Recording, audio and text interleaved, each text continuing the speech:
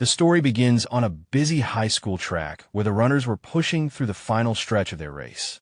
While others struggled to catch their breath, Xu Jing crossed the finish line and stopped firmly. The coach checked the stopwatch and called out the result. Xu Jing 2 minutes 36 seconds 79. It was an impressive time, and the reaction from the sidelines was immediate. A group of girls watching began cheering and waving at him, calling out his name. Ignoring the noise, Xu Jing grabbed a water bottle to cool down. He tilted his head back and let the water wash over his face and neck. A timid female student stepped forward and held out a packet of tissues with shaky hands. She asked him to wipe his sweat.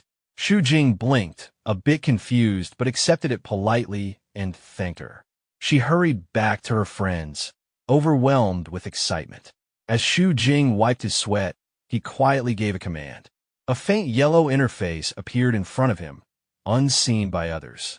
It displayed running experience plus 20, running LV3, 258 800.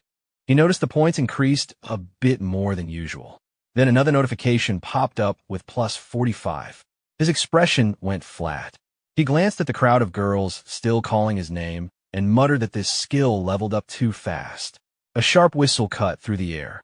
His instincts reacted immediately.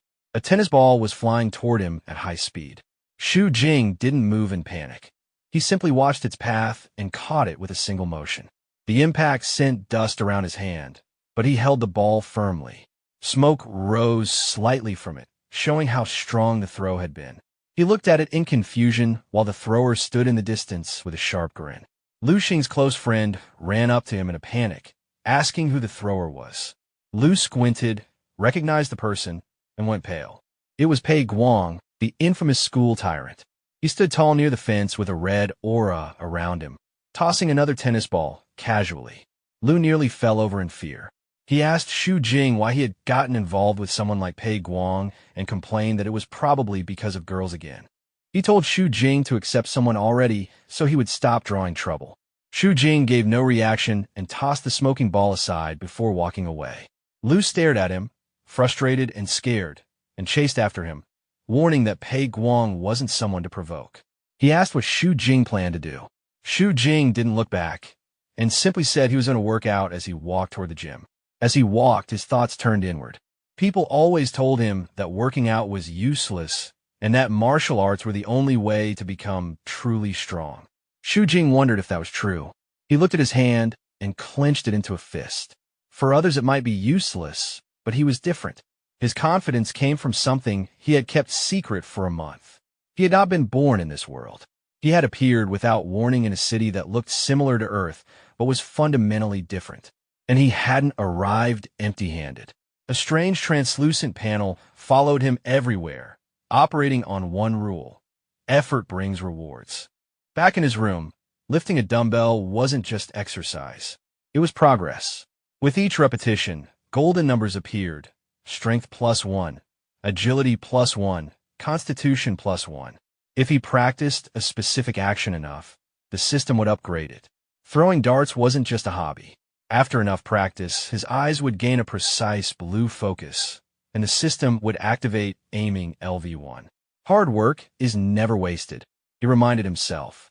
But the growth came with a cost. Standing in his room, his stomach growled loudly. The daily practice consumed a huge amount of energy, and he needed to eat constantly. Hungry, he went to the kitchen.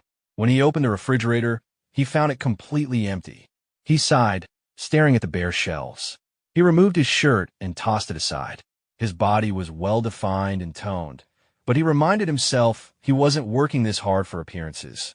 Later that night, Xu Jing walked through the neon-lit streets of his district, the 5th Metropolitan Circle. The city was structured like a target, with the outer areas poor and the inner areas prosperous. As he moved through the crowded streets, he felt the pressure of his situation. Half a year remained before graduation. He knew he had to decide whether he would fight to enter the inner circle or remain poor. With his resolve firm, he entered a convenience store. He needed fuel for his system, so he filled a basket with nutritious food, vegetables, milk, and proteins before heading to the counter. The cashier scanned everything and calmly announced the total, 210. Xu Jing froze. a bead of sweat rolling down his face as his confident thoughts stopped instantly. Moments later, the future ruler of the inner circle was quietly removing items from the basket, returning a carton of milk and then a vegetable, avoiding the cashier's eyes. Defeated by grocery prices, Shu Jing walked home through the narrow alleys of the outer circle with a small shopping bag in hand. He muttered to himself about the cost of 5 eggs, convinced the world had gone mad. Suddenly, a dark blur shot past him with the force of strong wind. He flinched and tightened his grip on his groceries before turning to find a small black cat on the pavement. It wore strange golden bands on its ankles and tail. The cat stared at him with wide eyes and meowed. Shu Jing relaxed, assuming it was just a stray, but the cat suddenly stiffened and fell over dramatically, lying motionless. He looked at it, unimpressed, suspecting it was trying to trick him for food. He crouched down to check, but as he looked closely, his expression changed. The cat's fur was dirty and matted, and it was covered in injuries, as if it had lost a fight. While he observed it, a faint voice drifted through his mind, sounding tired and defeated. The cat's eyes glowed blue as the voice continued. Shu Jing jumped back in shock, staring at the cat in disbelief. Even with a system of his own, hearing a cat speak was far beyond anything he expected. His gaze shifted to the golden band around the cat's tail, noticing its strange and detailed design. He touched it lightly, inspecting the metal. The moment he made contact, the band burst into golden light. His system reacted in a new way, sending an urgent message, detected divine substance, absorbing divinity. The word stayed in his mind as the glowing light pulled his thoughts away from the alley, reminding him of the world he lived in. This planet, called Earthstar or Zhu Yao, was not the Earth he remembered. Its history was shaped by one event. 287 years ago, God died. It was not a myth. A colossal glowing being had appeared above the city, towering over skyscrapers, and then shattered, raining light across the world. Every human saw it happen. The sky still carried the remains of the broken celestial body, a reminder of that day. With the gods gone, people accepted that humanity stood alone. There were no answers to prayers and no miracles. Only strength mattered. The memory faded, and Shu Jing returned to the present, walking down the empty street with the black cat tucked in his arms. He felt the presence of his system and the potential of endless growth. While the world lost its gods long ago, he saw an opening where others saw emptiness. Blue energy flickered softly around him as he told himself he would eventually grind his way to godhood. Back in his small apartment, those ambitions were briefly paused for a simpler task, feeding the guest. Shu Jing placed a bowl of dry kibble on the floor. The cat looked at it, then turned away with clear disapproval. Shu Jing's eyebrow twitched as he reminded the creature it was supposed to be a stray, but the same tired voice echoed in his mind, and he realized something. This might not be an ordinary cat. If it had intelligence and standards, then dry kibble wouldn't work. Shu Jing stood up and headed to the kitchen while the cat watched him. Inside, he cooked with efficiency and determination. His knife moved quickly as he chopped scallions. Flames rose as he tossed ingredients into the wok, and every movement was practiced. For him, cooking was just another chance to level up. Soon, the apartment filled with the aroma of a freshly cooked meal. Shu Jing held out the steaming bowl of green pepper and shredded pork rice. The change in the cat was immediate, its earlier arrogance disappearing at the smell. Its eyes brightened slightly as it let out a small sound and began eating quickly. Shed Jing watched from the side with a quiet sense of satisfaction. He realized his guess was correct. Watching the creature eat normal food, he confirmed his thought that it wasn't a real cat at all, but a human who had turned into one. His gaze shifted to the golden band around its tail, thinking that it was probably the cause. Suddenly, a process inside him finished, and he felt a clear change settle in his body. He blinked, surprised by how quickly it completed. The progress continued, and a new ability was ready for him to use. It required a large amount of divinity, but he had just enough. He didn't hesitate and activated it. A golden light filled the room as the ability took effect. The energy gathered into a small flame hovering above his palm before sinking into his skin. He felt a strange new force settle within him. The ability gave him a passive effect and extra life. If he died, he could revive within 7 days. The cooldown was 3 months. Shed Jing was stunned by how useful it was. He checked if there was an active skill as well, but it remained locked. It needed much more divinity to unlock, and he didn't have enough. His eyes drifted toward the black cat, still eating without a care. He considered draining more divinity from it, but when he noticed the cuts and injuries on its body, he stopped. It already looked weak. He admitted that taking more would be too much. His expression softened. Instead of pulling on its tail, he gently patted the cat's head and decided to think of another approach. The cat finished its meal and let out a small burp. Shed Jing still couldn't ignore the golden band on its tail. It was clearly connected to divinity, and he needed to understand it. He stood up and grabbed his jacket. He planned to go out and look for clues about divinity and also see what the creature did while he was gone. He stepped outside, closing the door behind him. The cat stared at the door for a long moment. Its relaxed expression slowly disappeared, replaced by a sharp, alert look. Its emerald eyes glowed faintly as it watched the empty space, clearly more intelligent than it appeared. Outside, the night was cold. Shu Jing walked through the outer ring's crowded streets. The district was filled with poverty, and entering the inner ring required impossible fees, even if someone qualified. Still, many people tried, hoping for a better life. Shu Jing wasn't concerned about that. He knew another way existed. If someone became a martial artist, all barriers vanished. A large character on a graffiti-covered wall spelled out, "Martial," like a reminder to everyone passing by. Shu Jing continued walking until a rough voice called out to him. A bald man holding a baseball bat stepped forward with a blond man carrying a metal pipe. They blocked his path confidently, claiming that he had offended someone named Pu Guang. Shu Jing looked indifferent. Before they could continue, he moved. His kick sent the blond thug flying backward. The bald man froze, unable to understand what happened. Before he could react, Shu Jing struck him as well, dropping him to the ground. Shu Jing picked up a few loose stones. His left eye glowed faintly as he used a targeting skill, sending the stones accurately into the thugs on the ground. A deeper voice came from behind them. A large blue dragon-shaped aura formed in the alley. Pei Guang stepped forward with clear hostility. He attacked, but Shu Jing dodged easily. Instead of feeling threatened, he became curious. This was the martial arts he had been searching for. Realizing that Pei Guang actually knew martial arts, Shu Jing stepped forward with calm determination. He no longer saw the man as a danger, but as someone who could give him information. He ordered Pei Guang to explain everything he knew. A heavy pressure filled the air as Shu Jing's presence grew stronger. The confrontation ended quickly. Pei Guang was slammed into the wall with enough force to crack it, leaving the alley filled with dust. The school tyrant slid to the ground, completely defeated. He leaned against the scattered debris, holding his bruised chest, his face drained of color. His earlier confidence was gone, replaced with panic as he pleaded desperately. Shu Jing stood in front of him, hands in his pockets, looking down with calm indifference. He found the fight unimpressive. He had expected more, but the opponent only had one predictable move. The brief exchange had been simple. Piang's attack looked strong, but followed an obvious pattern. Shu Jing dodged easily and countered with one accurate strike. As the dust settled, a golden notification appeared at the side of his vision, confirming that the conditions had been met and the fighting skill had activated. Shu Jing felt a shift in his fists. The ability was linking his earlier aiming improvement to the precision of his punches.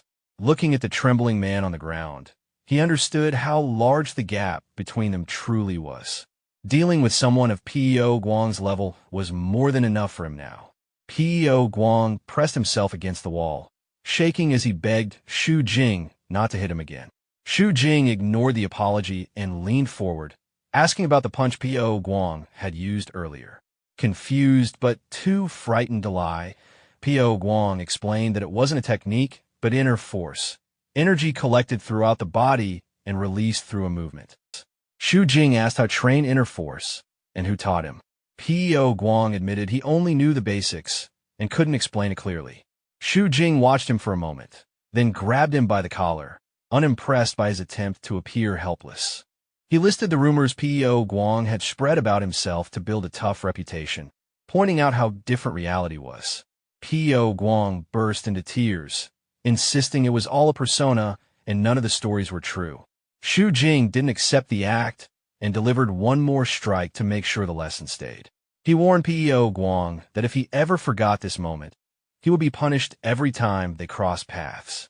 As he turned to leave, he ordered P.O. Guang to write a self-criticism and recite it 10 times in front of the class the next morning. He also told him to have his friend record a video so Xu Jing could review it later.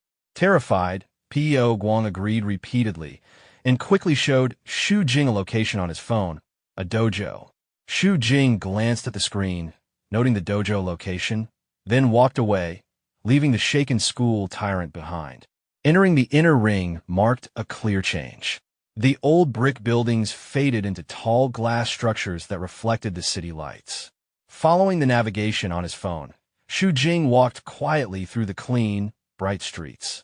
Golden notifications appeared again, calculating experience gained from the earlier fight. He compared it to regular workouts and realized that one short battle had given him more progress than hours of training. He also awakened a new skill, which led him to a simple conclusion. Picking fights would increase his strength faster. Eventually, he arrived at a large building with a golden sign, Golden Wind Dojo. After the phone indicated the destination was reached, he entered. The lobby was quiet, and as he greeted the receptionist, she quickly hushed him, explaining that the master was teaching a class. Inside, an elderly man with a long white beard instructed a group of students about breathing methods and the basics of circulating inner force. Xu Jing stood at the back, listening with interest. This was exactly what he needed. He asked the receptionist if he could join, and she agreed, slightly flustered. A small notification appeared above her head, indicating charm experience. Xu Jing took a seat on an empty mat. The master instructed the students to tighten their core, inhale deeply, and hold their breath. Xu Jing followed the guidance calmly. The assistant watched nervously, worried because the group rarely produced promising students. Soon enough, most students reached their limits. Faces turned purple, many coughed violently, and even their most hopeful student failed. The master looked disappointed. The assistant apologized, asking for more time to find a suitable student.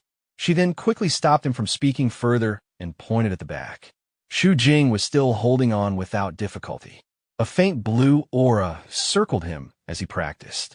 The breathing method was harder than it sounded, requiring lung capacity most people didn't have. Inside Xu Jing's body, the sensation was intense but manageable. His expression remained composed. When the assistant announced the time was up, Xu Jing released his breath steadily. A notification confirmed his success. Inner force activated. The master immediately approached him, asking if he felt any discomfort. Xu Jing looked at his own palms, noticing faint steam and a light feeling throughout his body. He replied that he felt refreshed. The master's expression brightened. He held Xu Jing's hand and asked for his name, inviting him to join the dojo. Before Xu Jing could respond, the front entrance suddenly burst open with a loud crash. A dark silhouette stood in the doorway, radiating a menacing red aura. Without a word, the intruder swung a weapon and released a massive wave of crimson energy that tore through the room, instantly turning the peaceful training session into a battlefield. When the smoke cleared, the intruder was revealed to be a massive insectoid creature with glowing red eyes, pinning a disciple to the ground. Its mandibles clamped down with a sickening crunch, tearing into the student's chest as blood splattered across the dojo floor. Xu Jing stared at the scene, his pupils trembling as he shouted, "What the hell is this?" Chaos spread everywhere. The master, who is usually calm, shouted for everyone to leave quickly and not crowd together. He turned to his assistant and ordered Manager Jean to maintain order. She cried out in response, trying to guide the terrified students to the exit. But the monster fixed its multiple red eyes on the fleeing crowd and unleashed another wave of crimson energy with a high-pitched screech. The attack flew directly toward Manager Jean, who froze in fear, unable to dodge. Xu Jing moved instantly, diving forward and pulling her out of the attack's path. They crashed to the floor as the energy carved a gash into the wall behind them. Shu Jing hovered over her, breathing hard but focused. Manager Jean looked up, her face flushing red as she whispered, "Student, thank you," while her thoughts spiraled out of control. A golden notification appeared beside her head. Sham Produsva. Shu Jing ignored it entirely, his attention locked onto the raging monster. His mind flicked back to He Yong's explanation in the alley.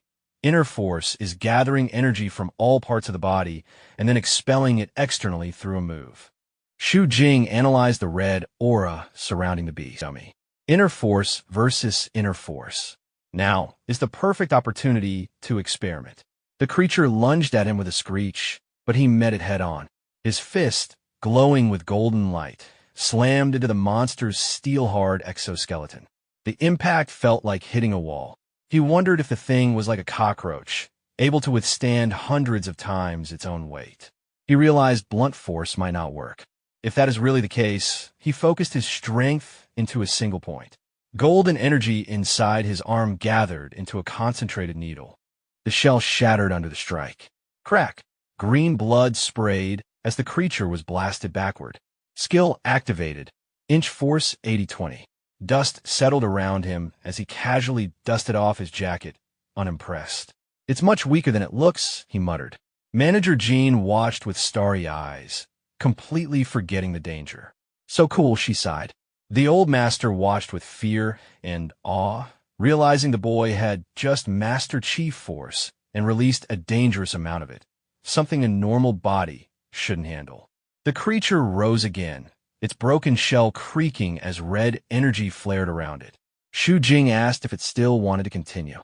He took a stance, calm and cold, raising his fist as golden lines spread across his skin. "The result will be the same no matter how many times you try." Chi meridians gathered, ready to end it. But before he could strike, a fountain of blood burst into the air. Shu Jing froze, confused. A streak of crimson light tore through the room, followed by a brilliant slash of blue energy. It cleanly sliced the monster apart before it could react. Shu Jing blinked at the severed chunks, briefly thinking he might have overdone it, before realizing that the blue energy wasn't his. A silver-haired woman stood amidst the debris, wearing a sleek tactical bodysuit. "Void Blade taking over this area," she announced. "Unrelated personnel, please evacuate immediately." Shu Jing analyzed her, recognizing the White Raven Squad. To defeat the creature in one strike was impressive. She looked at him, trying to stay professional, though she was surprised by the damage he had caused with his bare hands. A faint blush crossed her face. She immediately decided she needed to recruit him. She stepped forward and handed him a note. "Sunday afternoon at 5 o'clock. Come to the address on the note. I will tell you what you want to know." Shu Jing unfolded it. Ching Ching Library 7F. A library, he thought. Outside, Manager Jiang rushed around him in excitement, worried and infatuated. She tried to check him for injuries and nearly said she would take him home before correcting herself to a hospital. He stepped back politely, saying he was fine, and thanked the dojo staff. She called out for him to return tomorrow, while hearts practically floated around her. The old master watched him leave, sighing that such talent couldn't be contained in a small dojo. Walking through the illuminated streets, Shu Jing checked his system notifications.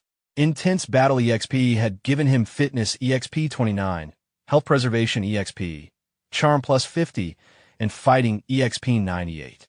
Conditions met. Activated. Inch Force.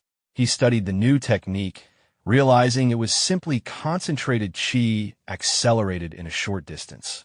He tried gathering chi again, but strain hit instantly, so he released it quickly, remembering the danger of internal injury. He decided to rest and try again tomorrow. The night's events weighed on him. White Raven Squad, Cockroach Man, this world hid many secrets. He touched the note in his pocket, planning to check the address on the weekend. When he reached his apartment, he checked the security feed. The camera showed his black cat sitting upright in his chair, typing on his keyboard. He kicked the door open and confronted the cat. "Were you just messing with on my computer?" The cat only blinked innocently. Meow. A silent standoff followed, until Shu Jing sighed from exhaustion and collapsed onto the bed without changing. The cat crept closer, curious, then caught the metallic smell of blood. Its expression hardened instantly. Energy crackled around it as it wondered who had hurt its person. In a spiritual vision, the cat appeared before Shu Jing, larger and imposing, declaring itself Ningfuna, leader of the dragon sect, demanding he explain what happened so it could seek justice. Shu Jing, half asleep, only muttered that he knew the cat could speak and said they would talk after he slept. Ningfa panicked, shaking him and shouting for him to stay awake long enough to explain. The morning sun shone into the apartment, lighting up the table where fried shrimp, fresh salad, and rice were set out. Shu Jing sat at the table looking completely refreshed. Full health resurrection had cleared away all the fatigue from the previous night. Across from him, the black cat was eating quickly, her cheeks full as she spoke between bites, sauce still on her face. So, you weren't beaten up by someone, but instead, you defeated a monster? Shu Jing ate calmly. Yeah. The cat swallowed, and her expression turned serious for a moment. I haven't heard of those things running into the city area, she said, bothered by the thought. Shu Jing watched her, his expression softening. Despite her attitude and unusual origins, she had been genuinely worried about him the night before. He reached out and gently placed his hand on her head. Thank you for worrying about me so much, Nar, he said with a warm smile. The cat froze, her face turning red as she stammered, caught off guard. Nar. She pushed his hand away, trying to regain her composure. You're not allowed to call me Nar. You must address me respectfully as Lord Sect Leader. Shu Jing pulled his hand back, his smile turning playful. Okay, Lord Nar. Before she could react again, he leaned back and held up his phone. The relaxed mood immediately shifted into something more serious. Since Lord Nar can speak, he said with sharp eyes, why don't you explain what the you inside the phone was doing? The cat stiffened, her expression going blank before anxiety took over. She froze, realizing she had walked straight into trouble. This thing is called a cattail ring, he read aloud, comparing the object in his hand with the information on the screen. It is a type of god relic. He looked down at the cat, who lay stiff on the floor. I was looking up information on it, he said, intrigued. So this thing really is a god relic. Shu Jing recalled history books. 287 years ago, the god had died in the sky, and the golden specks that fell were fragments of divine power, god relics. I had only heard about them before, he thought, staring at the metal band. But now I've finally seen one. No wonder it can absorb divinity. He became absorbed in examining it, and forgot he was still holding the cat. He rubbed the metal while looking closely at her tail. The cat finally burst out. How long are you going to keep pinching? Shu Jing flinched and released her tail. Cough.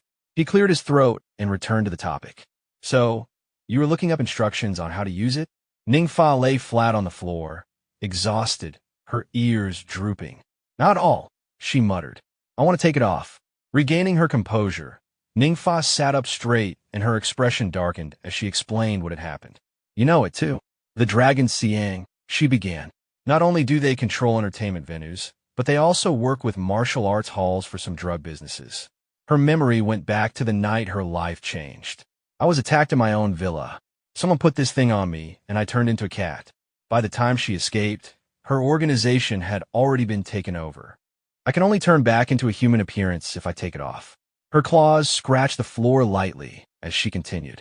And then, kill all those people, she said with clear intent. Shu Jing watched her calmly. What do you plan to do next? He asked. If you can't find it on the internet, the library probably won't help either. Ningfa's expression shifted from anger to thoughtfulness. She smirked. Regarding this point, this sect leader already has a plan, she said confidently. She pointed a paw at him. That is to have you practice martial arts and become strong. Shu Jing blinked, confused. Is there any connection between these two things?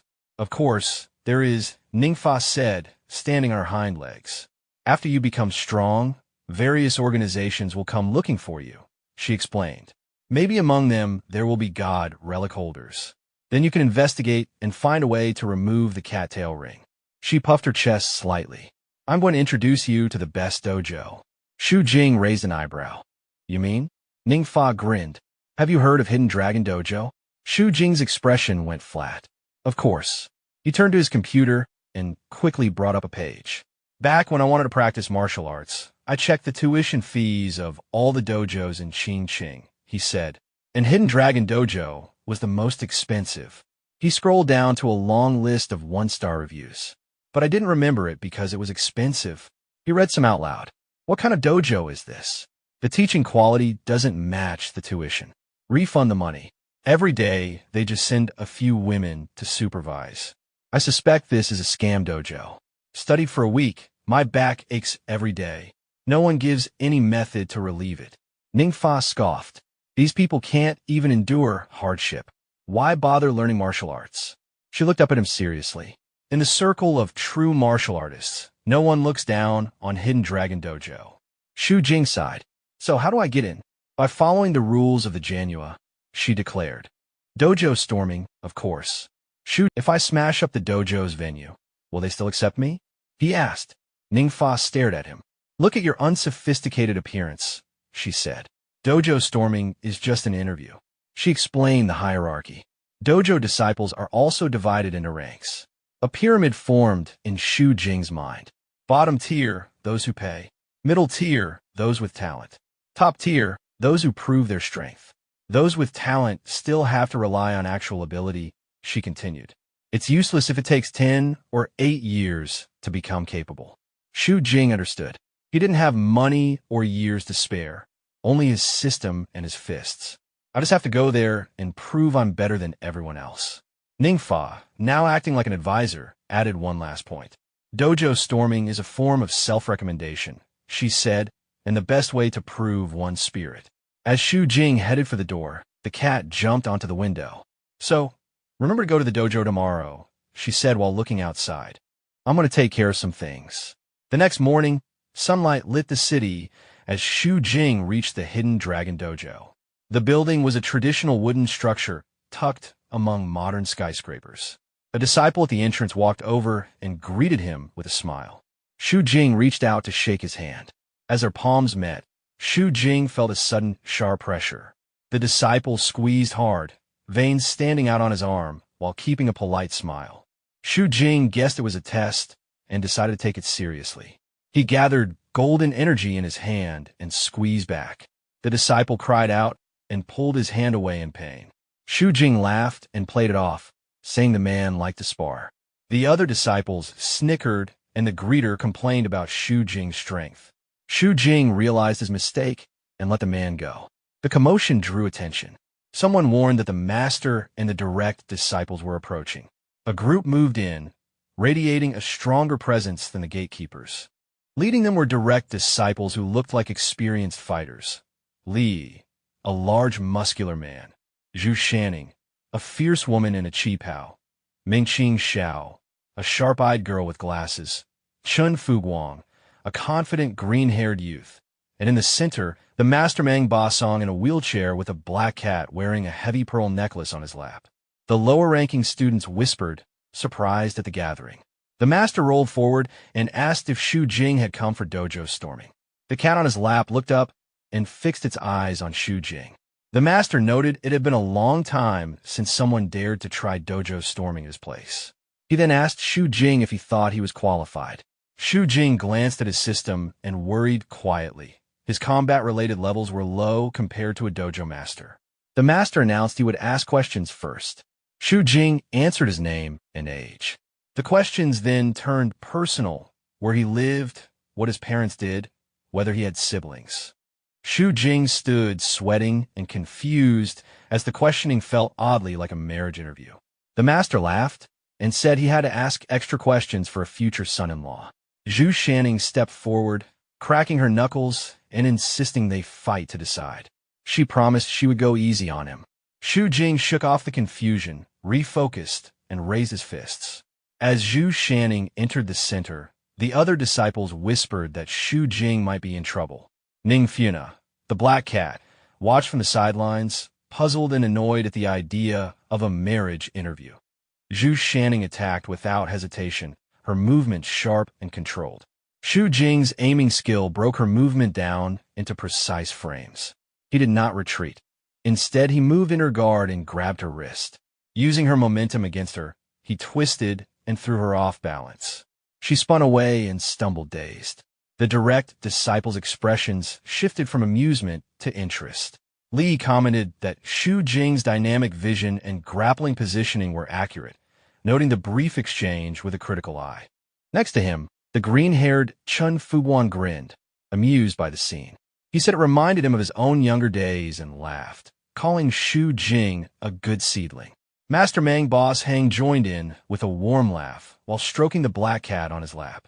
The tension in the room faded. The cat, Ningfiana, looked proud but was actually relieved inside. Xu Jing stood straight, dusting his hands, and asked the old dojo master if his dojo storming was successful. Golden notifications appeared in his vision, marking the reward of the battle, including the experience gained and the rise in charm. Master Mang moved forward with a pleased expression and confirmed that Xu Jing was qualified to become a direct disciple. He then reminded him that it was time to change how he addressed everyone. Xu Jing responded respectfully, greeting the master and his senior brothers and sisters. Chun Fuguang laughed loudly and called him the seventh junior brother. From the floor, Zhu Shanning, still holding her sore arm, introduced herself as the sixth senior sister and insisted he shouldn't get proud over one victory. Xu Jing thanked her warmly, noting in his thoughts that she had been the youngest before his arrival. A female disciple with long brown hair approached politely, offering to guide him through the entry procedures. Xu Jing quietly questioned the fancy title she used for him, and Master Mang clarified that as a direct disciple, he should not be looked down upon.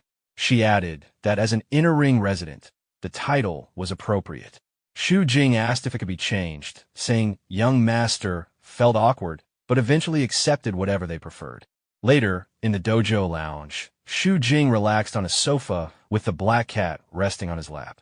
He mentioned that dojo storming wasn't as hard as he was told, saying the fight ended in one move. The voice of his guidance corrected him, explaining that Zhu Shanning was actually far stronger and that martial arts required more than just numbers. Decisions, intelligence, state of mind, and luck all mattered. Xu Jing understood and acknowledged that his victory had been influenced by luck and that he still had much to learn. The topic shifted, and he explained where he went the previous night, mentioning a visit to Grandpa Li and casually revealing some family history. The disciple awkwardly accepted the explanation and handed him an identity card for future access to the dojo. He received more charm experience, accepted the card, and prepared to return the next day. The following morning, the dojo was unusually lively. Disciples whispered as Xu Jing trained intensely in the center of the hall. He had been grinding all night, drenched in sweat and pushing himself through exhaustion while golden notifications continued to appear, marking improvements in fitness, inner force, and other skills. He sensed himself close to breaking through and refused to stop. With one final surge, a golden light flowed around him, signaling his breakthrough to inner force level 3. Drained, he collapsed onto the floor. The sound of a wheelchair approached. Master Mang looked at him with approval, saying Xu Jing was the strongest disciple he had ever accepted and would soon be able to cultivate the hidden dragon technique. Even exhausted, Xu Jing was eager and immediately asked about the method. Master Mang told him to hold out his hand. As they touched, the old man's expression shifted. He examined Xu Jing's internal state, seeing golden energy and signs of immense potential. He asked what sports Xu Jing usually did. Xu Jing tried to downplay it, but the master shook his head, saying there was no problem, only that Xu Jing's body was unnaturally well balanced, almost as if crafted perfectly. He described him as a martial arts prodigy. Xu Jing knew the system was the reason, but stayed quiet. He then asked again if he could learn the technique immediately. The master stopped him, saying he had trained through the entire night and his body was covered in injuries, so there was no need to rush. In Master Mang's vision, he noticed the hidden damage beneath Xu Jing's skin, with red stress points spread across his muscles and meridians. He explained that cultivating the method now would be dangerous. Xu Jing's excitement faded and he asked what he should do. Master Mang told him to go to the lounge and said he would send the sleeping dragon ointment shortly. A few minutes later, Xu Jing was waiting in the lounge. He stood up when he heard a knock at the door. Instead of servant, Zhu Shanning stepped inside. She looked different from her usual appearance, wearing a loose white t-shirt and holding a small bottle. Her cheeks were slightly red as she told him she was there to treat his injuries. Xu Jing felt uneasy. He remembered how easily he had defeated her the day before, and he worried she might still be upset. She told him to take off his shirt, and he hesitated before doing so. She stared at his trained physique, her face turning redder, then pointed to the massage bed for him to lie down. He lay face down. Zhu Shanning told him not to move and began preparing the ointment. Her mood seemed cheerful, but Xu Jing felt nervous. She applied the cream to his back with firm pressure, making him wince slightly. She leaned more of her weight onto him, asking why he wasn't reacting. He told her it was fine as long as she was comfortable. Hearing this, she paused. She admitted that she had acted out of her own frustration from losing and had tried to tease him. She asked timidly if he was angry. He reassured her that he wasn't and told her to continue. She finished treating his upper body and jokingly told him to take off his pants. Xu Jing panicked and quickly refused, causing her to laugh. She told him she was joking and left the room smiling. Xu Jing let out a long breath, feeling like he had just avoided trouble. After resting, he left the dojo and walked down the street. He stretched and felt more relaxed, but still thought about how tense the treatment had been. As he walked, he received a notification that he had leveled up in fighting and inner force. He checked the time and decided to go to the library for his appointment. He remembered the silver-haired woman from the White Raven Squad and thought about their name, noting that it sounded dramatic even though they were simply a special police group. He wondered why they wanted to meet him at a library. He arrived at the building, entered the elevator, and went up to the 7th floor of the Qingqing Library. The doors opened to a massive room filled with books, but the space was dead silent. The library was empty, and Xu Jing walked down the long aisle of bookshelves, wary of a possible trick. From the shadows emerged a young woman with long blonde hair, tied in a ponytail, radiating brightness and cheer, a stark contrast to the silver-haired soldier he had encountered before. She gestured toward a table by the window, bathed in warm sunlight. Xu Jing noted the setting, understanding that the meeting was conducted in secrecy, away from the special police station. Her expression carried appraisal, and it was clear she had already evaluated him. He considered the reasoning behind her interest and remained guarded, questioning the basis for her attention. The woman picked up a red book from the table, signaling its importance. Xu Jing stiffened, realizing that his knowledge of god relics, information he had shared only with the cat, had drawn her notice. A chill ran through him as he assessed her background and intentions, noting that the recruitment process was far more complex than he had anticipated. She poured water into a cup and slid it across the table without explanation. Xu Jing drank it and found it ordinary, yet he remained suspicious. A second cup of liquid, clear and colorless, revealed sweetness when tasted, a revelation that unsettled him. It confirmed that her intentions were deliberate and layered with hidden knowledge. She then explained the true history of their world. 287 years ago, God had died. The scattered points of light from the deity's demise, later called God's blood, had fallen to the earth, embedding themselves in objects, living beings, and aspects of human fantasy. Objects containing this divine substance were known as god relics. She displayed a glass teapot glowing faintly with magical light, identifying it as a god relic, a sweet water kettle with a unique serial number. Xu Jing touched the kettle, and his system detected the divine substance, absorbing divinity points immediately. His heart raced as he realized he could gain divinity simply by touching god relics. Holding the kettle, he pretended to examine it while secretly continuing to absorb points. Observing the kettle, Xu Jing noted the water inside defied gravity and logic, effectively making it a perpetual motion device capable of overturning fundamental laws of the universe. He began connecting this to the inner ring of the city, where abundant electricity and resources existed, unlike the suffering outer ring.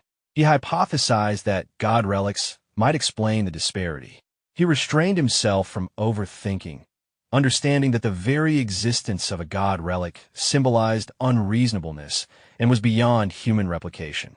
After reluctantly stopping his absorption of divinity, Xu Jing considered the motives behind the woman's revelation. She provided proof of her authority, including her company's official designation as a god relic containment and research entity, and acknowledged his recent feat in defeating a monstrous opponent with the body of a normal person. Xu Jing recognized that his courage and spiritual strength had impressed her. Determined, Xu Jing resolved to join the organization immediately, seeing it as an opportunity to access god relics and gain experience points. His determination was absolute, and he envisioned the possibilities of working in a god relic containment environment with unrestrained ambition. Excitement rose on the protagonist's face as his thoughts raced. A god relic containment company meant frequent contact with god relics. At present, god relics were the only known source of divinity.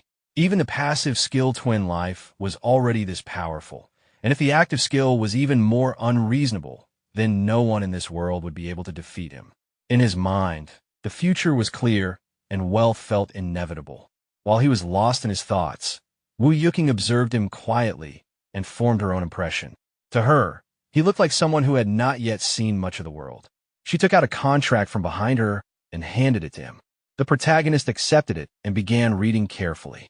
As he scanned the contents, he realized it was mostly identical to a standard labor contract, with the addition of a confidentiality agreement. His attention soon shifted to the second section. It detailed the dangers involved in god relic work, clearly stating that unforeseen risks were possible.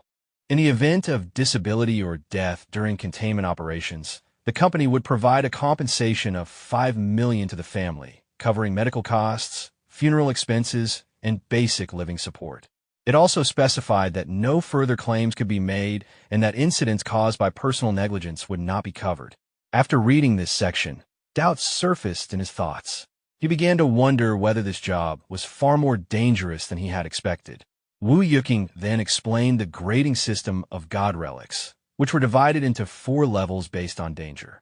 As a newcomer, he would only be assigned the lowest grade tasks. As long as procedures were followed, the risks would remain minimal. Only after showing sufficient growth would he be exposed to truly dangerous work. Confidence surfaced in his thoughts as he considered the higher grade relics. Wu Yuqing clarified that relics of the highest grade were beyond the scope of individuals or single organizations and would inevitably involve official government forces.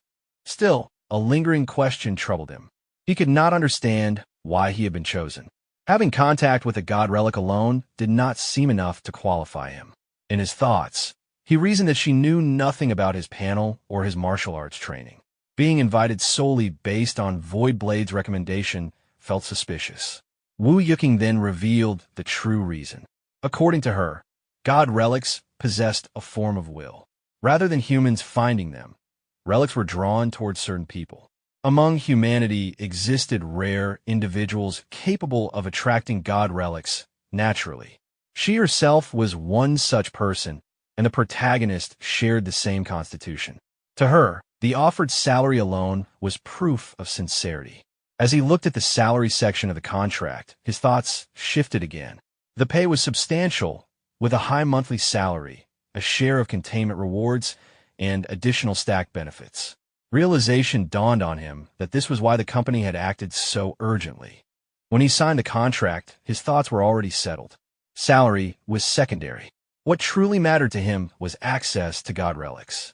He felt confident about the future and accepted the cooperation without hesitation. After concluding the agreement, he prepared to leave.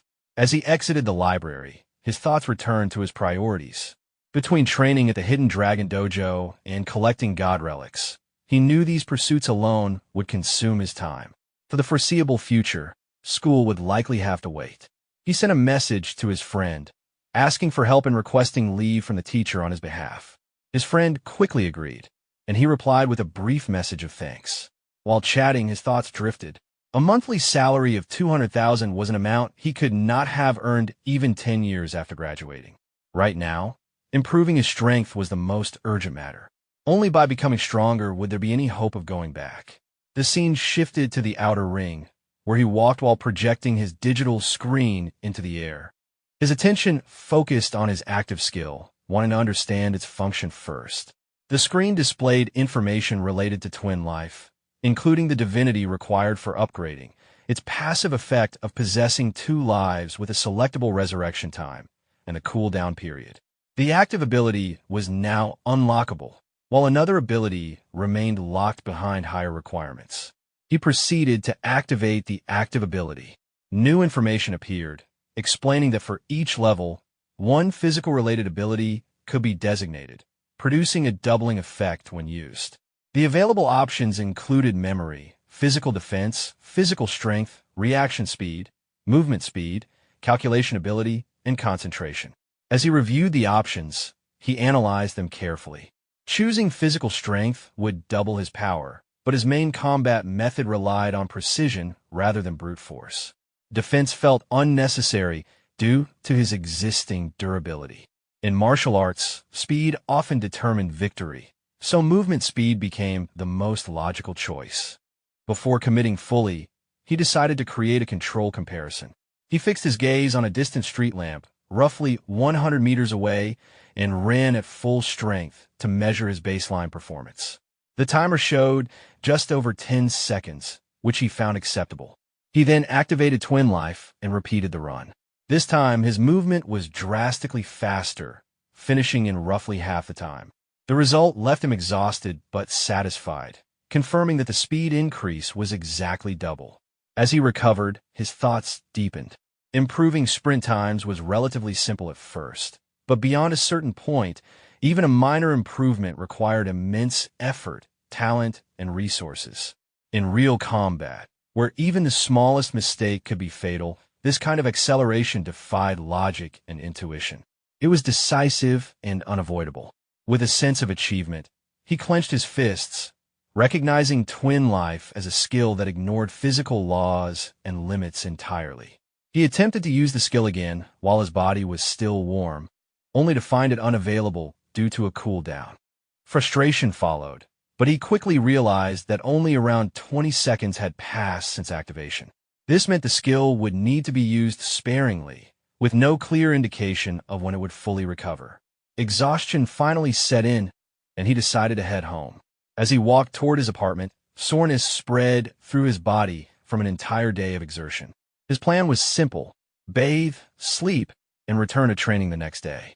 He ended up falling asleep in the building hallway. When he woke, he checked his phone and saw that over 6 hours had passed, leaving him confused about how he had ended up there.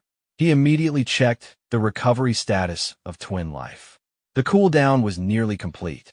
From his calculations, each second of usage required 1,000 seconds of recovery, meaning full usage demanded roughly 6 hours to recharge. A message appeared reminding him of training. Panic set in, and he ran at full speed toward the dojo. Upon arriving, he pushed open the gate and was quickly noticed. He was led forward without delay, pulled directly into a sparring session meant to demonstrate proper gene force usage. The surrounding trainees whispered among themselves, assuming the outcome was obvious and hoping he would not get hurt. Hearing this, he recognized that the situation mirrored the previous encounter. Despite being framed as a demonstration, he knew she intended to reclaim her pride from last time and would not hold back. Instead of concern, he felt calm. This was the perfect chance to test his new ability. The sparring match between the protagonist and Zhu Shanning began. He did not rely on raw power. Instead, his movements were swift and precise. In a brief exchange, he caught her arm and redirected her momentum, forcing her down. Her body struck the ground, and the floor beneath her cracked apart, breaking into fragments from the force of the impact. As she lay on the ground, struggling to regain her senses, confusion filled her thoughts. She had used her full strength, yet the result was still defeat. She could not understand why. The protagonist looked at her and responded lightly, treating the outcome as if it were simply a friendly exchange. Soon after, multiple screens appeared in succession, recording the experience gained from the fight across various areas, including combat, fitness, health preservation, aiming, and sports. Among them, one of his skills advanced to the next level. While reviewing the information, He began to reflect. The result no longer counted as defeating a stronger opponent while being weaker. This led him to suspect that once twin life speed was activated, the panel no longer judged him as inferior to Zhu Shannying. Despite her superior combat experience and caution, she had still failed to react in time. This confirmed to him just how powerful twin life truly was. Clenching his fist, he felt satisfied. His future training focus became clear. He needed to learn how to fully utilize the advantage created by overwhelming speed. From a distance, Chen noticed him and called out, inviting him to train together. The protagonist agreed and followed along. After some time passed, Chen observed him closely and realized something was wrong. What he had previously assumed to be exaggeration turned out to be real. The protagonist was already close to cultivating Dragon Chi, something that should not have been possible in such a short time. Chen explained the concept behind it. In the martial arts world, there existed a legendary physical state known as the treasure body. It referred to refining the human body into something comparable to a treasure. This state was said to involve 5 types of perfection: muscles like dragons and elephants, tendons like iron tree roots, flawless glazed glass skin, molten gold blood, and indestructible jade bones. Each stage represented an extreme transformation of the body. However, this realm was generally considered a myth, as no one had ever truly achieved it. The protagonist listened calmly.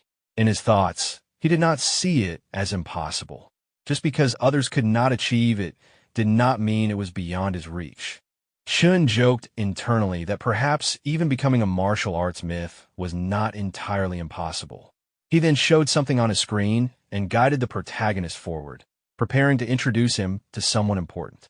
He indicated that this person was the most powerful eldest senior brother of the Hidden Dragon Dojo, manhw. Before the introduction could properly continue, someone suddenly entered the dojo by crashing through a window. Glass shattered as the figure landed inside. The protagonist and Chun both watched the scene with shock and unease. Chun immediately recognized the person and reacted with visible tension. He led the protagonist closer and indicated that the man who had just entered was the dojo's most formidable senior disciple, manhw. As the protagonist observed him, his thoughts became cautious. The man clearly had unusual traits. He appeared quiet, physically overwhelming, disliked trouble, possessed extreme strength, was overly protective, and behaved in an unorthodox manner. Chun further indicated that this senior brother had a habit of avoiding normal entrances and preferred entering through windows instead. The protagonist glanced toward the broken window and began calculating internally. Jumping from the highest floor would require terrifying physical strength, far beyond ordinary standards. After a brief exchange between Chun and manhw, Chun seemed to understand the situation. He then informed the protagonist that he needed to leave to handle some matters. Before leaving, Chun emphasized a key principle of the hibernating dragon technique. Its core lay in force delivery and shaping. The protagonist repeated the concept in his mind, slowly grasping its meaning. He realized that he had been overly focused on increasing the quantity of qi while neglecting how it was shaped and controlled. A new idea formed as he considered combining this concept with his aiming ability. 3 hours later, the protagonist sat in meditation, breathing steadily and focusing his mind. He gathered his power into his index finger and released it toward the wall. The impact created a large hole, far exceeding anything he had achieved before. As he examined the result, he acknowledged that this was far more effective than simple projectile techniques. At that moment, the dojo master arrived alongside Zhu Shannying, applauding his progress. The master appeared pleased, recognizing that in addition to his exceptional physical talent, the protagonist also possessed remarkable aptitude in sports-related cultivation. The master then handed him a pearl-like object. Without hesitation, the protagonist consumed it. Immediately afterward, the master's expression turned serious, demanding his full attention. The protagonist's consciousness began to fade. Confusion filled his thoughts as his surroundings blurred. He questioned where he was and what had just been done to him. As he lost consciousness, he perceived a massive dragon formed entirely of energy. The dragon surged forward and entered his body. A glowing, dragon scale-like pattern appeared on his arm. As he faintly registered the change, confusion lingered in his thoughts as he stared at his transformed hand. The protagonist held his head tightly with both hands as discomfort surged through his body. Pain throbbed behind his temples while the chi inside him felt chaotic, rushing wildly in every direction. He suspected that this instability was the effect of the pill he had just consumed. As his consciousness stabilized, he focused inward. He slowed his breathing, deliberately calming the restless chi. Using the hibernating dragon technique, he entered a controlled state of breath retention. The sensation that followed felt profound and unfamiliar. All distracting thoughts faded away, leaving only clarity. In that moment, he realized that complete focus on cultivation alone was enough. His consciousness was soon pulled back into the dreamlike dimension. Once again, he found himself seated before the gigantic dragon formed from particles resembling god relics. As he faced it, his eyes transformed, taking on the same presence as the dragon's. Several translucent screens appeared before him, indicating that the conditions had been met and a new skill had been activated. The visualization ability appeared, newly unlocked, and still at its initial level. When he fully regained awareness, confusion surfaced. He did not understand how he had returned so suddenly. Observing him, the dojo master appeared calm and satisfied. The master had intervened just in time, preventing the protagonist's chi from being completely exhausted. Cultivating dragon chi on the first attempt was no small feat, and the master clearly regarded this achievement as extraordinary. The protagonist wondered what dragon chi truly was. The dojo master explained that dragon chi was fundamentally tied to emotion. Strong emotions enhanced strength and vitality, especially in moments of anger or survival. Within the hidden dragon style, stimulating emotions was referred to as chi of motion, while controlling emotions was known as chi of stillness. Mastery came from combining both states, allowing success in any pursuit. Motivated by this explanation, the protagonist considered how such power could be trained. The dojo master believed he had already grasped the core of it and encouraged him to reflect rather than ask further. The protagonist realized that the essence might lie in the distraction-free state he had entered earlier. As memories surfaced, he noticed something strange. Knowledge from his past life felt intact and vivid. Problems he once struggled with now seemed simple and effortless.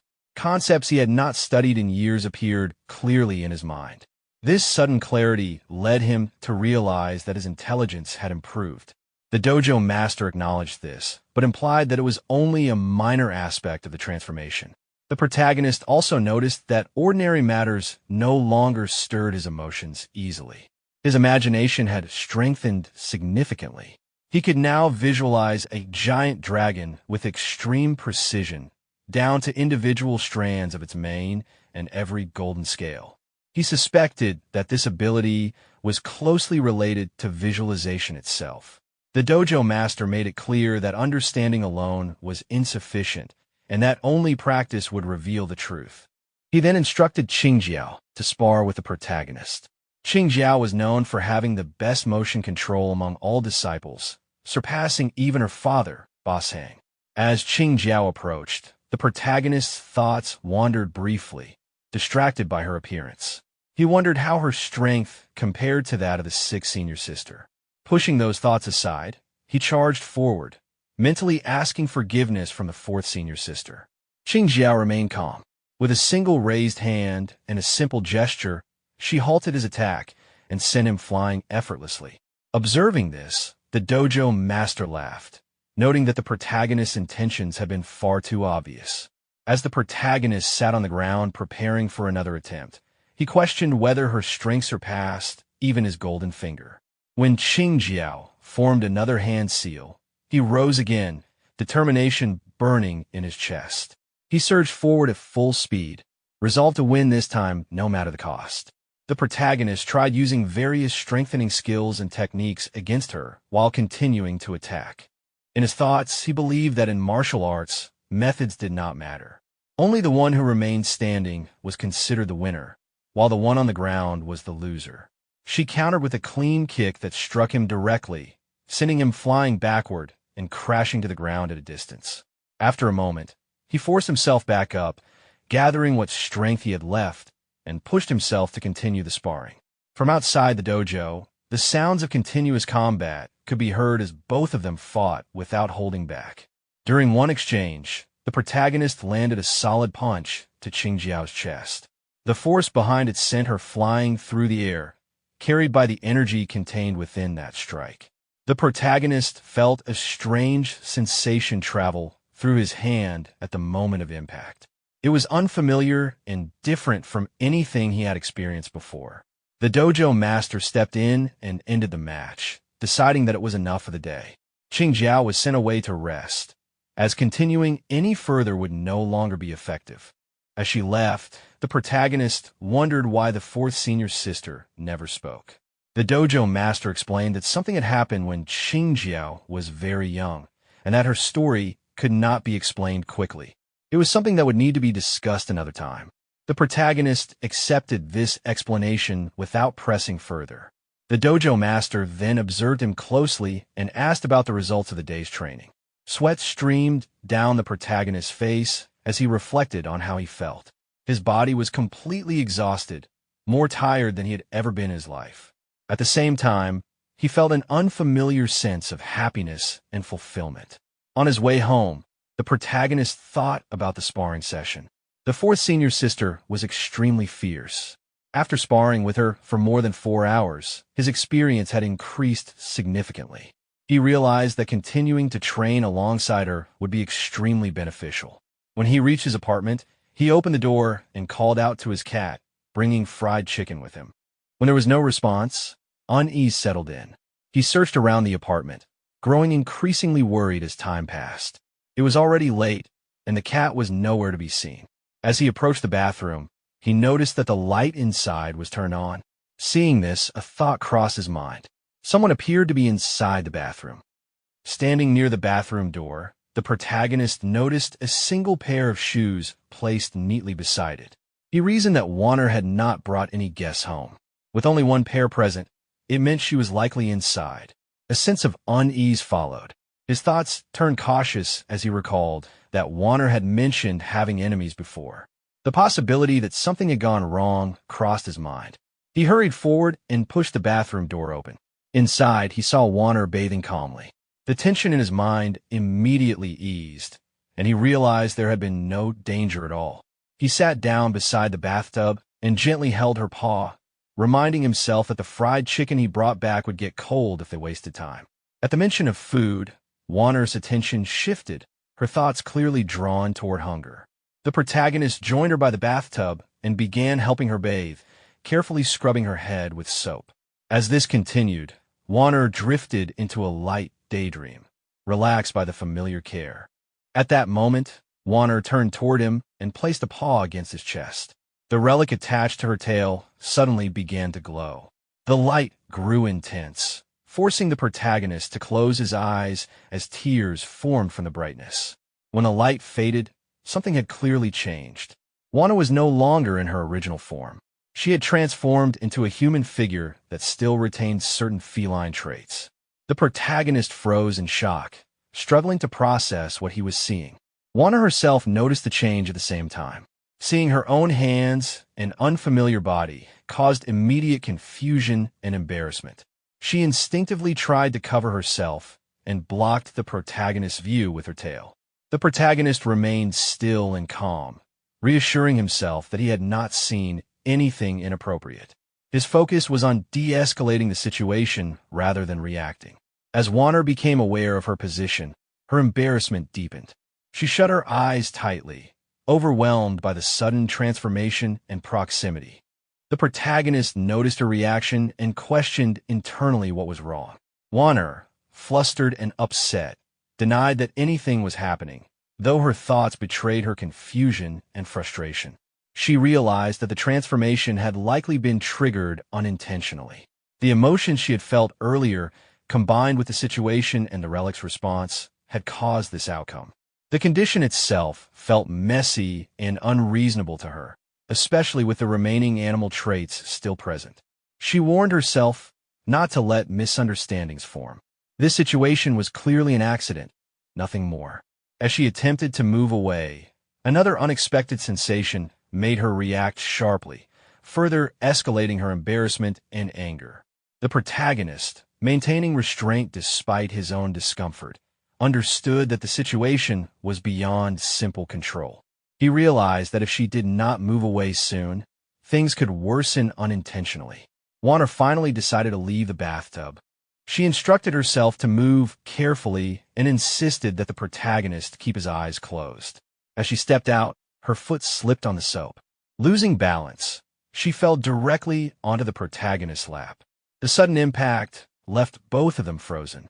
The protagonist stiffened, sweat forming as he struggled to remain composed. Warner, completely flustered, realized what had happened and panicked internally, insisting that it had not been intentional. The protagonist felt a wave of embarrassment, his face heating up as he struggled to remain still. The situation was becoming increasingly difficult to manage, especially with Warner still so close. Warner reacted with visible discomfort. Her movements became restless, and her expression showed clear unease. The more she shifted, the harder it became for him to keep control. Tears welled up in her eyes as she felt overwhelmed, unable to fully explain herself. It was obvious that none of this had been intentional. The protagonist focused on calming her down. He understood her panic and reminded himself to endure just a little longer. At the same time, he realized that if this continued, things could spiral beyond control. His expression turned serious. He knew that she needed to leave immediately, or the situation would become far more complicated. Juana noticed a shift in his demeanor. After a brief pause, she suddenly bolted out of the bathroom at full speed, instinctively covering herself as she fled. Left alone, the protagonist finally exhaled and resumed bathing by himself, trying to clear his thoughts. An hour later, he stepped out of the bathroom, drying his hair with a towel.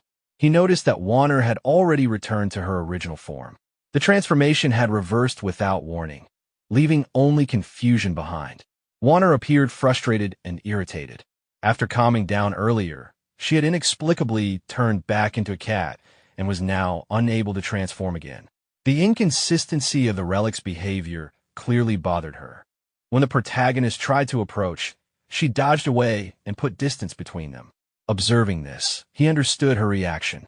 Given what had happened earlier, it was natural that she did not want any physical contact. He carefully explained that he had recently encountered someone knowledgeable about god relics. His plan was to seek help the next day and learn more about Warner's condition, hoping it might allow her to transform again safely. Warner reacted dismissively on the surface, but inside, excitement quietly stirred. The thought of transforming again filled her imagination with wild, self-indulgent fantasies of turning the tables on him. She began laughing to herself, lost in those thoughts, while the protagonist watched her with confusion, unable to understand her sudden mood shift. Later that night, the protagonist went to bed and fell into a deep sleep. By morning, he woke feeling refreshed and noticed Warner sleeping nearby, her breathing calm and steady. A notification sound from his phone pulled him fully awake. He checked the message and saw that it was from Yu Qing, the person who had previously recruited him. The message was short and urgent. Reading it, excitement stirred within him. At last, new work had arrived. The scene shifted to the next morning inside the Qingchang library. After entering the library, the protagonist immediately sensed something unusual. The entire space was silent and empty, with no signs of activity anywhere. As he looked around, confusion arose in his mind. He had been told to come quickly, yet the person who summoned him was nowhere to be seen. His gaze slowly swept across the room until it settled on a single girl seated at a table, quietly reading while wearing a pair of glasses. At first glance, she seemed like an ordinary student, but something about her presence felt familiar. A moment later, realization struck him. The girl with the glasses was Wu Yuqing. She revealed herself soon after, confirming his suspicion. As she removed her glasses, her presence suddenly became much more noticeable. A faint trace of embarrassment crossed her face before she quickly composed herself.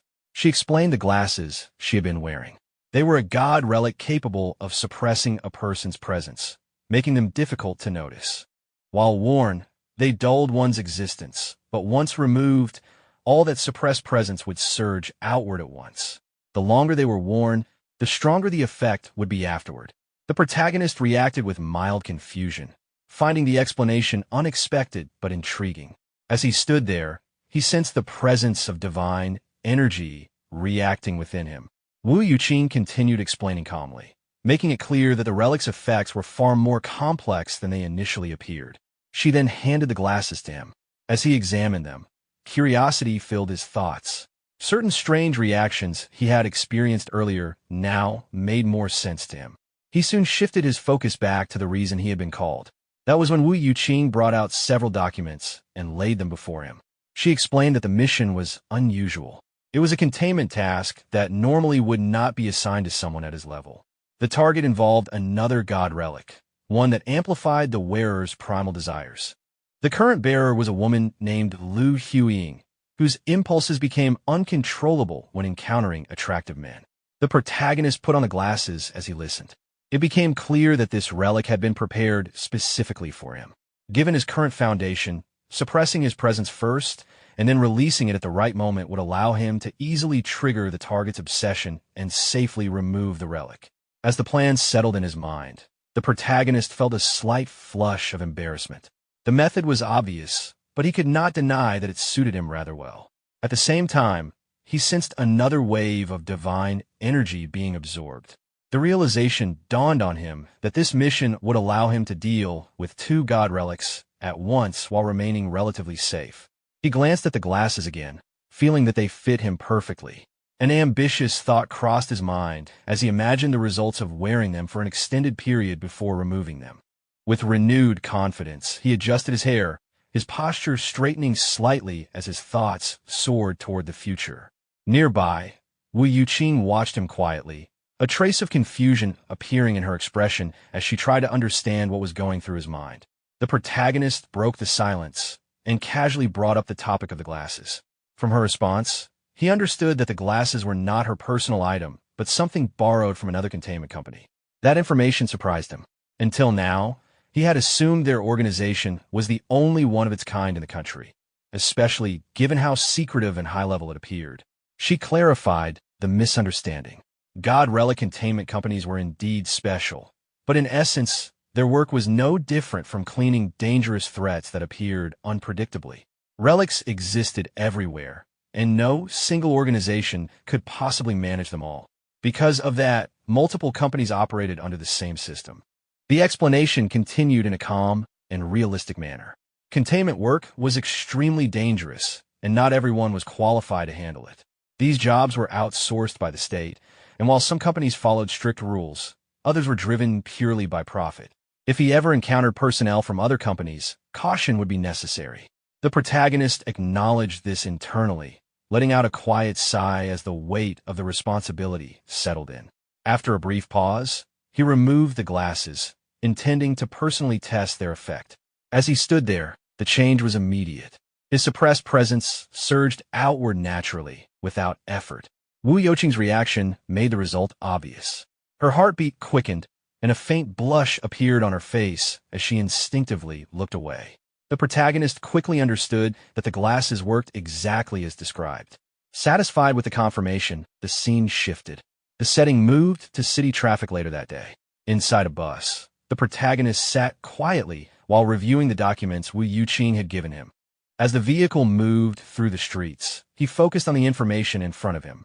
Lu Huiying's profile was detailed and direct. She was active almost exclusively in the Southern District, frequenting bars, discos, host clubs, and KTVs. The locations alone painted a clear picture of her lifestyle and influence. As he read further, the situation became clearer. Using the physical enhancement provided by the villainess's crown of glory, she had established her own territory and formed a small gang known as the Rose Gang. With her strength continuously increasing, she preyed on local men, draining them both physically and mentally. The crown itself continuously amplified her desires. The stronger those desires became, the greater the boost to her physical abilities. Left unchecked, the effect would only continue to stack endlessly. The The solution, however, was straightforward. Removing the crown would return her to a normal state. The challenge lay in creating the right opportunity to do so. As the bus slowed and reached its destination in the Southern District, the protagonist folded the documents and stood up. Stepping off the bus, he felt another subtle surge of divine energy within him, signaling that his involvement with God relics was only deepening as he moved forward. The scene shifted to the Southern District. On a street corner, Liu Huiying was violently assaulting a man with a bat. A heavy strike landed squarely on his abdomen, forcing blood to spill from his mouth as he collapsed in pain. She casually swung the bat in her hand, clearly enjoying the complete lack of restraint that her current state allowed. Her expression was twisted with satisfaction.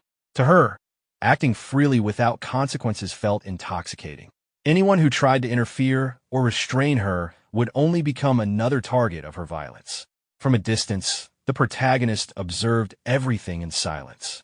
His attention was fixed on the crown resting on her head, and disgust rose in his thoughts. Her behavior felt excessive and absurd, but there was no doubt that she was the target he had been searching for. As Liu Huiying prepared to leave, an elderly man approached her cautiously. His posture was submissive, and fear was evident in his movements. She stopped and questioned him instead, clearly not done with her amusement for the day. The old man bowed deeply, offering compliance without resistance. His desperation was obvious. Liu Huiying suddenly closed the distance between them, her expression darkening as her intent became unmistakable. The protagonist, still watching from afar, felt immediate revulsion. The thought of approaching her himself made his skin crawl, and the assignment felt far more unpleasant than expected. Before the situation could escalate further, a group of men arrived, advancing toward Liu Huiying with hostility. Their formation was aggressive, and their intent was clear. They had come seeking revenge. Recognizing this sudden shift, the protagonist decided to remain hidden and continue observing. This unexpected development could reveal valuable information. The leader of the group stepped forward, openly challenging Liu Huiying. It quickly became clear that he was Duan Kaiping, the leader of the Razor Gang. Liu Huiying turned toward him dismissively, showing no recognition or concern. One of her injured subordinates hurriedly explained his identity, confirming that the Razor Gang had suffered greatly at his hands before losing their territory. Liu Huiying approached Duan Kaiping slowly, examining him with obvious interest. Her attention lingered on his physique, and her behavior only further provoked him. Anger exploded from Duan Kaiping. He surged forward and launched a powerful punch, demanding the return of his territory. Liu Huiying evaded the attack effortlessly, moving with speed and confidence that far exceeded his expectations. Enraged, Duan Kaiping continued attacking relentlessly, shouting insults as his strikes repeatedly failed to land. From his vantage point, the protagonist pieced together the situation. The Southern District had originally belonged to the Razor Gang, but Liu Huiying had seized it using the power granted by the crown, igniting an ongoing feud between the two groups. As the conflict escalated, Duan Kaiping's men joined the fight, charging toward Liu Huiying and her followers. The street quickly descended into chaos as both sides clashed violently. In the confusion, one of Duan Kaiping's men struck the old man's young son in the head with a brick. The child screamed in pain and collapsed to the ground. The sight instantly enraged Liu Huiying. Her attention snapped toward the injured child, and fury surged through her. The old man cried out in despair, rushing toward his son. Gripping her bat tightly, Liu Huiying turned back to her enemies, her rage now fully ignited. Any trace of amusement vanished as her intent shifted toward brutal retaliation. Duan showed a confident expression as he finally became serious. He stepped forward and launched a powerful punch, landing it directly on Liu Huiying's face. The force sent her flying into the air, crashing into nearby debris, which shattered on impact.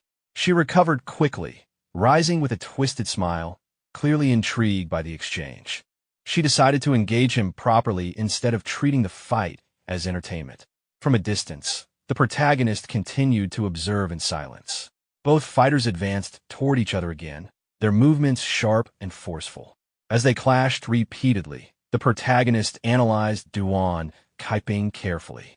His palm strikes were precise and controlled, shaped like a blade, capable of cutting with tremendous force.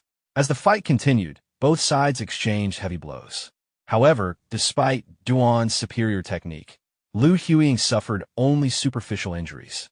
In pure martial skill, Duan clearly surpassed her, but her body absorbed the damage unnaturally well, making it difficult to injure her seriously. At that moment, the protagonist felt the absorption process complete. Without hesitation, he chose to enhance his physical strength this time, pairing it with his previous speed enhancement. Testing the effect, he picked up a small stone and tossed it lightly before hurling it forward with full force. The stone struck Duan's lower leg. Despite its size, the impact was devastating, shattering the bone instantly. Duan collapsed in pain, screaming uncontrollably. The protagonist confirmed internally that the enhancement was extremely effective. Liu Huiying froze, immediately sensing something was wrong. She spun around, trying to locate the source of the attack. Duan accused someone of a sneak attack while struggling to stand. His companions rushed to support him, retreating quickly while issuing threats before leaving the scene. Liu Huiying watched them go, blood spilling from her mouth, clearly injured but still standing. The strike had caused noticeable damage.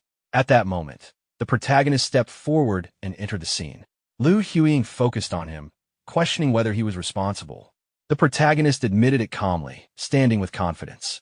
She suspected he had used some kind of weapon. He neither confirmed nor denied it directly, only implying that it was not meant for her. While observing her stance and movements, the protagonist noted that her fighting style lacked discipline. It was clear she had never undergone formal training.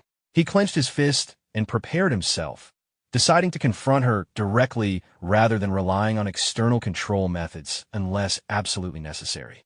Liu Huiying reacted with vulgar confidence, attempting to provoke him. The protagonist remained silent, inhaling deeply and maintaining composure. His calm response unsettled her. For the first time, doubts surfaced in her thoughts as she began to reassess him. She demanded to know who he was. The protagonist relaxed his stance slightly and introduced himself simply, giving her a name to remember. The protagonist activated the twin life ability.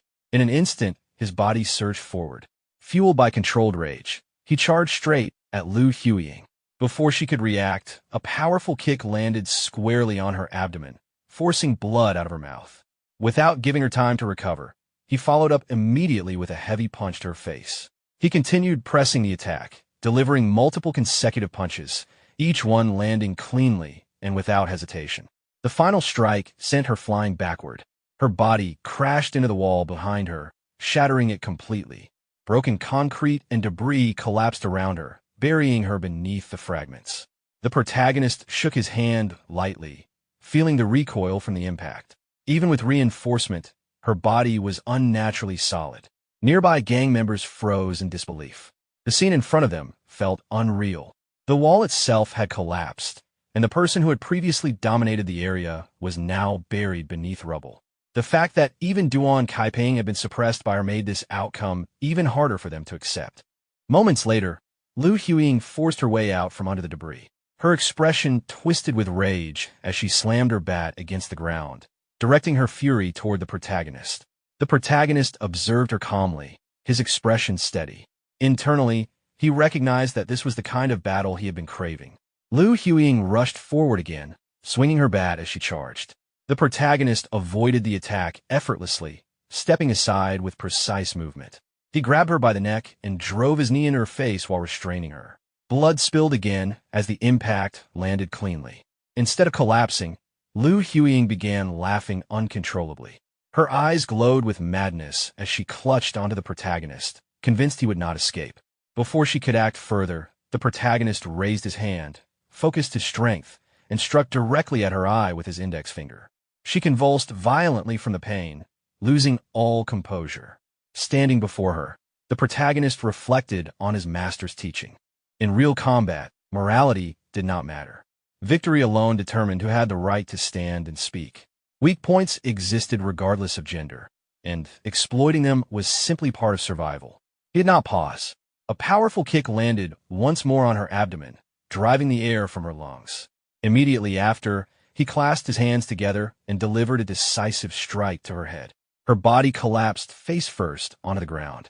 The violent force caused the crown on her head to dislodge and roll away. The protagonist picked up the fallen crown, holding it in his hand as the battle finally came to an end. The protagonist took a photo of the crown and sent it to Wu Yuqing, informing her that the containment had been completed. Lu Huing lay on the ground nearby, only partially conscious.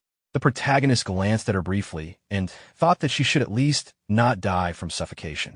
As for the consequences of the harm she caused while wearing the villainess's crown of glory, he decided to leave that matter to the residents who had suffered under her during this time.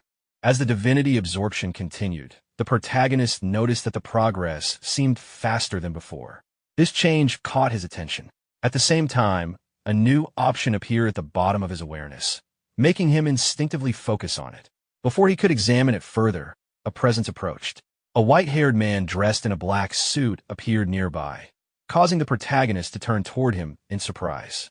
The man made it clear that the item in the protagonist's hand was not something he was qualified to hold and demanded that it be handed over. The protagonist immediately realized that the divinity absorption had not yet finished. At such a critical moment, allowing interference was not an option. He rejected the demand outright. The man's hostility rose instantly. After assessing the protagonist's condition and compatibility, he judged that despite the protagonist's young age and background, his evaluation level was unexpectedly high. Even so, he still considered him far too weak. The man stepped forward, clearly preparing to force the issue. The protagonist reacted first, striking between the man's legs in an attempt to create an opening. The attack had no effect. The man had clearly anticipated such a move and showed no sign of injury. Realizing the situation was unfavorable, the protagonist immediately turned and ran.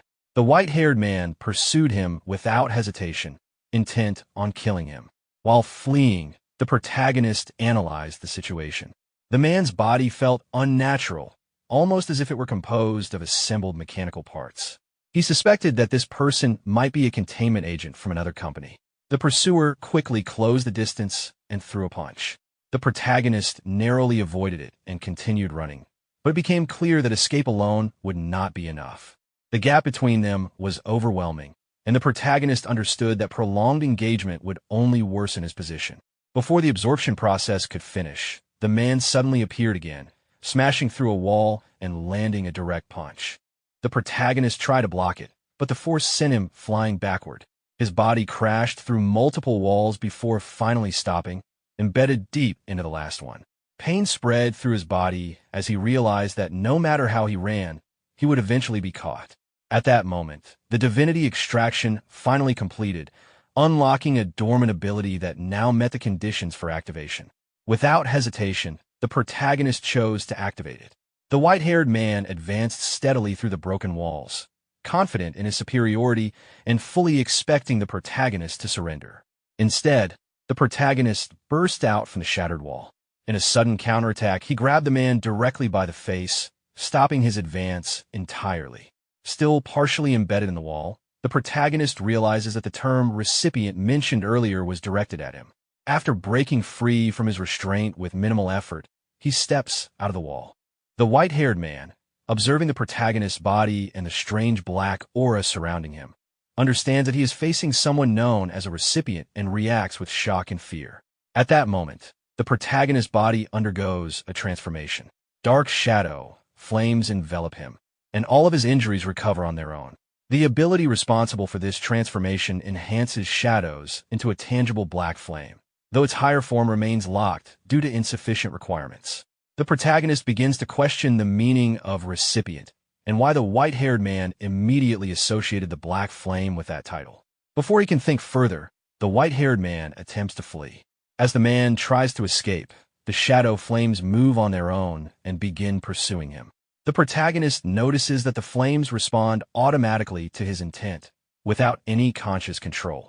This leads him to realize that the shadow flame may function as an automatic attack mechanism. The flames quickly catch up to the fleeing man, engulfing him completely and invading his body from within. Unable to endure the scene unfolding before him, the protagonist becomes physically sick and vomits. After the battle ends, the protagonist gains significant combat experience, resulting in multiple improvements to his physical abilities and combat proficiency. While standing over the unconscious body of the white-haired man, the protagonist carefully examines him. He notices that the man's entire body is covered in artificial skin with extremely high durability. Despite being burned for a long time, only minimal external damage is visible. He realizes that defeating him would have been extremely difficult if the damage had not occurred internally. To compare, the protagonist picks up a nearby stone. Even though it appears solid, it shows signs of damage after only brief exposure to the black flame. He concludes that the flame's destructive power is linked to the density of its target. Additionally, the stone shows no signs of charring and feels cold to the touch, suggesting the flame functions differently from normal fire. Due to the effect of the black flame, the stone gradually disappears from the protagonist's hand. From this, he understands that the black flame does not behave like ordinary fire. Instead, it originates from shadows. As the surrounding shadows diminish, the strength of the black flame weakens as well. He concludes that the greater the amount of nearby shadow, the more shadow flame can be converted, increasing its overall power. After deliberately dispersing the dark flame, the transformation ends and his body returns to its normal state. He realizes that the power was exhausted suddenly, without any clear indication or warning, and he is unable to determine how its cooldown functions. He then takes photographs of the unconscious white-haired man lying on the ground, deciding to set aside his questions for now. He plans to explain the situation involving this individual to Wu Yuqing first. The scene then shifts to the Southern District. Inside a massive building, a long-haired man stands before a grotesque creature composed of flesh and veins. One of his injured subordinates kneels before him, clearly aware that he had been warned repeatedly not to cause trouble recently. In an instant, the long-haired man moves close and grips the subordinate's head, applying pressure with his nails until blood begins to flow. The subordinate suffers intensely, trembling and sweating as the pain worsens. After a brief moment, the long-haired man allows the subordinate to rise and questions him about the two individuals who were sent out earlier. The subordinate reports that they appear to have been destroyed. The long-haired man initially considers White Raven as the cause, but learns that one of the attackers was instead injured by a young man. This revelation angers him greatly. The subordinate, terrified, explains that the youth is named Xue Jing and has no notable background, supposedly just an ordinary person. The idea that such a person could defeat the test subjects fills the long-haired man with rage. Although the test subjects were imperfect, he believes they should not have been overcome by someone ordinary. Enraged, he orders that the youth be captured. Turning his attention back to the massive creature before him, he decides that the captured youth will be personally fed to the sky-lodging insect mother. He believes this will allow the creature to produce stronger offspring, and sees this as another step toward his ultimate ambition of taking control of the planet. The scene shifts to Qingcheng Library. Standing inside the elevator, the protagonist reflects on the mission. He recognizes that the incident escalated far beyond expectations, and is uncertain how Wu Yuqing will handle the aftermath. After a brief moment of concern, he dismisses his worries, deciding that dwelling on it is pointless. He accepts that problems must be faced directly and resolves that, at worst, he will make amends through future achievements. After exiting the elevator, Wu Yuqing greets him with a respectful bow. Her behavior immediately catches him off guard. She takes full responsibility for the unexpected developments during the mission, acknowledging that leaving him to face danger alone was a serious failure on her part. Her formal apology and attitude leave him momentarily stunned. She then informs him that the mission's rank will be upgraded and that compensation will be provided, expressing hope that he will accept it. He agrees without objection, but is internally surprised, as her reaction is completely different from what he had anticipated. As they move together toward a table, Wu Yuqing explains that the identity of the man he killed has been confirmed. The individual was named Zhu Yingquan, born in Source City, and affiliated with Su's containment company as a body modification specialist. According to the company, his actions were deemed personal and unrelated to any official containment mission. After taking their seats, the protagonist considers this explanation questionable, especially given the man's interest in the villainess's crown of glory. Wu Yuqing shares the same concern and presents a map outlining the division between the inner ring and outer ring. Su's containment company operates within the inner ring, while her own organization is based in the outer ring. Given this separation, it would indeed be unreasonable for Su's containment company to dispatch someone so far outside their jurisdiction. She believes this statement holds no obvious loopholes. She then suggests that there may be a deeper story behind the incident and advises the protagonist not to get involved further for the time being, stating that she will handle the matter herself. The protagonist places the crown on the table and removes his glasses, mentioning that he nearly forgot to return both items. Wu Yuqing stops him, insisting that he keep the glasses, as they may still be useful in future missions. She then brings up a disturbing detail from Zhu Yingquan's autopsy report. All of his internal organs had vanished without leaving any trace. She expresses curiosity about how such a result was achieved. Internally, the protagonist reflects on the danger of the shadow flame. He realizes that even he does not fully understand its principles and decides that it would be best to keep this power secret for now. He avoids giving a direct explanation. As he removes the glasses, Wu Yuqing becomes visibly uncomfortable and quickly looks away, her reaction suggesting that the glasses have a significant effect on her perception. She tells him that if he does not wish to explain, he does not have to, acknowledging that everyone has their own secrets, and asks him to put the glasses back on properly. While doing so, the protagonist internally concludes that the glasses are nothing short of a divine artifact. He then turns his attention to a card he received and seeks clarification about its purpose. Wu Yuqing explains that it is a containment card. With it, conducting containment missions in the future will be far more convenient. Realizing the implication, the protagonist understands that this effectively grants him official status. Wu Yuqing confirms this and further explains that, in addition to the conveniences provided by certain official organizations, all data stored within the Qingqing library will now be fully accessible to him. Wu Yuqing stands up from her chair, indicating that she still has pending work to handle.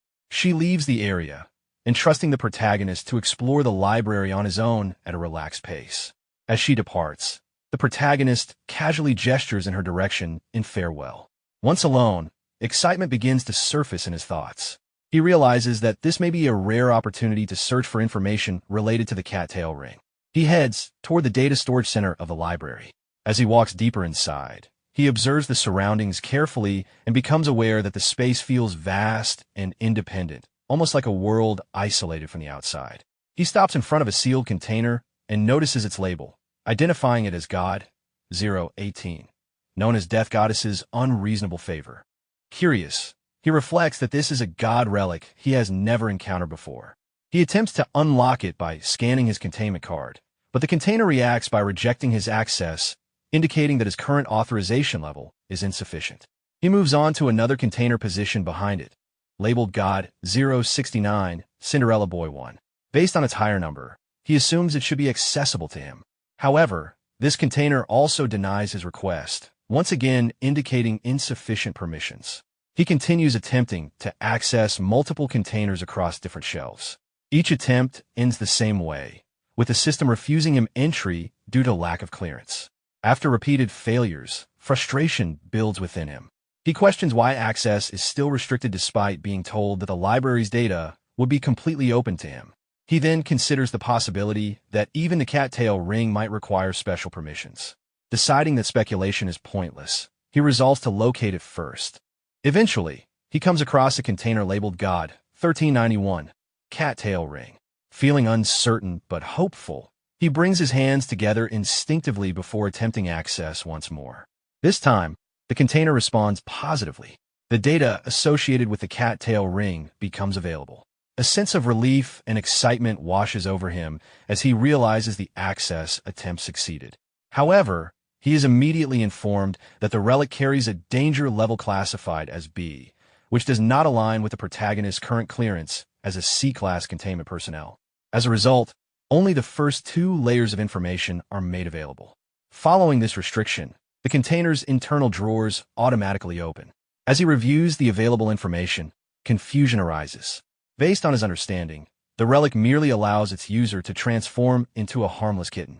He struggles to understand why it is rated at the same danger level as relics capable of large-scale destruction. He takes a seat at a table in the center of the data storage area and removes the documents from the container. As he reads through them, he learns that after wearing the cattail ring for 1 month, the holder gains the ability to switch freely between human and cat forms. He notes that this ability is surprisingly practical.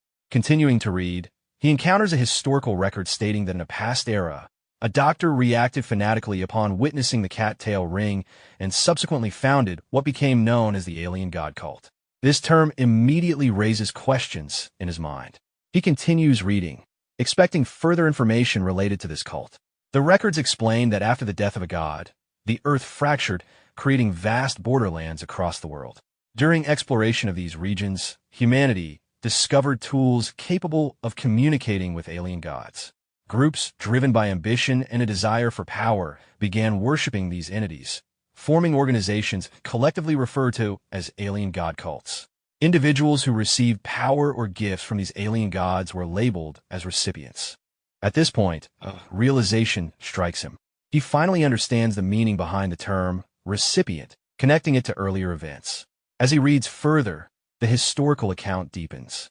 200 years ago, an alien god cult known as the Lion Sage sect attempted to establish contact with the god Baudet. Despite repeated efforts, the god never responded. That changed when one believer obtained God, 1391, and transformed into a cat, which finally resulted in receiving Bastet's blessing. However, the blessing did not attach itself to the believer, but instead fused with the cat-tail ring itself. From that moment onward, the cat-tail ring began to possess increasingly mysterious and dangerous power. As the fusion progresses, the wearer gradually inherits Bastet's abilities. Ultimately, the process leads to the wearer fully transforming into Baudet. Because of this, the Lion Sage sect will stop at nothing to retrieve the cat-tail ring, even if it means killing its current holder. As this understanding settles in, the protagonist's expression hardens. A grave realization forms in his mind. If this information is accurate, then the true target of the Lion Sage sect is not merely the relic. It is Nar. The protagonist reflects inwardly on past events. He finally understands why Warner had strongly urged him to go to the dojo earlier. If he had not managed to grow stronger in such a short time, both of them would likely have died. He turns to the next page of the record, which details the fusion conditions of God, 1391, the cat-tail ring. After reading it, he understands that the first stage of fusion requires intense emotional stimulation. After that, the same emotion must be repeatedly stimulated in order to deepen the fusion process. The phrase intense emotional stimulation lingers in his mind, triggering memories from the past. His ability involuntarily recreates those moments with extreme clarity, making the experience feel uncomfortably real. He quickly shakes his head, forcing himself to stop. He realizes that continuing to recall those scenes is not something he can endure. If transforming back into a human form requires repeating what happened before, then it would mean that he and Nar would have to go through that situation frequently. He has no idea how he could ever explain such a condition to her. Continuing to read, he comes across another section of information. According to the records, the cat-tail ring only grants divine authority and has no inherent side effects. The only real danger associated with it comes from the Lion Sage sect. This discovery eases his mind. The absence of side effects is actually good news. As he reaches the end of the material, confusion sets in. The records abruptly stop without explaining what abilities Baudet actually possesses, nor do they mention how the ring can be removed once worn. He realizes that these unanswered questions are likely due to his low clearance level as a C-class containment personnel. At that moment, his phone receives a notification. He glances at the screen and initially assumes it might be his wages being paid unusually early. After checking the message, he realizes it is actually the compensation transferred by Wu Yuqing. The amount is far larger than he expected. With this sum, he no longer needs to carefully calculate his daily expenses. More importantly, it gives him the freedom to dedicate more time to training and becoming stronger. Without lingering any longer, he leaves the library in a hurry. As he walks away, he decides to buy expensive ingredients that night and prepare a proper meal for Warner. As for the condition required to turn back into human form, he resolves to find another opportunity to explain it to her later. 5 days pass. Inside the protagonist's home, the dining table is filled with several costly dishes. Warner and the protagonist sit together, eating. Warner notices his recent behavior and feels puzzled by his sudden extravagance. She wonders whether he has somehow made money. The protagonist responds vaguely, implying that he had come into wealth briefly.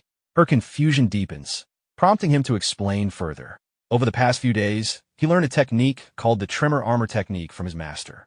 While the technique itself is effective Its cultivation process is extremely expensive.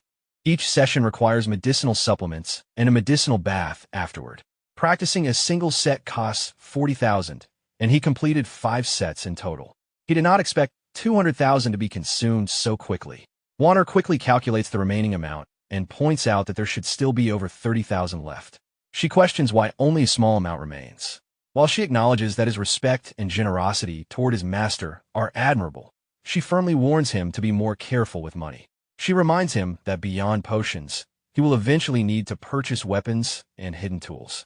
In addition, proper formal attire is necessary for entering high-end venues, and even the cheapest options cost over 100,000. The protagonist is taken aback by this information. He realizes that the expenses ahead are far greater than he had anticipated. Warner points out that buying such luxurious ingredients should be limited to once a month at most. The protagonist responds casually, not arguing with her. As he continues eating, his thoughts drift. He realizes that there are far too many ways to spend money. Payday is still far away, and Wu Yuqing is unlikely to arrange any missions for him anytime soon. If he does not find a way to earn money soon, he and Warner will once again struggle just to get by. After the meal, he looks through available job listings but finds nothing suitable. Left with few options, he sent a message to Chun, explaining that money is tight and asking whether there is any work available. He mentions that bodyguard work or physical labor would both be acceptable. Chun replies quickly, telling him that he asked the right person. Chun instructs him to come to the Hidden Dragon Dojo the next afternoon, explaining that a senior brother will first assess his ability. While the protagonist is still processing the reply, he notices Warner rapidly finishing the remaining food. He reacts instinctively, realizing too late that she has nearly eaten everything. The scene then shifts to the Hidden Dragon Dojo. Inside the dojo, the protagonist practices his newly unlocked soft force technique. His movements are controlled and precise, showing clear progress from his previous training. From the side, Chun observes quietly. He realizes that this junior brother is far from ordinary. In just 5 days, the protagonist has already cultivated the tremor armor technique to an impressive level. A brown-haired female disciple approaches the protagonist, clearly nervous and slightly flustered. She gestures toward the strength testing area, suggesting that he demonstrate his ability so everyone can see. Chun encourages the protagonist to step forward, seeing this as a good opportunity. Although the protagonist hesitates at first, Chun quietly urges him on, pointing out that this is a perfect chance to test the results of his recent training and allow others to witness his strength. Accepting this reasoning, the protagonist steps forward and agrees to try. Some nearby disciples whisper among themselves. Since the protagonist has not been at the dojo for long, they assume his strength is probably lacking and suggest that he should not push himself too hard. Others joke lightly, implying that he might hurt himself. The brown-haired girl becomes visibly annoyed by these comments, clearly believing in the protagonist's ability. The strength testing begins. The punch force machine registers Ning Mingming's previous result at 232 kilograms. The protagonist then steps up and delivers a light punch to the testing device. The motion appears casual, lacking any obvious build-up. This immediately causes confusion among the onlookers. Some wonder why he did not charge up his strength, while others begin to laugh, assuming that he held back out of fear of embarrassment. Suddenly, the testing machine reaches its limit. The device strains, tears apart, and breaks, indicating that the maximum measurable punch force has been exceeded. The surrounding disciples are stunned. None of them expected such a result from such a seemingly gentle strike. Standing calmly before them, the protagonist explains the principle behind what he used.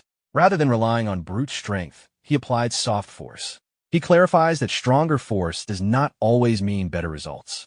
Soft force is an advanced application of gene force, where power is concentrated into a single point, injected into the target, and then released internally. He suggests that others attempt to comprehend this method themselves. Ning Mingming listens intently, clearly impressed and grateful for the explanation. Some nearby disciples react with subtle jealousy, unable to hide their envy.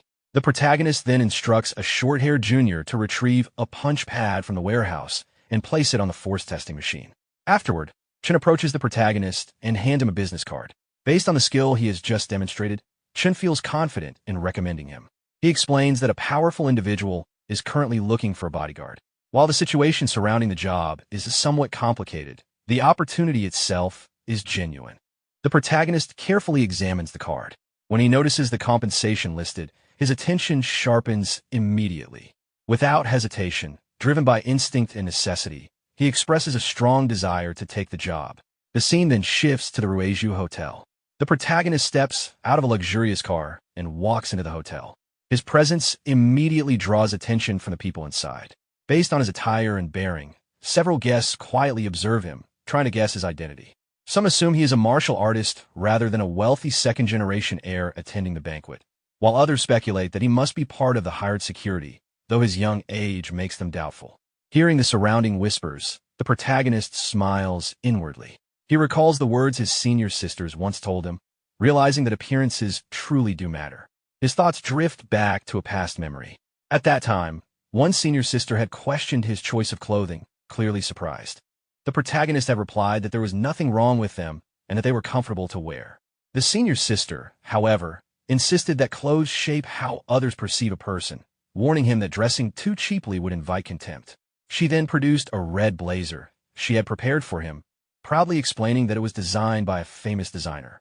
The protagonist had responded awkwardly, feeling that it was far too flashy and unnecessary, as he was not attending a blind date. At that moment, senior sister Meng appeared, holding a black martial-style outfit. Another senior sister immediately reacted with jealousy, complaining that she had arrived first. Returning to the present, the protagonist reflects inwardly that when it comes to taste, senior sister Meng truly stands above the rest. From a distance, two beautiful women watch him as he walks through the hotel. One of them is clearly captivated by his appearance, while the other seems tempted to approach him. Nearby, two men dressed elegantly also observe him closely. One of them wonders whether the protagonist could be a high-level disciple from the Hidden Dragon Dojo. His companion quickly dismisses the idea, explaining that he has seen all 6 direct disciples of the dojo, including the youngest female disciple, and does not recognize this person. He further reasons that although the Dragon King, Li Qi, once intended to accept a 7th disciple, that person would have to be an extraordinary prodigy with exceptional talent and physique. In his view, the protagonist appears more like a handsome youth than a powerful martial artist. The first man, however, disagrees. He notes that the protagonist's lower body is extremely stable, with each step measured precisely, neither more nor less. His upper body remains completely steady, showing no unnecessary movement. This level of body control and force delivery clearly indicates advanced martial skill. The second man remains unconvinced, arguing that no matter how refined one's force control is, a single person would still lose when facing overwhelming numbers. Frustrated by this narrow-minded view, the first man storms off, no longer willing to continue the discussion. As the protagonist approaches the reception counter, a male receptionist steps forward and verifies his identity as the martial artist responsible for security. The protagonist introduces himself as a member of the Hidden Dragon Dojo. The receptionist then provides him with a map and explains the job arrangement. This event has hired 6 martial artists in total, each assigned to oversee a specific area. The protagonist is assigned responsibility for the stage area, which has relatively poor lighting and therefore requires extra attention. Taking the map, the protagonist responds calmly. He remarks inwardly that with so many martial artists present, serious trouble is unlikely to occur. However, the receptionist makes it clear that precaution is still necessary. Hiring extra personnel is simply a way to prevent problems before they arise. With that, the receptionist excuses himself to attend to other duties. The protagonist acknowledges this and turns his attention toward his assigned area, ready to carry out his responsibility. While observing the surrounding area, the protagonist reflects inwardly that calling in extra manpower is not unusual, but hiring 6 martial artists clearly indicates something serious. Beyond that, a large number of bodyguards have also been deployed. Judging by their equipment and posture, they are all well-trained professionals. The number of surveillance cameras is also far beyond what a normal hotel would require. From his experience, such excessive preparation only happens when something abnormal has already occurred. This makes him wonder what kind of incident could justify such a large-scale arrangement. Soon after, a man dressed in white approaches him. The man introduces himself as a member of the Tiger Soul Dojo named Li Zhaoquan. He makes it clear that he has no intention of causing trouble, but as fellow martial artists, it is reasonable to understand each other's strength beforehand. The protagonist agrees, understanding that this so-called exchange is a customary way for martial artists to gauge one another's level. He realizes that the man likely doubts his strength due to his young age. At the same time, the protagonist also sees this as a chance to evaluate his own standing. As the two begin crossing hands, several people nearby take notice. A red-haired man recognizes the protagonist and reacts with surprise, while a short-haired woman curiously asks for opinions on who might win. Before any conclusion can be reached, a pink-haired man arrives, immediately drawing attention from the surrounding crowd. His presence alone is enough to make others react with respect. While observing the exchange, the pink-haired man quickly assesses the situation. In his view, although the protagonist appears slender, his body has clearly undergone intense tempering and is far tougher than it looks. His internal energy is clean and stable, far beyond what Li Xiaoquan can contend with. The red-haired man, hearing this evaluation, feels shocked. He cannot understand how the protagonist's strength has grown so rapidly in such a short time. On the other hand, Li Xiaoquan initially assumes that the protagonist has no visible flow of energy and dismisses him as inexperienced. However, as the exchange continues, the protagonist gradually increases the pressure in his grip. Li Xiaoquan soon realizes something is wrong. The force pressing back at him suddenly surges beyond his expectations, and no matter how hard he tries, he cannot suppress it. As the pressure intensifies, Li Xiaoquan struggles to maintain his composure. A faint cracking sound reaches the protagonist's ears, causing him to immediately grow concerned. He fears that he may have unintentionally injured the other man. Li Xiaoquan, however, forcefully maintains a calm appearance, masking the pain and praising the protagonist's ability before withdrawing from the exchange. He quickly excuses himself and leaves the area. Once inside the restroom, away from others, Li Xiaoquan finally breaks down. Clutching his injured hand, he curses inwardly, overwhelmed by the pain. In his mind, the image of the protagonist lingers, no longer as a mere junior, but as something far more terrifying than he had anticipated. The protagonist briefly wondered if the man was really fine, since the sound earlier had clearly been bones breaking. At that moment, a red-haired man approached him. The protagonist turned toward him and immediately recognized the familiar face. It was Pei Youguang, someone he had not seen in a long time. The scene then shifted to the stage area. After entering, the protagonist realized that Pei Youguang truly came from a wealthy background, something he had previously doubted. Pei Youguang casually explained his family situation, mentioning that his comfortable life depended largely on his elder brother's attitude toward him. The protagonist then understood that Pei Youguang had approached him because of the earlier exchange with Li Xiaoquan. That display had caught the attention of Pei Youguang's elder brother, a talented individual who had entered Inner Ring University through the martial arts exam. As Pei Xiao arrived on the stage, Pei Youguang subtly indicated him. The protagonist acknowledged it without much reaction. Pei Youguang also pointed out that several young ladies and wealthy women nearby were interested in getting to know the protagonist and asked about his availability. The protagonist made it clear that he still had work to do and would not stay. He also expressed that casual acquaintance was fine, but real connections should be pursued personally rather than through intermediaries. With that, the protagonist prepared to leave. From behind, Pei Youguang watched him go, silently admiring his presence. Nearby, some of the women agreed with the protagonist's attitude and began approaching him directly. One woman stepped forward confidently, followed by others who showed the same interest. The protagonist, however, noticed a few unfamiliar men nearby and felt something was off, as he had not been informed about anyone delivering items. As he tried to move toward them, one of the women grabbed his arm to stop him.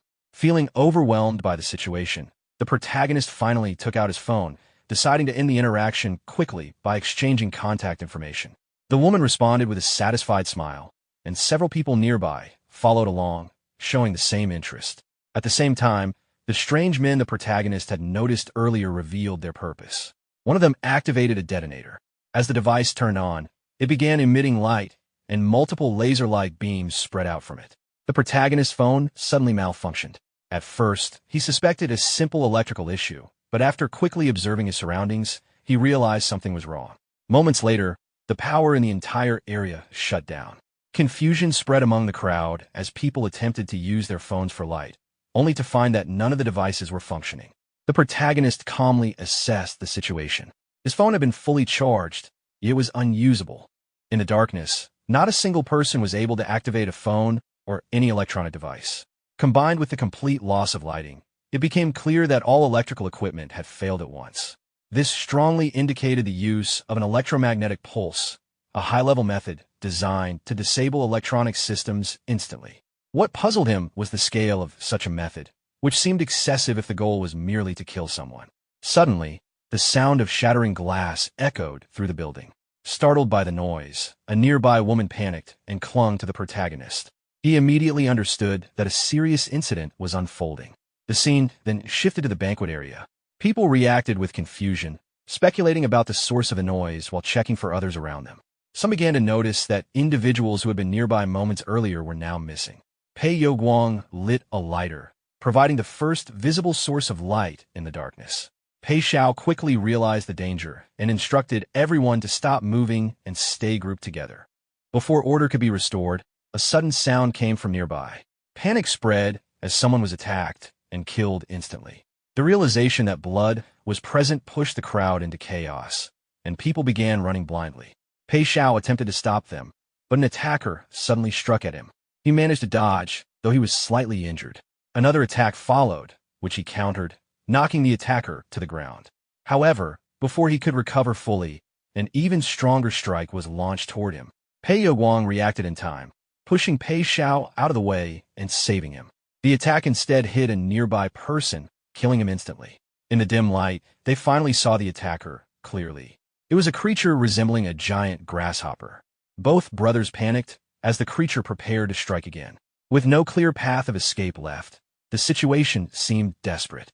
At that moment, the protagonist appeared. He descended from above and delivered a powerful kick directly into the creature, smashing it into the ground and halting its assault.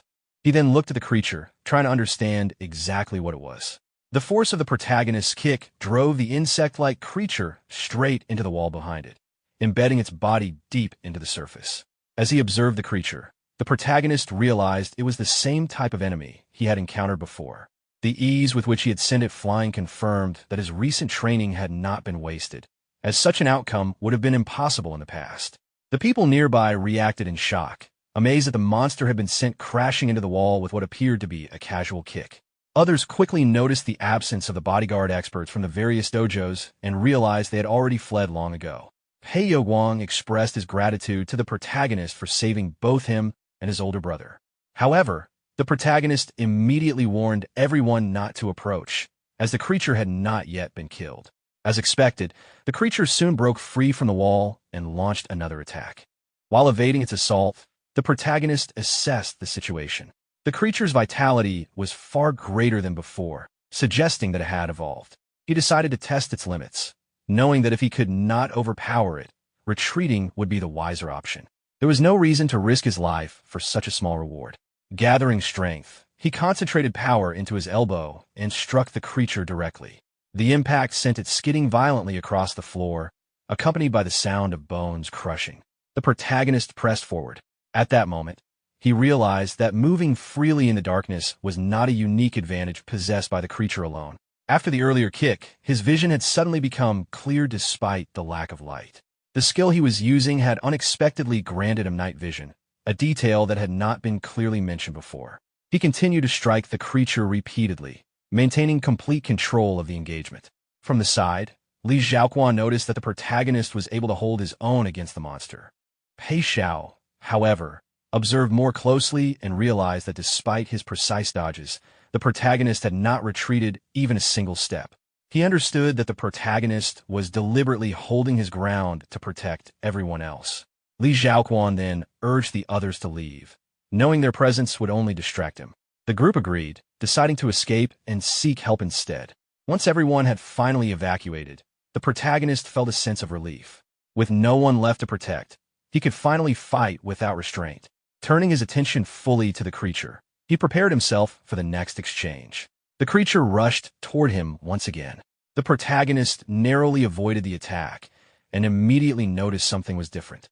The beast's speed had increased significantly, revealing that it had been hiding its true capabilities. The creature then turned toward him and began laughing. Suddenly, the surroundings shattered. The world around the protagonist collapsed into nothingness, and he found himself drifting in a void. Confusion set in as he questioned whether he had fallen into some kind of illusion or technique. For a moment, the possibility of death crossed his mind, but he quickly dismissed it. After investing so much time and money in mastering martial arts, Losing to a creature like this was unacceptable. Something had clearly gone wrong, and the cause lay elsewhere. Within the void, the protagonist fell and landed upon the massive hand of a dragon. As he stared at the creature, a sense of familiarity surfaced in his mind, as though he had encountered it somewhere before. At that exact moment, the insect-like creature seized the opening and struck his chest with a direct punch.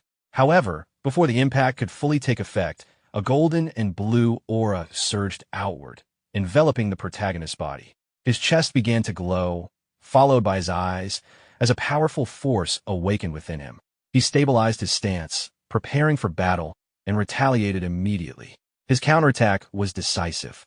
A single punch landed squarely on the creature's head, and the sheer force of the blow shattered it completely, severing the head from the body. As the creature collapsed, the protagonist sensed that he had grasped something profound, a realization far greater than mere victory. Despite the destruction of its head, the creature's body continued to move. Observing this, the protagonist quickly understood the reason. Although it had mutated, its essence remained that of cockroach. Such creatures could survive for days, even without a head. Its true weakness lay elsewhere, specifically in the ganglion located beneath the esophagus. Without hesitation, he struck the creature again, targeting its lower abdomen. He extracted the vital organ and confirmed that this was indeed the source sustaining it.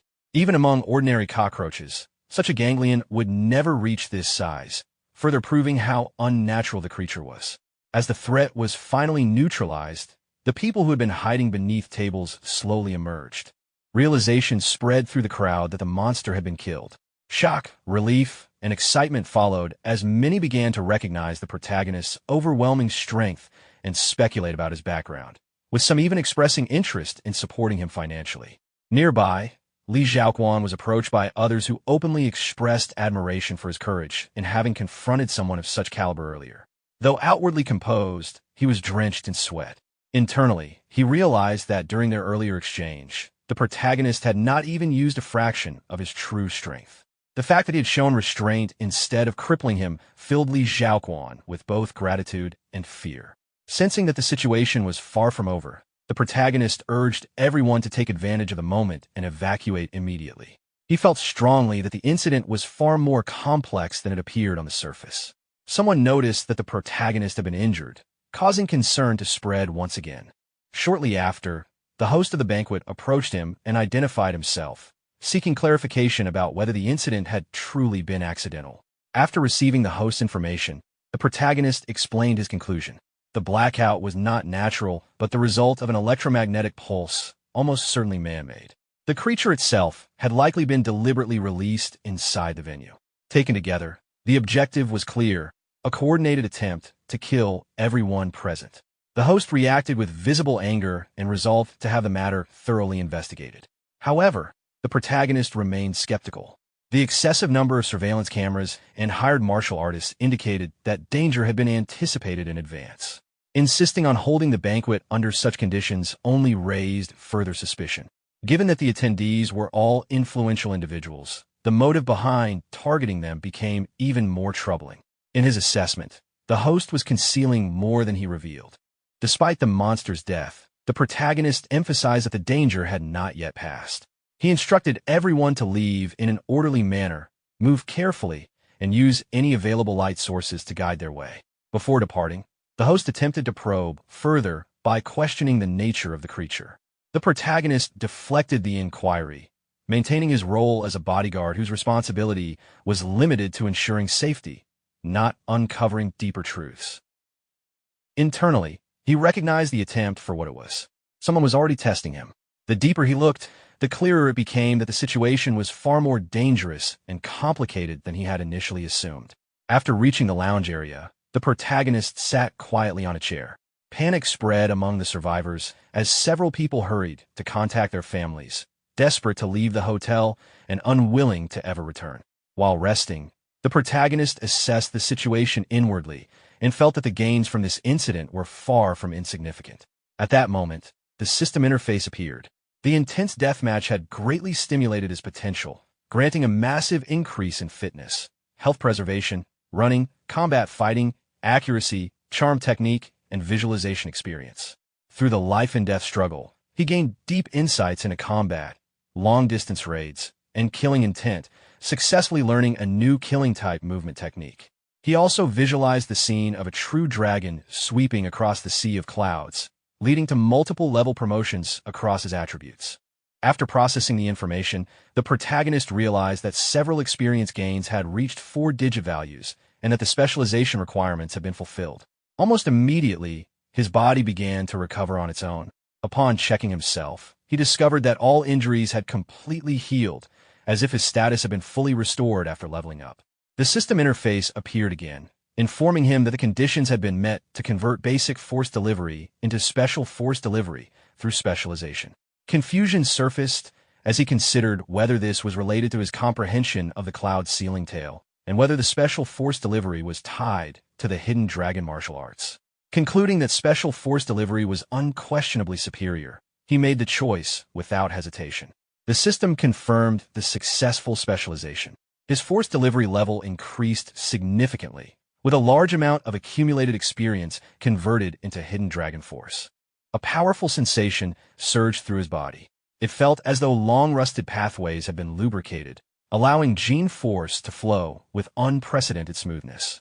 Recognizing the rarity of this opportunity, he immediately decided to take advantage of it and began practicing the tremor armor technique once more.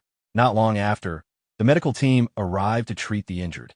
When they turned their attention toward the protagonist, shock spread upon discovering that he was fully recovered and already immersed in meditation. The scene then shifted to the hidden dragon dojo. Inside the dojo, the protagonist received treatment from his senior sister. Concern was evident as she reflected on how a routine bodyguard commission had escalated into an encounter with such a monster. The dojo master soon appeared, explaining that the dojo's commissions were inherently dangerous, as martial artists constantly lived on the edge of life and death. Seeking answers, the protagonist inquired about the monster's origin. The dojo master admitted he was not fully certain, only that the creature was likely connected to the borderlands. This caused the protagonist to reflect inwardly on the naturally occurring rift mentioned in the data that appeared after the god's death, wondering what truly existed within it. The dojo master advised him not to overthink it, emphasizing that survival itself was already a great blessing. Moreover, through this experience, the protagonist had comprehended the hidden dragon style's killing move, cloud ceiling tail. For a martial artist, tempering oneself between life and death remained the greatest teacher. The protagonist explained to his master that he seemed to have comprehended the essence of the hidden dragon style. The dojo master was so shocked that he stood up from his wheelchair and moved closer to him. After carefully examining the protagonist's hand, the master lost his composure, fell to the ground, and realized that the protagonist had unknowingly nurtured a dragon within his body. The senior sister, confused by their reaction, could not understand what they were referring to. The master, however, was clearly pleased. He explained that the hidden dragon style was not merely a martial technique, but a method of cultivating a living dragon force within the physical body. This dragon was not an illusion, but a real force with its own spirituality. From that moment onward, martial cultivation became a process of nourishing that inner dragon. According to the master, this was the true essence of the hidden dragon style, and the protagonist had already grasped the key step towards surpassing human limits. The master then clarified what breaking the limit meant. He explained that once the body had fully perfected skin, flesh, tendons, bones, and blood, progress normally stopped. To go further, one had to elevate the level of life itself. This involved remolding the physical body. Although the appearance remained human, the essence of life changed. Those who achieved this state were known by Taoists as earthly immortals and by Buddhists as living Buddhas, capable of living far beyond ordinary lifespans while maintaining peak physical condition. While listening, the protagonist noticed that the master's crippled legs were likely the result of a failed attempt at this transformation. The master reassured him that he had already crossed a critical threshold, greatly reducing the risk of failure. From here on, steady and patient cultivation was all that was required. The senior sister then questioned why the master had still grown old despite once being powerful enough to cross the dragon gate. The master revealed that the dragon he had nurtured was killed. This revelation shocked both disciples. The master went on to recount his past. In the North District, he had relied on his overwhelming martial strength and acted recklessly, constantly engaging in duels alongside Meng Basang. His arrogance led him to offend many powerful enemies. When they failed to defeat him directly, They targeted Meng Boishang's family instead. Consumed by anger, the master sought revenge without restraint, killing all who stood in his way. For a time, he believed himself invincible, but eventually retribution arrived. A powerful enemy shattered his legs and destroyed the dragon within him, breaking his spirit and leaving him crippled. When others abandoned him, only Meng Boshang remained loyal. To escape their enemies and protect Qingjiao, they left the North District and eventually established the Hidden Dragon Dojo in this remote area. Although the master admitted that thoughts of revenge still lingered, he explained that his enemies were figures from the inner ring of the North District, far beyond their current reach. He considered the matter part of the past and advised the protagonist not to dwell on it unless he someday legitimately entered the inner ring. Later, the scene shifted to the outskirts of the city. As the protagonist walked toward his apartment, he received confirmation that a large sum of money from the hotel had been transferred into his bank account, leaving him with a substantial balance. He noted the efficiency of the hotel's payment process. After returning home, he entered the apartment but found Warner absent once again. Sensing something unusual, he activated his visualization ability and noticed movement outside. Looking through the window, he saw two unfamiliar men approaching, and he immediately realized that Warner was in danger. Warner confronted the two men, questioning why they had returned after fleeing earlier. One of them explained that the infinite dragon crown had reacted to her, indicating that she possessed outstanding aptitude and could become a suitable recipient. He suggested that with the support of the main sect, their forces could be rebuilt. Warner was clearly shaken by this revelation. Before the discussion could continue, the protagonist stepped in, making it clear that Warner was unwilling. Warner was surprised by his sudden appearance, and the protagonist realized from their exchange that these men were connected to her sect. One of the men warned that if Warner continued staying with the protagonist, Kant Security Company might discover his existence and implicate him. The mention of Kant Security Company caused Warner to hesitate. The protagonist, however, could not ignore what he had heard. As the man elaborated, he implied that Kant Security Company posed a serious threat and that the protagonist would inevitably be dragged into danger if Warner stayed. While Warner remained conflicted, the protagonist reflected on the true nature of Kant Security Company. After the death of the god, the world had briefly descended into chaos, forcing authorities to delegate law enforcement power to private security organizations. Kant Security Company was one of these groups, but unlike the others, it expanded rapidly and grew beyond control, becoming deeply entrenched and extremely dangerous. Ning Pingna's concealment had once been effective, but the arrival of the dragon sect had significantly increased the risk of exposure. Even so, the protagonist felt no fear at the thought of facing Kant Security Company. He made his stance clear that Warner would not return with them. Warner was startled, but deeply moved. The man mocked the idea that the protagonist could protect her, emphasizing the overwhelming strength of Kant Security Company. The protagonist, however, remained firm, believing that no conclusion could be drawn without facing the situation directly. As the man continued to belittle him, Warner finally lost her patience. She expressed her anger at being dragged into trouble against her will, explaining that she had never wanted to become the dragon sect's leader and had been forced into the role by someone else. She rejected the idea of receiving any so-called inheritance and insisted that she would not leave. She also firmly stated her trust in the protagonist's ability to protect her. The protagonist supported her without hesitation, and the two of them left together, ignoring the man's displeasure. Meanwhile, elsewhere, inside a laboratory, a white-haired man stood beside an abomination. He was astonished by the report that number one had been beaten to death by a 17-year-old high school student. Even Cheng Xian, at the same age, would have struggled against number one. The existence of such a powerful young genius in Qingsheng deeply unsettled him. A short-haired boy offered a different perspective, explaining that the so-called genius from the news was not truly comparable. In his view, the little senior brother had only trained in martial arts briefly at the age of 17, whereas the person mentioned in the report was likely cultivated in secret by the Hidden Dragon Dojo for a long time and had only revealed his strength through a single shocking achievement. The white-haired man showed little interest in continuing the discussion. Although the expected outcome had not been achieved, he considered the incident acceptable, as several deaths had already occurred and served as a warning to the governing council. He then shifted the focus to number 9 and requested an update. The short-haired boy reported that number 9 had consumed number 7 the previous night. Despite being born for only 10 days, its growth rate was already abnormally fast. After observing the situation, the long-haired man concluded that number 9 was currently the most cost-effective perfected individual. Future feeding and production would therefore prioritize it. He also instructed that number 9 should be allowed to make a public appearance at an appropriate time.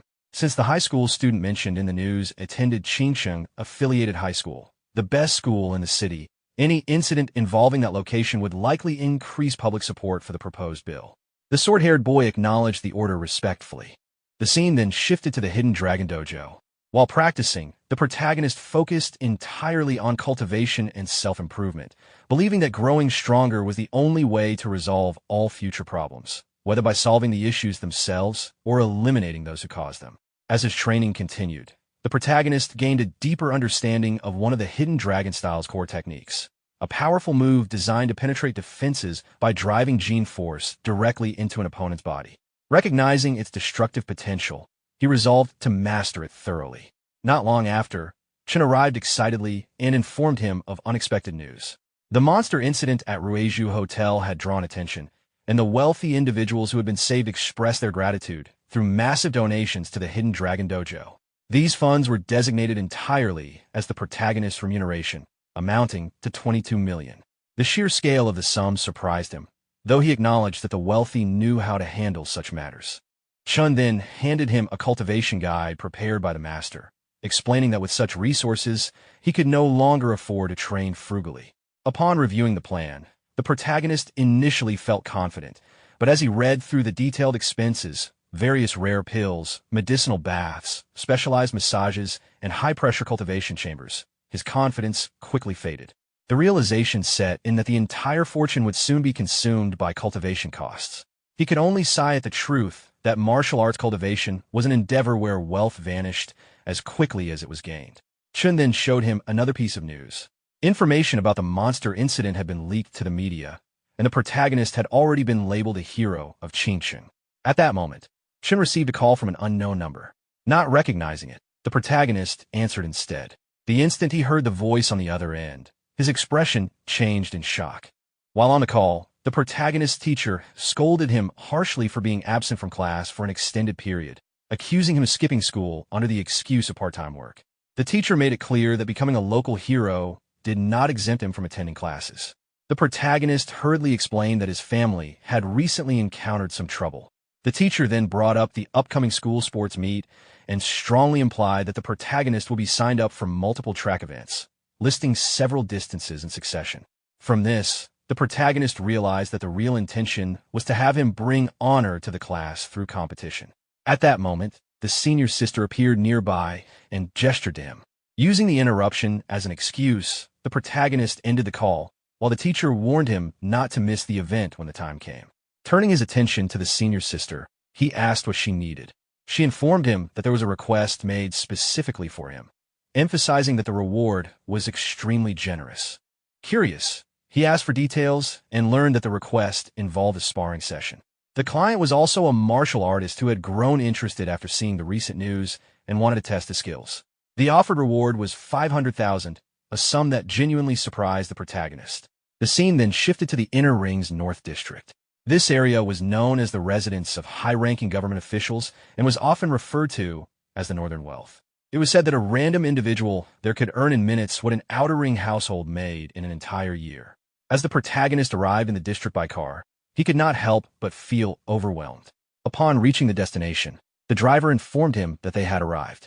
Stepping out, the protagonist reflected again on the unusually high payment for a simple sparring session, concluding that such an amount was probably insignificant to someone of that status. Standing before the entrance, he observed the sheer size of the estate, noting that it was nearly as large as half his school. He also noticed two brothers nearby and felt puzzled by their presence.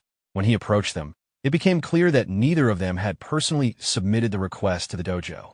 Instead, they explained that someone else had used them as intermediaries to arrange the meeting. One of the brothers emphasized that he was only following his father's instructions and would not dare to disobey him. The protagonist initially assumed that the father himself wanted to spar, but this was quickly denied. The explanation was vague, suggesting that another individual had asked the father for a favor. As they began walking together, the situation became clearer.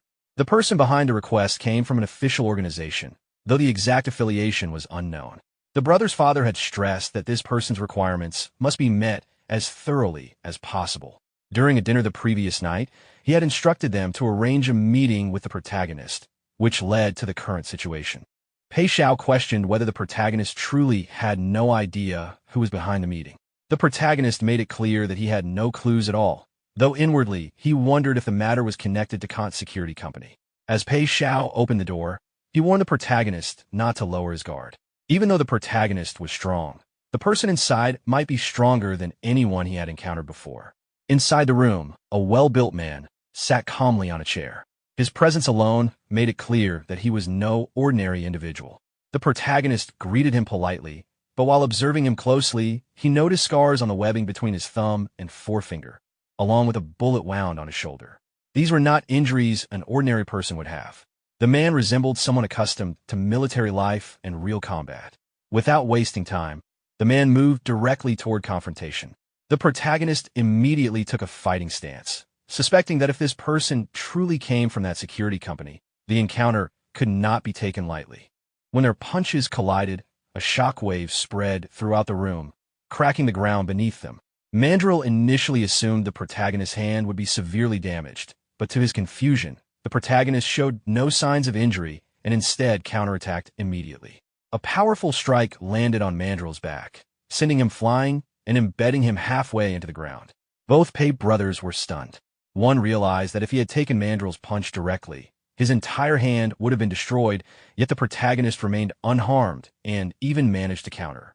The other wondered how much strength the protagonist was still concealing. As the protagonist approached Mandrill, he assessed that with this level of skill, the man should not merely be an ordinary rich individual.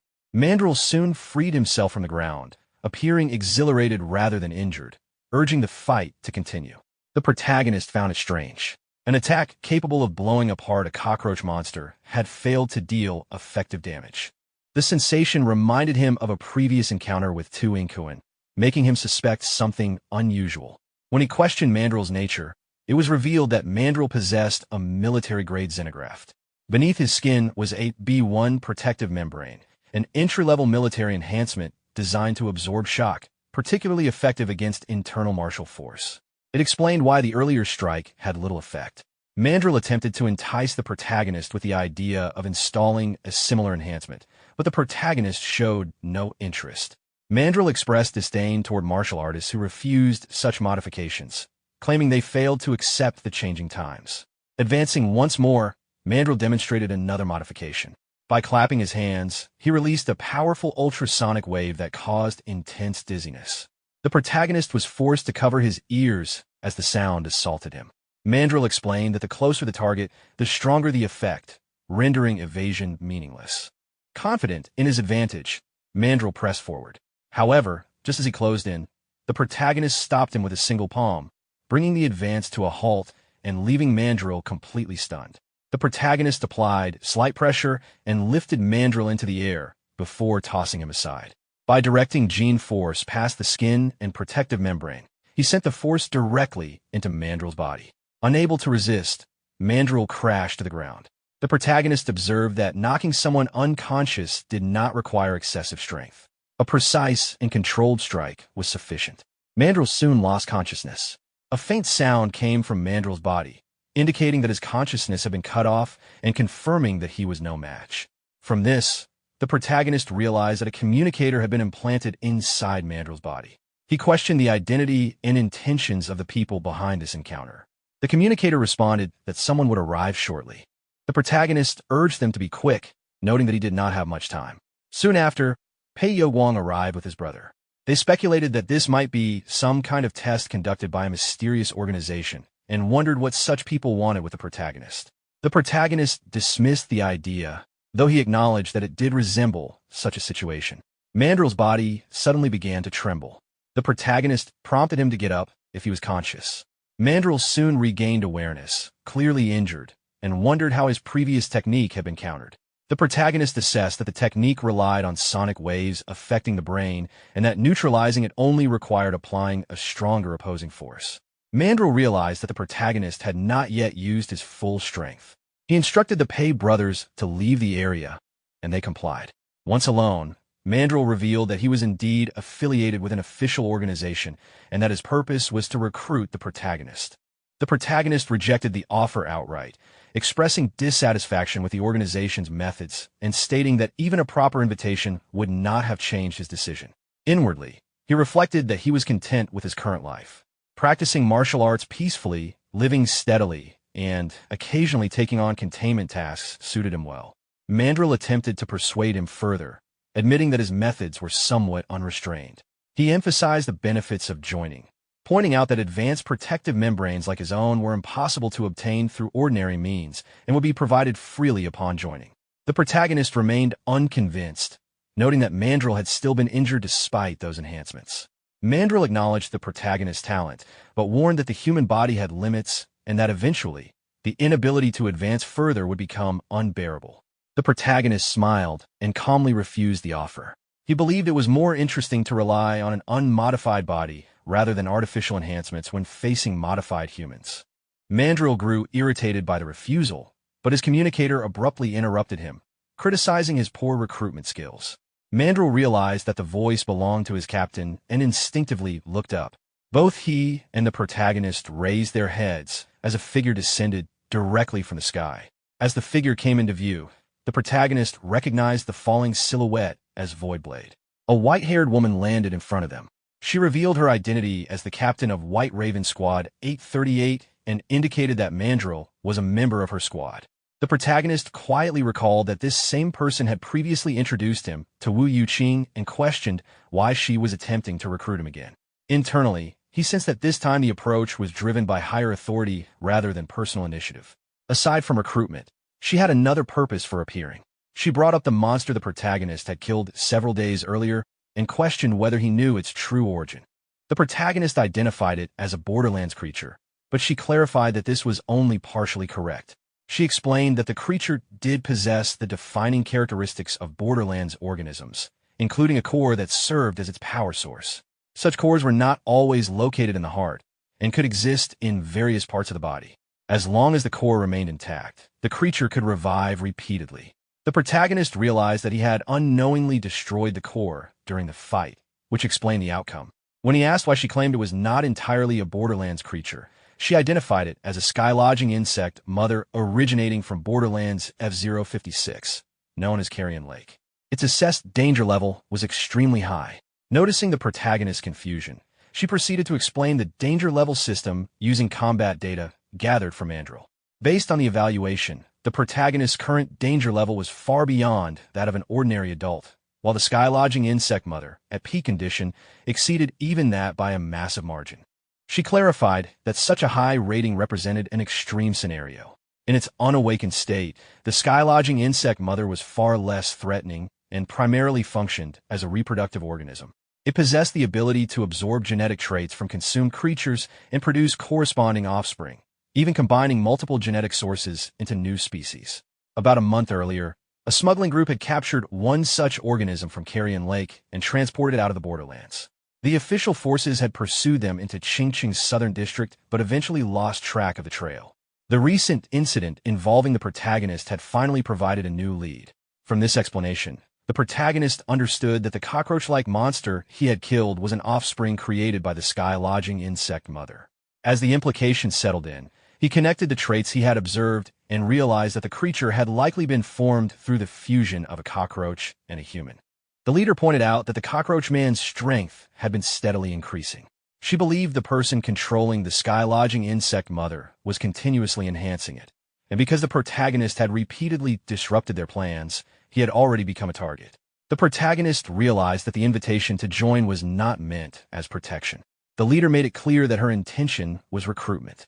She acknowledged his young age, his exceptional talent, and his courage in facing Borderlands creatures directly. She explained that White Raven, backed by the agency, possessed the most advanced and professional training system in Juxia and claimed it could fully develop his potential. As he considered her words, the protagonist admitted to himself that the offer sounded appealing.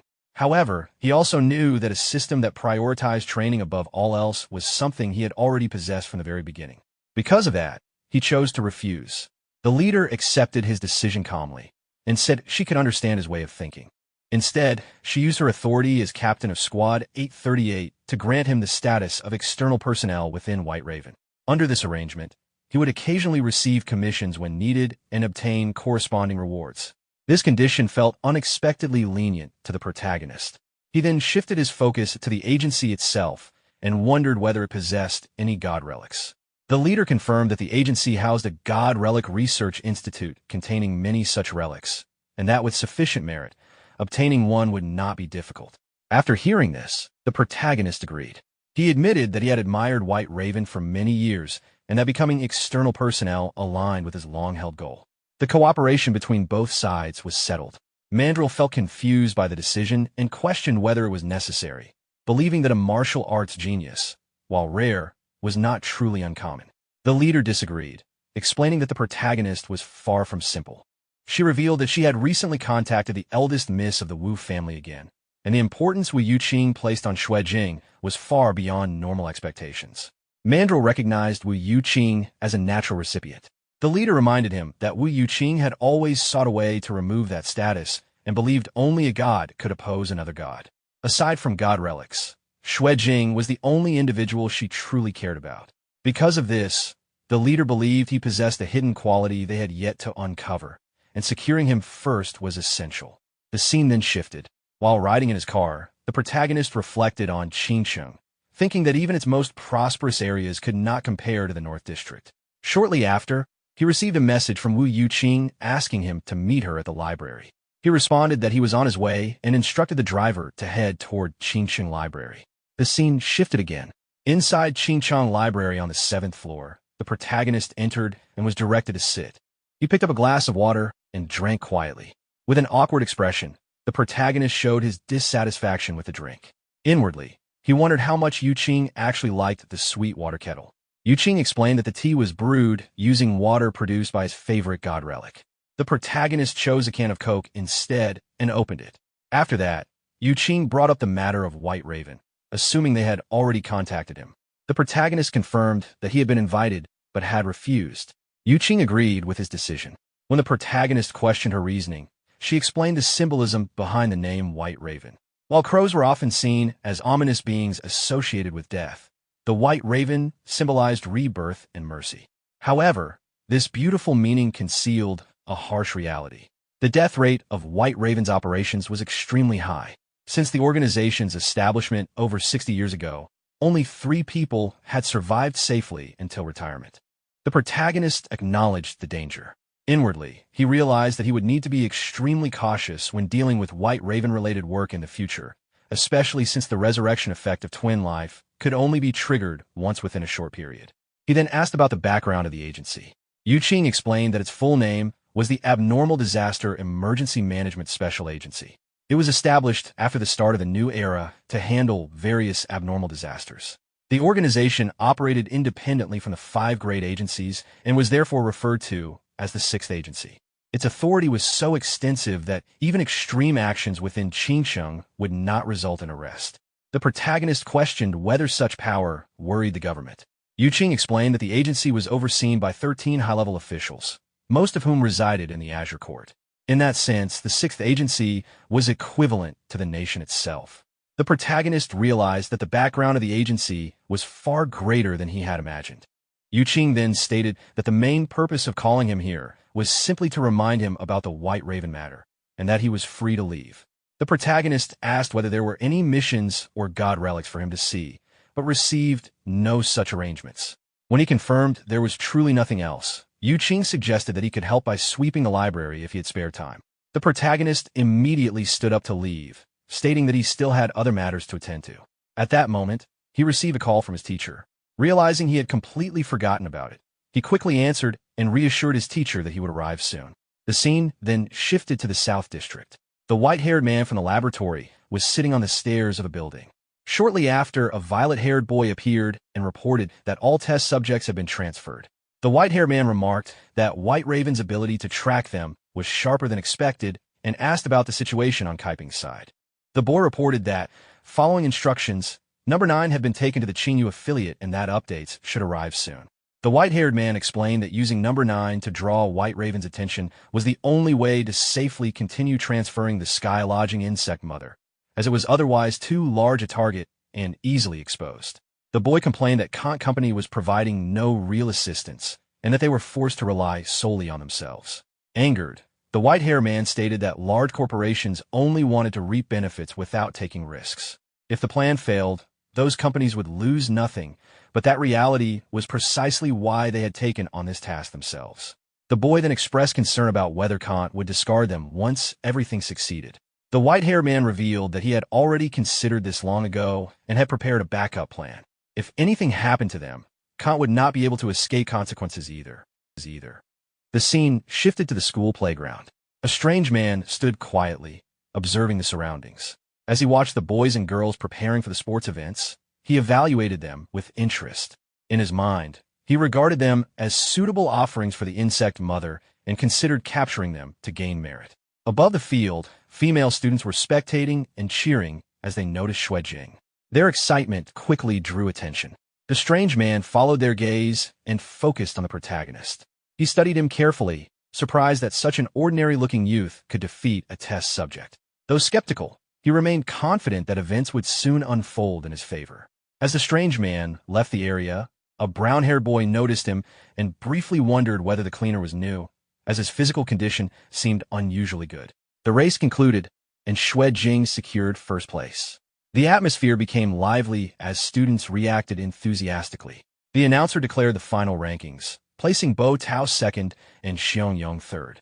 The brown-haired boy approached Xue Jing and handed him a water bottle. The protagonist showed no interest in the surrounding attention and instead asked how many events remained. He learned that the 400-meter, 2,000-meter, and relay races were still scheduled.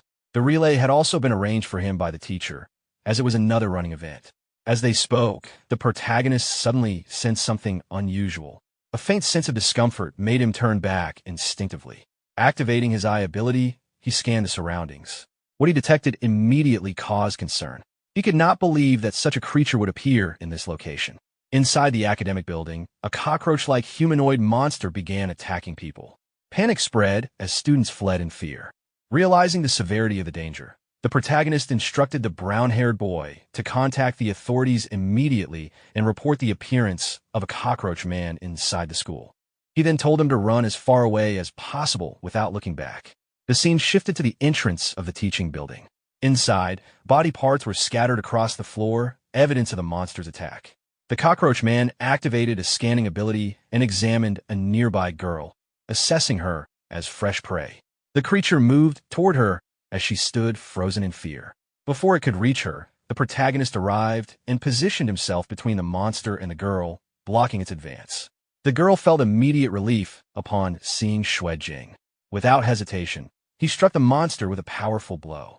The force of the impact sent the creature high into the air before it slammed against a wall behind it. He instructed the girl to leave quickly, and she fled the area in panic. Advancing again, he activated Twin Life and Twin Speed. While moving forward, he focused on weakening the monster first and concentrated his strength into a single point. He then delivered a direct punch to the creature's chest. The impact sent it crashing through multiple walls before it finally fell outside the building. Moments later, a severely injured man covered in blood staggered into the room. He pleaded for help, claiming the situation had spiraled out of control. The protagonist recognized his voice as Duan Kaiping from Golden Wind Dojo and was confused about his presence there. The injured man attempted to ask him to find his master, but before he could finish, the monster reappeared, charging back through the holes in the walls. The protagonist dodged, but the creature redirected its attack toward the injured man. In a single motion, it tore him apart and began consuming the remains. The protagonist realized the monster's speed was overwhelming. Without Twin Life, the earlier exchange might have ended differently. Even his previous decisive strike had failed to kill it. The creature turned toward him again, roaring. The injuries it had sustained began to heal at a visible pace. The recovery speed was far beyond normal expectations. As it attacked again, he evaded swiftly but noticed a shallow cut on his arm. Even while dodging, he had been grazed by a tentacle. This version of the cockroach man was clearly different. Compared to the one he had encountered at Ruizhu Hotel, this one appeared larger and more durable. The barbs on its limbs had grown bigger, and even its antennae had evolved into offensive weapons. It seemed that its genes had been further optimized. The battle was likely to become one of endurance. He took out a CO2 cylinder and presented it as bait. The monster instantly sliced it in half. Gas burst out and quickly filled the area with thick vapor. Using the smoke as cover, the protagonist launched multiple strikes. He then grabbed a broken iron rod from the debris and seized the opportunity. With a swift motion, he drove the rod into the creature's head and forced it down to its knees. Even in that state, it did not appear completely neutralized. Suddenly, it vanished from sight and began circling him at high speed. He realized it was attempting to confuse him with rapid movement before launching a sneak attack. The fact that it was thinking strategically made the situation more serious. Closing his eyes, he relied on visualization rather than sight. By tracing its movement trajectory mentally, he located it. The sensation reminded him of the moment he had comprehended the cloud-sealing tail. As the monster lunged in, he countered with a decisive strike, executing hidden dragon-style's killing move, turning golden scales. After delivering the blow, he understood that the disturbance at the school was too large to go unnoticed. White Raven would likely respond. For now, the priority was to hold the creature off and buy time until reinforcements arrived. The continuous clash between Shui Jing and the monster causes structural damage throughout the academic building. Quinching arrives from above using her anti-gravity augment dragon wing device. Observing the extent of the destruction in such a short time, she determines that Shui Jing is still engaged inside. A helicopter approaches the area, but a concentrated air vortex bursts upward through the roof, forcing it to adjust position. Mandrill questions whether they should descend. After scanning the battlefield and confirming Shui Jing's location, Quinching informs the team that combat data has already been synchronized to their systems. She decides to enter first to secure Shui Jing.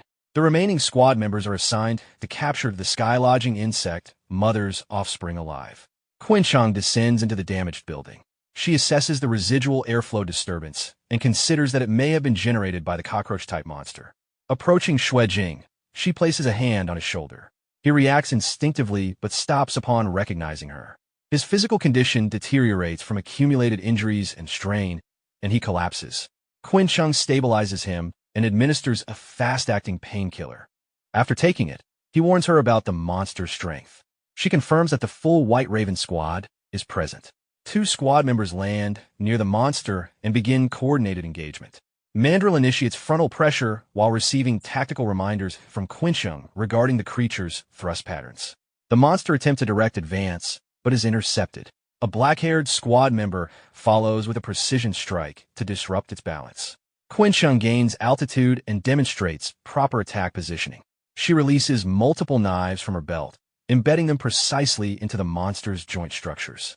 After a brief delay, the knives discharge an electrical current. The concentrated shock fractures the monster's body along its weakened structural points, separating it into multiple segments. She recalls the blades. From his position on the ground, Shui Jing observes that each strike had targeted functional joint weaknesses, minimizing force while maximizing effect. Despite severe structural damage and loss of mass, the monster remains alive. Quinchang instructs Qiyu to prevent further blood loss and maintain the creature's vital condition, as it may provide a lead to the sky-lodging insect mother. She then directs Xiao Jing to prepare the mission report and submit a request to headquarters for a tracking device. Qiyu acknowledges the instruction and begins stabilizing the restrained monster. Mandrill approaches Shui Jing and comments on his condition. Shui Jing responds that their arrival was timely. Mandrill explains that after the captain received the call, they immediately deployed by helicopter from the southern district, noting that the captain places significant importance on him. Shui Jing struggles to stand and asks about the investigation progress in the southern district. Mandrill reports that less than 1/3 of the area has been searched and no findings have been made so far. Shui Jing states that he has obtained a new clue. Quinching asks him to explain. He describes the situation involving Duan Kaiping, pointing out that as the leader of a delinquent group, his appearance at the school was unusual, especially since he had been posing as a cleaner. Given the circumstances, Shui Jing suspects a deliberate setup. After listening, Quinchang concludes that the information is valuable and instructs Xiao Jing to report it to the higher authorities. As she turns to speak further, she notices the restrained monster beginning to swell rapidly. She immediately orders Xiao Jing and Qiyu to retreat. Xiao Jing reacts in time, but Chiyu is struck during the sudden change. In the next moment, the monster regenerates its body and expands in front of them. Mandrill questions whether it is hyperregeneration. Quenching clarifies that it is molting. Before they can reposition, the monster launches itself into the air and attempts to escape. Mandrill alerts the captain. Quencheng prepares to pursue. Xuejing steps forward, takes a knife, and asks Quencheng to lend him one. She questions his intention. He activates Twin Life and throws the knife with full force toward the airborne monster. The blade pierces through the monster's chest. The creature loses lift and falls from the sky. Mandrill reacts in surprise at the force of the throw. Xuejing attributes the result to the quality of the captain's weapon. Quenching remarks on the high cost of the knife. Xuejing reflects that although he had previously used Twin Life against this creature, he had been unable to overcome it without proper equipment. He concludes that weapon quality plays a decisive role. At the same time, he notices strain in his hand and realizes that using that move carries a physical cost. Quenching places a hand on his shoulder and tells him they will return to the Hidden Dragon Dojo first and discuss the rest later. He agrees. As they proceed toward the helicopter, Xuejing considers that circulating energy alone will not heal his injuries and that he will require assistance from his senior brothers and sisters, likely accompanied by reprimand. The squad boards the helicopter and departs from the school. During the flight, Mandrill reports that they have lost another member and asks whether reinforcements should be requested. Quenching declines. Mandrill comments that further losses would negatively affect overall statistics and evaluations. Hearing their conversation, Xuejing reflects that he cannot adopt such detachment toward death. He then reviews the internal feedback from the battle.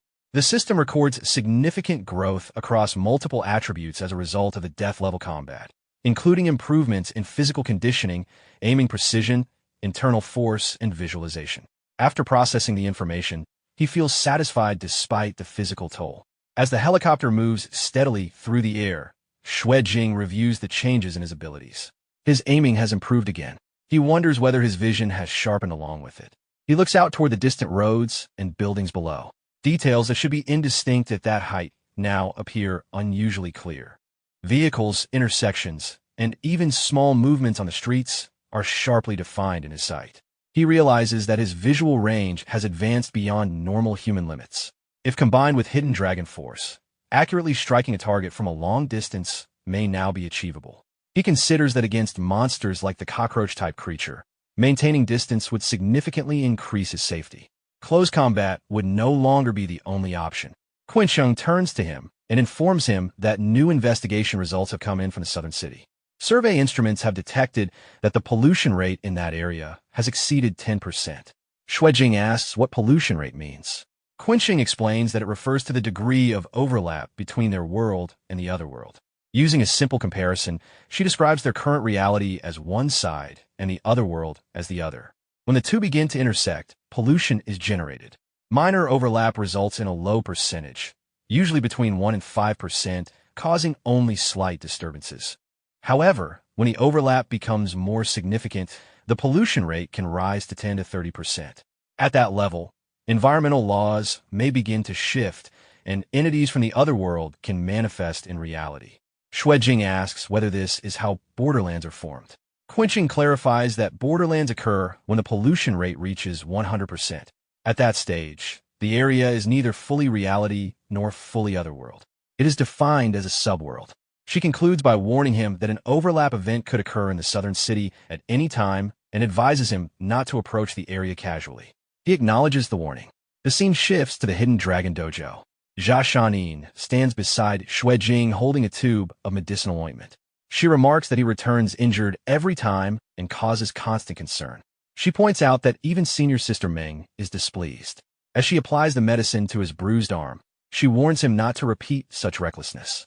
Xuejing explains that the situation forced him to fight and that he had no alternative at the time. Unconvinced, she presses harder while applying the ointment, causing him to react to the pain. She tells him he needs to remember it and points out that his entire arm has turned dark with bruising and recovery will take time. He reiterates that during the encounter, he was the only one capable of standing against the monster. Jia Shanin braces his back with her elbow to stabilize him during treatment. He winces again as she increases pressure. She then leans closer and begins channeling qi to guide the medicinal properties into his body, telling him to endure it so the treatment can properly penetrate. As senior sister Meng joins in and applies her own qi with controlled movements, Xue Jing notices the difference. Her control is more refined, and the medicinal paste seeps in smoothly without causing additional discomfort. The warmth spreads steadily through his muscles and membranes, easing the strain. While both senior sisters continue the treatment, he senses a subtle change within his body, as if something is responding to the stimulation. At that moment, the dojo master enters and calls out to him. Both senior sisters immediately withdraw slightly, their expressions turning restrained.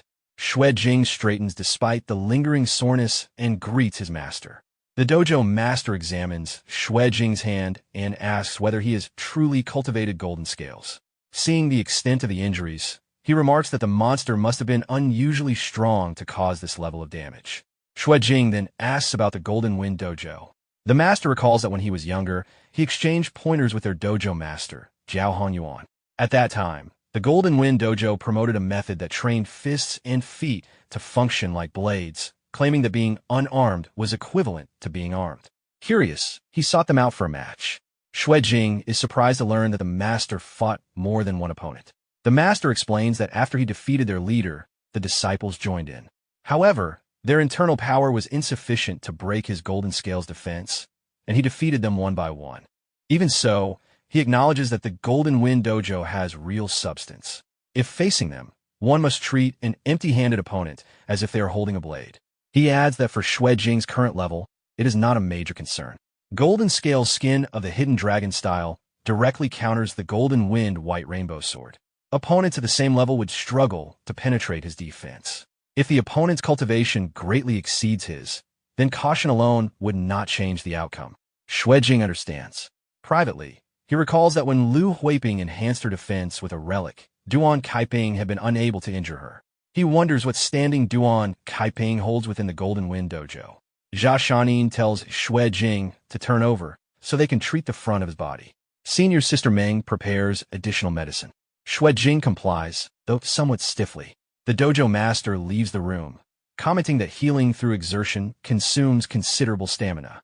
Xue Jing suggests that he could finish applying the medicine himself. Jia Shanin lightly presses a finger to his chest and tells him that what he needs most right now is to relax and let them handle it.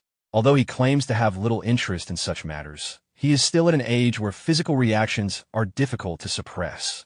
He begins circulating the hibernating dragon technique to steady himself. Jia Shanin wonders aloud whether he is feeling shy. As the treatment continues, he focuses on stabilizing his breathing. When a hand moves toward an area that does not require treatment, he instinctively tenses. Senior sister Meng leans forward to continue applying qi-infused medicine. The close contact causes Xue Jing to flush despite his effort to remain calm. Jia Shanin notices his reaction and calls it out. Senior sister Meng also realizes the situation and withdraws slightly. Embarrassed, Xue Jing explains that it is an involuntary physical response and apologizes. Jia Shanin states that in this condition, they cannot continue the treatment. Ashamed, Xue Jing turns away and says he will handle the rest himself since the remaining areas are accessible. The two senior sisters leave the room, telling him to finish up on his own. After they depart, he mutters to himself that he cannot tell whether Jia Shanin acted intentionally. 1 hour later, after circulating energy repeatedly, he examines his condition. His skin still feels numb, itchy, and sore. The injuries were heavier than he initially judged. Reflecting on the battle, he realizes the damage stemmed partly from incomplete understanding of turning golden scales. The technique uses gene force to link the skin membranes across the body, distributing and neutralizing incoming force. By spreading impact over a larger surface area, pressure at any single point is reduced. This is the foundation of Golden Scale's skin's defensive strength. He understands now why it counters the Golden Wind White Rainbow sword. That style relies on blade-like gene concentrated into extremely small contact areas for penetration. When facing a defense that disperses force across the entire body surface, its advantage is diminished. As expected of a core technique of the Hidden Dragon style, none of its methods are simple. The remaining techniques he has yet to fully comprehend include blood training, shaking starfire, and tendon training, eye-piercing current. When he steps out of the dojo, he decides there is no need to rush further cultivation. Recovery must come first. When Xue Jing returns to his apartment and opens the door, he sees Wayner sitting on the sofa watching television. She hears him enter, turns around, and smiles. She asks why he is back so late and whether he brought anything good to eat. He pauses, surprised, and asks how she is able to appear in human form again. As he looks at her, he recalls that according to the library records, transforming into a human required specific conditions that had not yet been fully met. Wayner explains that around noon, she suddenly found she could change back on her own. She adds that she will be leaving soon, so she decided to remain in this form for now. Jing sits beside her and asks why she plans to leave and whether living here has been uncomfortable. She replies that staying by his side brings him danger. She mentions Khan's security company, the Dragon Sect, and possibly other forces he may not even be aware of. Remaining near him only increases the risks he faces. Holding his hand, she says that during the days she stayed with him, she felt genuinely happy. Living as a cat allowed her to be carefree, focusing only on simple things without the burdens of leadership. However, she is the sect leader of the Dragon Sect, and she cannot ignore that responsibility. She concludes that it is time for her to go. Her expression softens, and tears gather in her eyes as she leans closer. Jing holds her firmly and tells her that abandoning her out of fear would make him worthless. He says that no matter what danger comes, they will face it together. She looks at him and asks whether she can truly stay. He confirms that she can. She embraces him tightly. At that moment, his internal system registers a sharp increase in favorability and a significant rise in charm-related experience, pushing the charm technique to a higher level. He notes that the increase is far greater than usual. Typically, such growth is modest. Looking at Wayner holding him closely, he begins to suspect that her emotional state is directly influencing the synchronization process. He tells her that he needs to discuss something important. She looks at him, confused. After he explains his observations about the system feedback and emotional fluctuations, she considers it carefully. She concludes that when her emotions intensify, it likely accelerates the fusion progress with the cattail ring, eventually leading to incarnation as Batet. Jing awkwardly explains that it is not just any emotion that advances the fusion, but a specific kind, similar to what she experienced during their first fusion in the bathtub. Wayner immediately blushes in surprise. Her expression shifts to caution as she asks what he intends to do. He clarifies that it is not about what he wants, but whether she is willing. He emphasizes that he is asking if she wants to actively receive and control this power. She moves slightly away on the sofa and asks what he means. He explains that so far, those who incarnated as Batet have not shown abnormalities and have only gained strength. Since they are already making enemies of a large organization like Khan's security, increasing their available strength is a practical consideration. Hearing this, Wayner realizes he is treating the matter seriously rather than impulsively. She asks whether the source of the cattail ring is reliable. He answers that he believes the person who provided it had no reason to deceive him. After a brief pause, she suddenly pushes him back onto the sofa and climbs over him, saying that if that is the case, they should try immediately. He asks her to wait, but she clarifies that her decision is based on practical reasoning. More strength means greater security. He tells her there is no need to explain. She then asks how they should proceed. He suggests recreating the conditions from that earlier day. She nods. They enter the bathtub together. Wayner takes his hand and lightly scratches it. The cut opens easily due to her increased strength. Jing endures the sting without reacting outwardly. She leans against his chest, resting her head there, quietly wondering whether anything is happening. At that moment, the relic on her tail begins to glow faintly. Jing observes the change and gently holds the cattail ring. As he focuses, he senses a subtle trace of divinity within it. He realizes that deepening the fusion involves extracting the divine power belonging to the foreign god Batet contained inside the relic. If Batet is a deity, then divinity existing within the artifact is logical. Wayner looks up and says she feels slightly stronger. He confirms that he sensed the change as well. With his current physical condition, an ordinary blade might struggle to injure him, yet her casual scratch broke his skin easily. Seeing the wound, she apologizes. He tells her not to worry and asks whether the enhancement is purely physical or if she senses any additional abilities.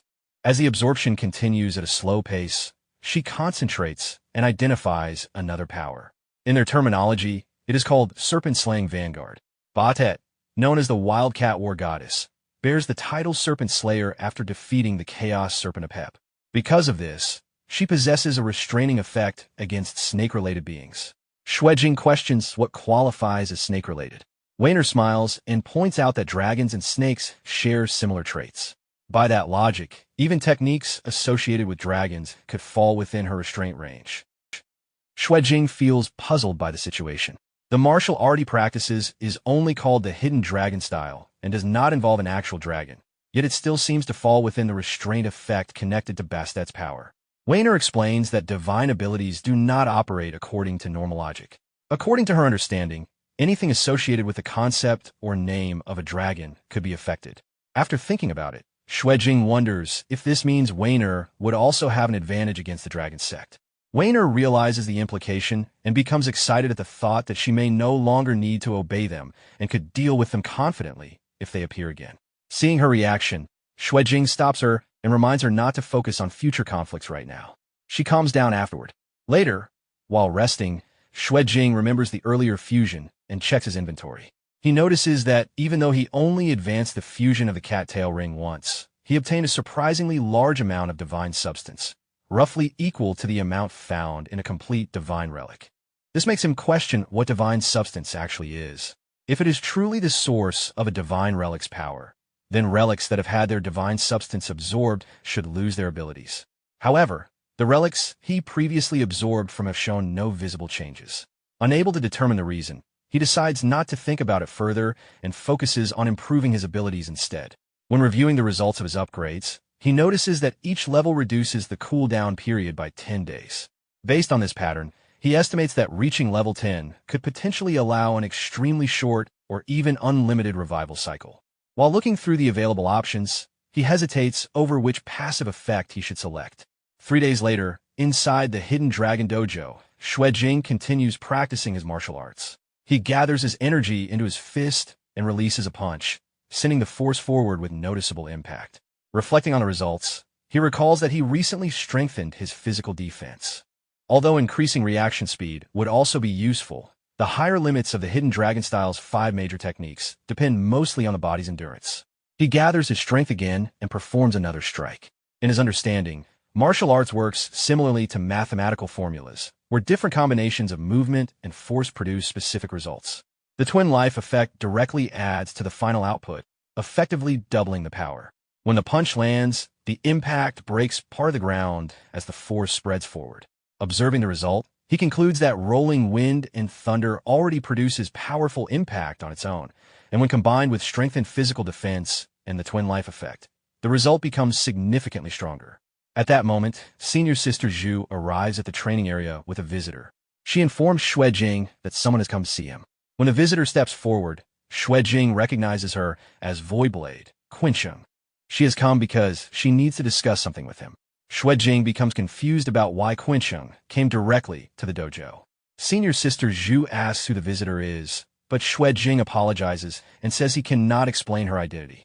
Quincheng grows impatient with the conversation and reminds them that her time is limited. Senior Sister Zhu approaches her and insists that if she has something to say, she should speak clearly instead of acting mysterious. Quincheng calmly stops her and explains that the matter can only be discussed with Xuejing. This irritates Senior Sister Zhu even more. Quincheng then asks Xuejing to leave with her and find a quieter place. Seeing Senior Sister Zhu's reaction, Xuejing realizes the situation is becoming awkward, but he still follows Quincheng outside. While walking toward the exit, he asks what was so urgent that she had to come all the way to the dojo. Quincheng explains that she is only delivering a message on behalf of someone else. Xuejing quickly guesses that the message comes from Wu Yuqing, and Quincheng confirms it. She activates a projection from her watch and shows him an image. The projection displays Otogi Suzuka, the third heir of the Otogi clan, one of the Far East's 6 major Zaibatsu.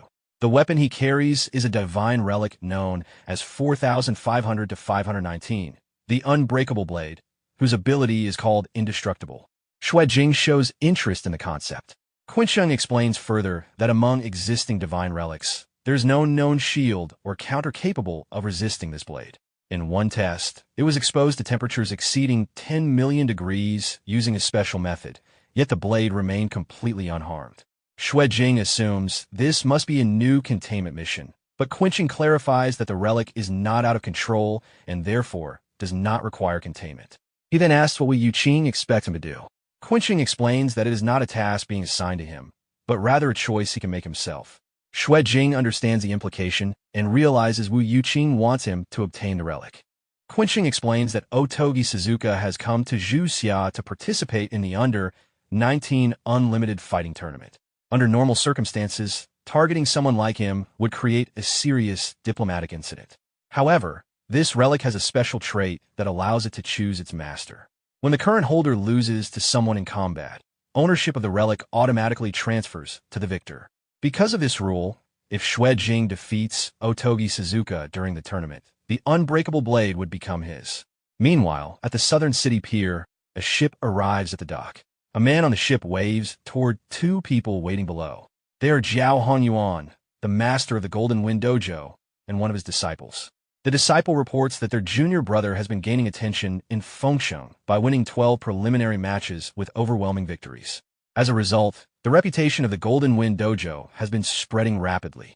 Jiao Honyuan criticizes the situation, saying that winning a few matches has already made him arrogant and lacking in composure. The disciple argues that their junior brother is a prodigy and that some arrogance is understandable. Jiao Honyuan then asks whether the organization known as White Raven is still investigating them. The disciple explains that everyone who knew about the matter has already been silenced, so White Raven cannot obtain any information. However, he expresses regret about the death of their senior brother Kaiping. Jiao Honyuan admits that he also regrets Kaiping's death, but describes it as only a minor setback on their path forward and urges the disciple to focus on the future. The disciple then asks about their junior brother. Jiao Honyuan says that the path the young man must walk is different from theirs. He also warns that their current activities must not be revealed to Chengxian, since he is about to participate in the finals and should not be distracted. The disciple bows and acknowledges the order. After arriving in Fengsheng, Xue Jing feels irritated because he had only informed his master about participating in U19 Unlimited Fighting Tournament, yet several others followed him there. His senior sisters insist that it would be dangerous for him to travel alone and claim they came to protect their little junior brother. Xue Jing finds this explanation unreasonable, since they are the ones creating most of the trouble. He then turns to Weiner and questions why she came as well. Weiner explains that since the fusion with Batet can deepen further, she intends to continue working on it persistently. Xue Jing becomes suspicious that she might be getting overly invested in the process, though she denies it. Senior sister Zhu notices the cat staying close to him and remarks that his relationship with it seems unusually close, even bringing it along for the trip. Weiner reacts loudly in protest. Senior sister Zhu suggests leaving the cat at the hotel so it will not interfere with training, which causes both Weiner and Xue Jing to react immediately. Weiner strongly objects, and Xue Jing eventually gives in, allowing everyone to stay together. Later, back at the dojo in Fengsheng, senior sister Zhu begins explaining the situation more seriously. She tells Xue Jing that with his current strength, defeating Otogi Suzuka is unrealistic. Xue Jing asks what level she believes he is at right now. She estimates that he is around level 3. When he asks whether this level system is specific to Fengsheng, she casually reveals that it is simply a system she invented herself. Despite the informal method, she supports her judgment with examples. Otogi Suzuka entered his sect at the age of 10, became the head disciple within 5 years, and 3 years later earned a title within the martial arts world. His strength is considered comparable to their eldest senior brother. She then asks whether Xue Jing believes he could defeat their eldest senior brother at his current stage. After thinking about it, Xue Jing admits to himself that there is still a considerable gap between them, and if they fought now, he would most likely be defeated. Senior sister Zhu notes that at least he understands his own limits. However, she explains that her main concern is not just the difference in strength. The U19 Unlimited Fighting Tournament is the only global fighting competition where weapons are permitted. Because of this rule, the weapon used by a contestant can heavily influence the outcome of a match. At the same time, a fighter's effectiveness in battle is closely tied to their familiarity and skill with their chosen weapon.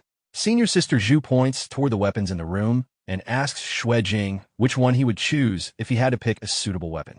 Xue Jing replies that he would not choose any of them because he prefers relying on his fists. Senior sister Zhu then explains that if Otogi Suzuka fights with a weapon, his strength could be considered equivalent to 9 of their eldest senior brothers combined. Hearing this comparison surprises Xue Jing. She writes something on the board, indicating the use of the Joshi sword. After seeing it, Xue Jing reflects on the strength of their eldest senior brother. Although he has never fought him directly, he knows that the eldest senior brother has already mastered all the killing moves of the hidden dragon style. Even if Xue Jing were to push the turning golden scales technique to its limits, it would still be difficult to withstand a full power strike from him. If several opponents of that level attacked at the same time, the result would almost certainly be defeat. At that moment, senior sister Zhu brings out a weapon covered with cloth and presents it to him. When Xue Jing touches it, he immediately senses its quality and recognizes it as a blade. Senior sister Zhu becomes curious about how he realized it so quickly. Xue Jing explains that he cannot clearly describe the feeling, but it seems as if the weapon itself is calling out to be used by him. Senior sister Zhu is satisfied with his reaction and explains that she has not given him anything since he joined the sect, so she decided to present this blade as a gift for him to use in the U19 tournament. Xue Jing asks about its approximate value. She explains that the blade is forged mainly from dragon bone steel and also contains materials such as star iron stone, moonlight thread, and blood amber. The weapon was crafted by the renowned smith He Jiushi. Altogether, its cost is around 20 million. The price shocks Xue Jing because it is far beyond his own financial means. Nevertheless, he thanks senior sister Zhu and accepts the weapon. As he swings the blade to test it, he feels that handling a weapon is still somewhat unfamiliar. He briefly wonders if mastering it could be as simple as using equipment in a game, where the user instantly knows how to operate it. At that moment, the dojo master suddenly appears and throws water toward him. Xue Jing reacts instinctively, sensing the movement and dodging while holding the blade. The master comments that his earlier posture looked unrefined. Xue Jing greets him and asks whether the hidden dragon style contains specific techniques for weapon usage. The master explains that advanced martial arts are interconnected. Movements that can be performed with fists and feet can also be adapted for use with weapons. As he speaks, he pours the remaining tea water onto the ground, and the liquid penetrates the surface, leaving small holes. Xue Jing notices this and realizes how much control the master possesses. The master then states that the competition is approaching and that Xue Jing should learn a decisive technique. He demonstrates a killing move within a mental training space, allowing Xue Jing to witness the power of a single strike directly. The overwhelming force of the move shocks him. After the demonstration, the master asks how it felt. Still surprised by what he experienced, Xue Jing recognizes the nature of the technique and realizes it is the concept of killing intent. The dojo master explains that the technique known as Azura Blade Intent is created by pushing the chi of motion to its extreme. At that level, the user can influence others purely through spiritual consciousness, even without direct physical contact. Xue Jing finds the idea difficult to relate to ordinary scientific logic. The master responds by pointing out that the hidden dragon style itself already involves phenomena that cannot easily be explained scientifically, such as manifesting dragon-like power during techniques. Because Xue Jing wants to learn weapon usage, the master decides to teach him Azura Blade Intent. He explains that even without perfect body coordination or specialized killing moves, simply swinging a blade with this intent would already produce considerable power. Training begins immediately. Xue Jing hesitates, thinking that sparring directly with the master would be excessive. The master clarifies that the one assisting with the training will be Qingjiao Meng instead.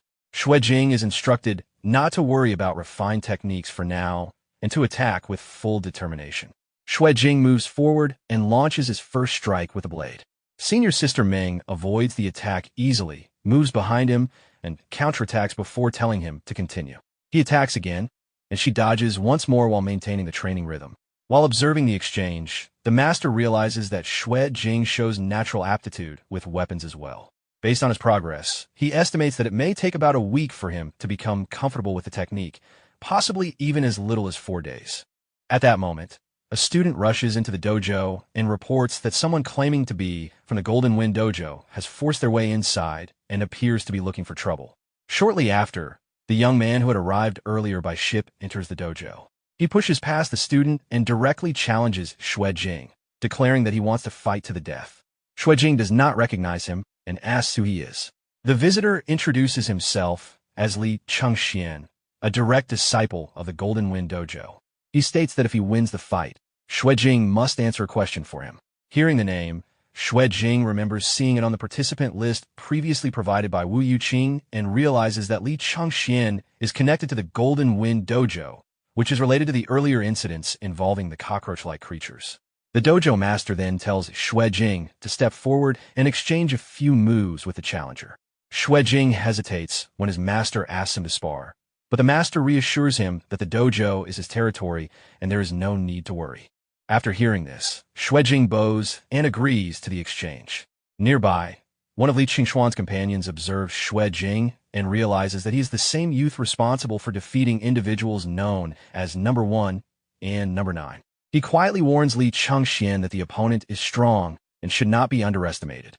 Li Chengxian, however, moves forward confidently, saying he has seen many fighters who appear impressive but lack real strength. When he addresses Xue Jing as a child, Xue Jing reacts to the remark. Li Chengxian then states that he is actually 1 year older and jokingly suggests that Xue Jing could call him brother. He continues speaking in a mocking tone, saying he will hold back since they are inside Xue Jing's own dojo and it would not be good to embarrass him too badly. Xue Jing responds by placing his blade aside and remarking that Li Chengxian talks too much.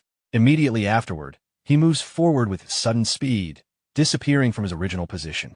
Li Chengxian is momentarily surprised by the sudden movement. Xue Jing appears behind him, catching him off guard. However, Li Chengxian reacts quickly and moves to counterattack. Both of them strike at the same time, their punches colliding directly.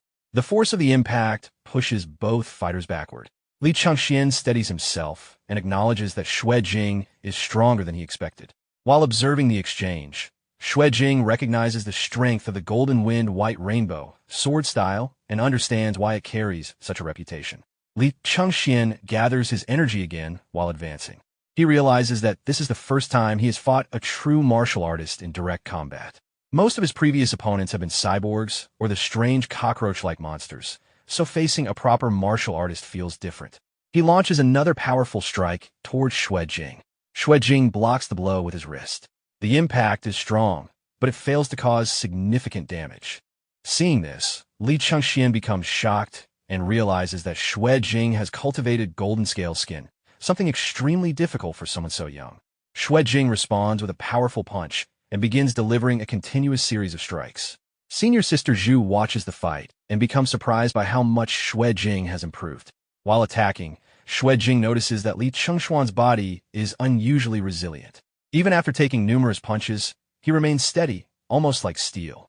Xue Jing wonders whether cultivating the Golden Wind White Rainbow sword technique also strengthens the user's physical body, since most people would have already collapsed after just a few hits. As the fight continues, Xue Jing finally notices a brief opening and gathers his energy into his fist, preparing to deliver a decisive strike. Before the attack can land, a voice suddenly orders them to stop. Xue Jing immediately pulls back and flips away.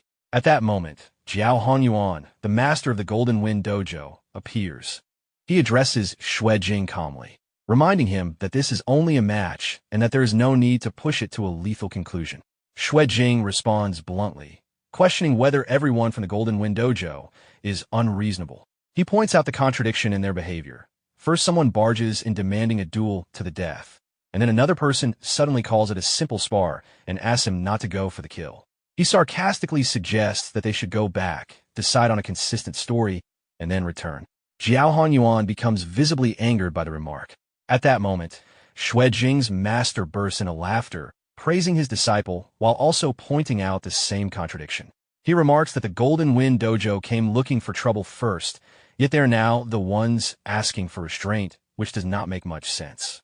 Jiao Hanyuan glances angrily toward his own student before calming himself and turning back toward Xue Jing's master. He proposes that since Xue Jing will also be participating in the U19 No Rules fighting tournament, he might as well give him a few rounds of practice. Senior Sister Zhu immediately becomes furious at the suggestion, accusing him of already being rude by coming uninvited and now still wanting to fight her junior brother.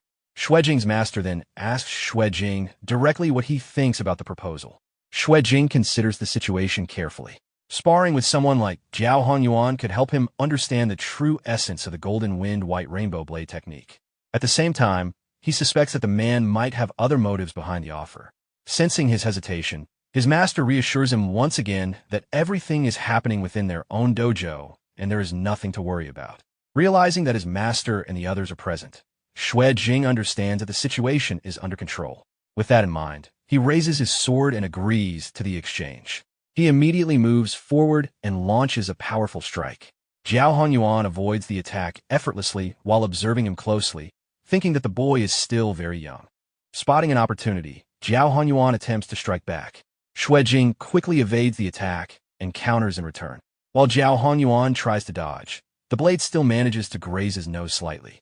Surprised by the result, Zhao Honyuan realizes that the young fighter possesses remarkable talent with weapons.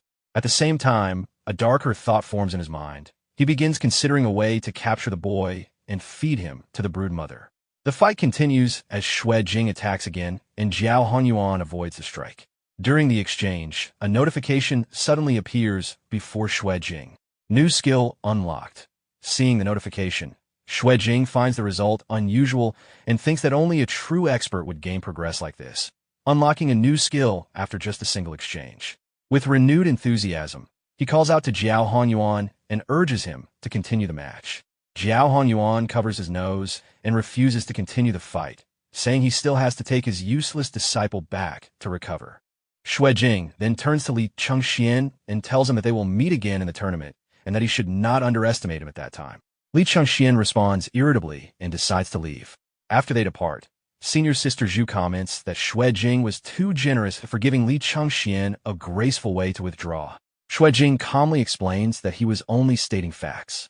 At that moment, Li Chengxian had not yet fully raised his qi. Although it looked like he blocked the strike, he had actually taken heavy damage and could only focus on defense afterward. According to Xue Jing's judgment, Li Qingshuan's real strength is greater than what was shown in that brief clash. The dojo master then asks Qingjiao to hand him a blade. While looking at Xue Jing, he quietly observes that his disciple's perception and eyesight have been improving rapidly. After receiving the blade, the master holds the sword. Xue Jing senses something and decides to push himself further. If he wants to comprehend the Azura blade intent, he must face it with a resolve to die. With that determination, he leaps into the air and swings his blade powerfully toward the master. The master blocks the strike with his own sword, and the two remain locked in that position. 3 minutes pass. Senior sister Zhu becomes confused and asks what the master and junior brother are doing.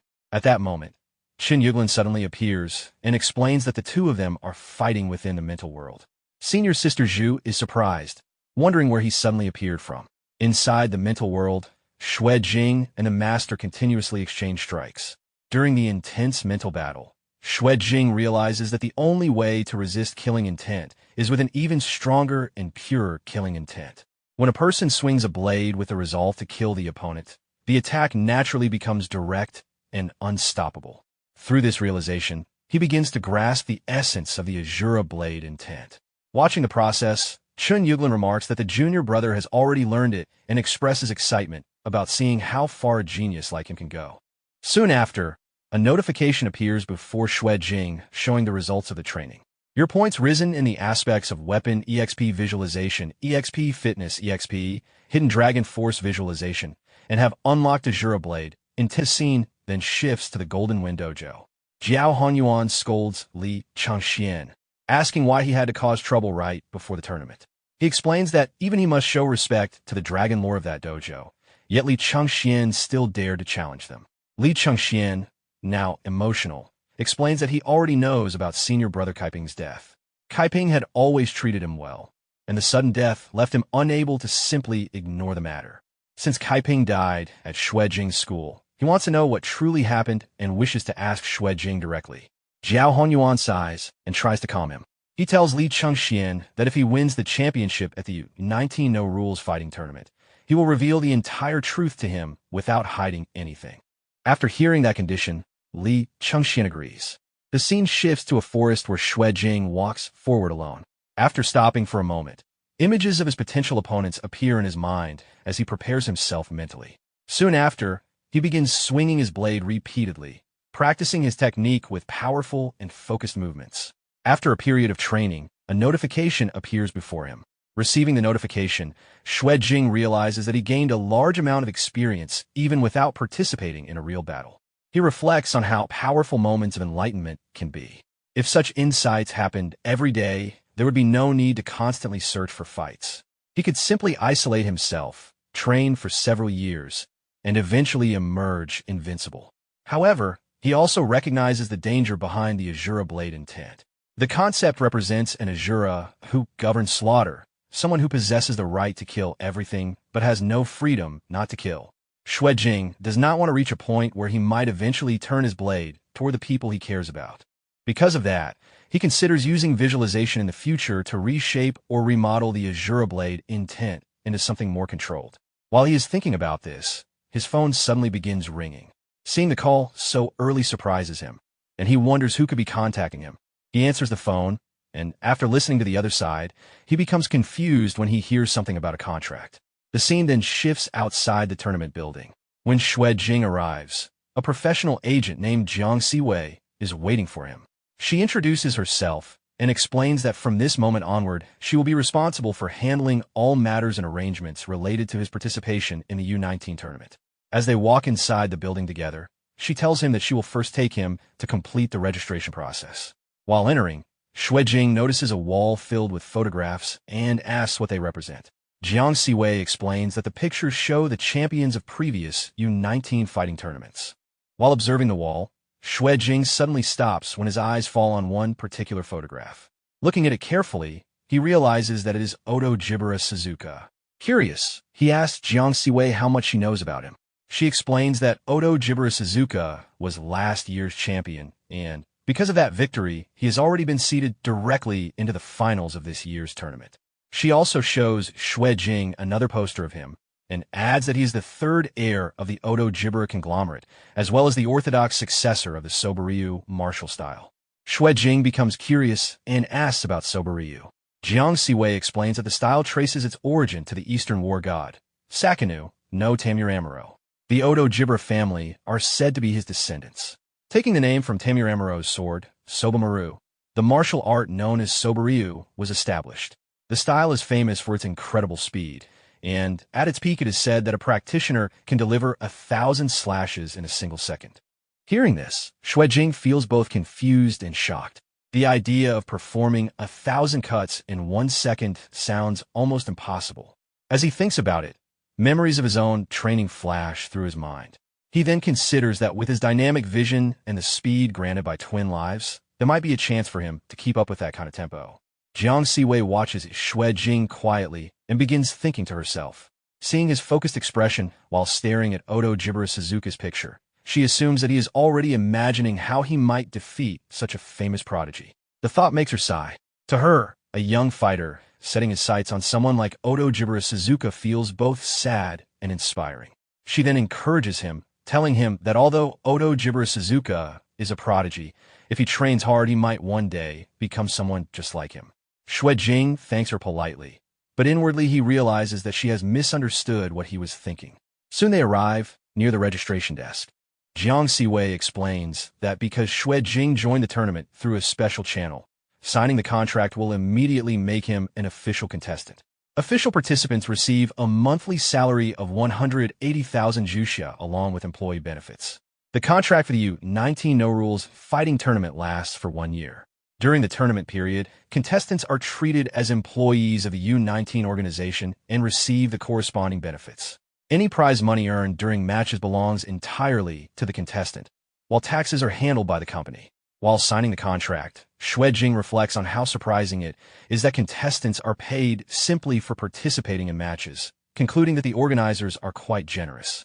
Afterward, Jiang Siwei reminds him that the rules of the U-19 tournament differ slightly from most other fighting competitions and that it would be better for him to understand them in advance.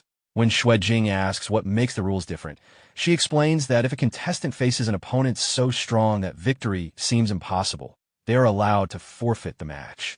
However, forfeiting does not immediately eliminate them from the tournament. Instead, they are sent to a revival round. As long as they survive in the revival zone until the end, they can still obtain the qualification to challenge the champion. Hearing this, Xue Jing briefly considers a strategy. If someone chose to forfeit from the beginning, they might theoretically reach the finals without taking unnecessary risks. However, he quickly dismisses the thought, realizing that if others adopted the same plan, they would inevitably encounter each other earlier in the revival stage. While watching him, Jiang Siwei begins thinking about something else entirely. She notes his handsome appearance and secretly decides that she will train and promote him into the greatest dark horse contestant in the tournament's history. Xue Jing then suggests that they end their tasks for the day. Jiang Siwei agrees and tells him that if he has any questions, he can contact her at any time. Later, the scene shifts to a beach area. While walking along the shore, Xue Jing continues thinking about Odo Jibara Suzuka. From what he has learned, the opponent is even stronger than he initially expected. Not only is his speed extraordinary, but his weapon techniques are also top tier. If Xue Jing wants to defeat him, he knows he will need much more training.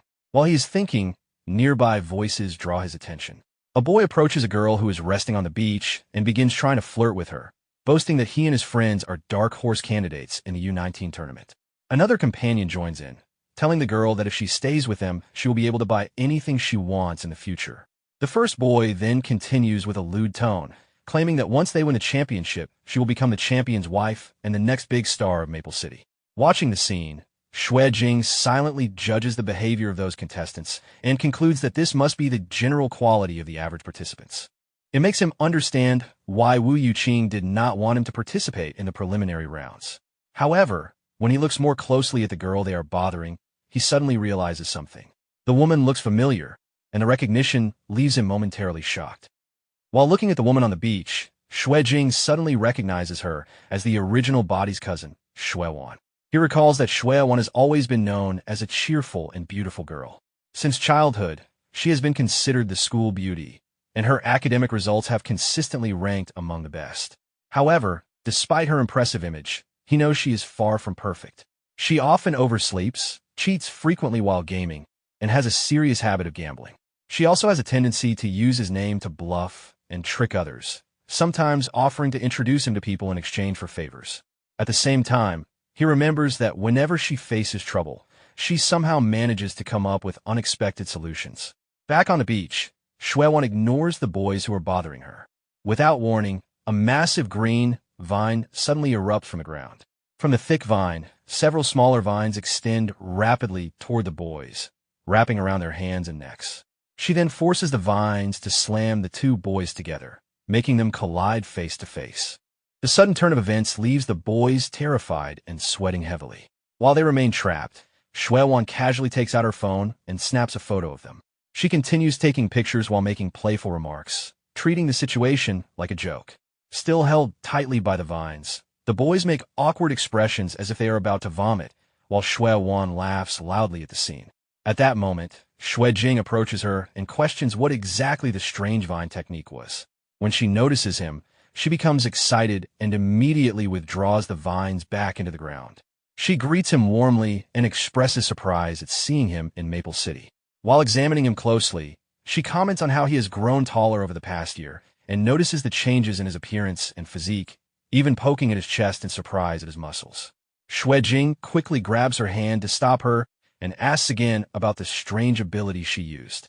Xue Wan smiles awkwardly and denies knowing anything about it, pretending ignorance. Xue Jing becomes annoyed, realizing that she is clearly avoiding the question. She then shifts the conversation and asks what he is doing in Maple City. Hearing the question, Xue Jing realizes that he never told her about his martial arts training because he did not want to make her worry. He admits that he is entering a tournament.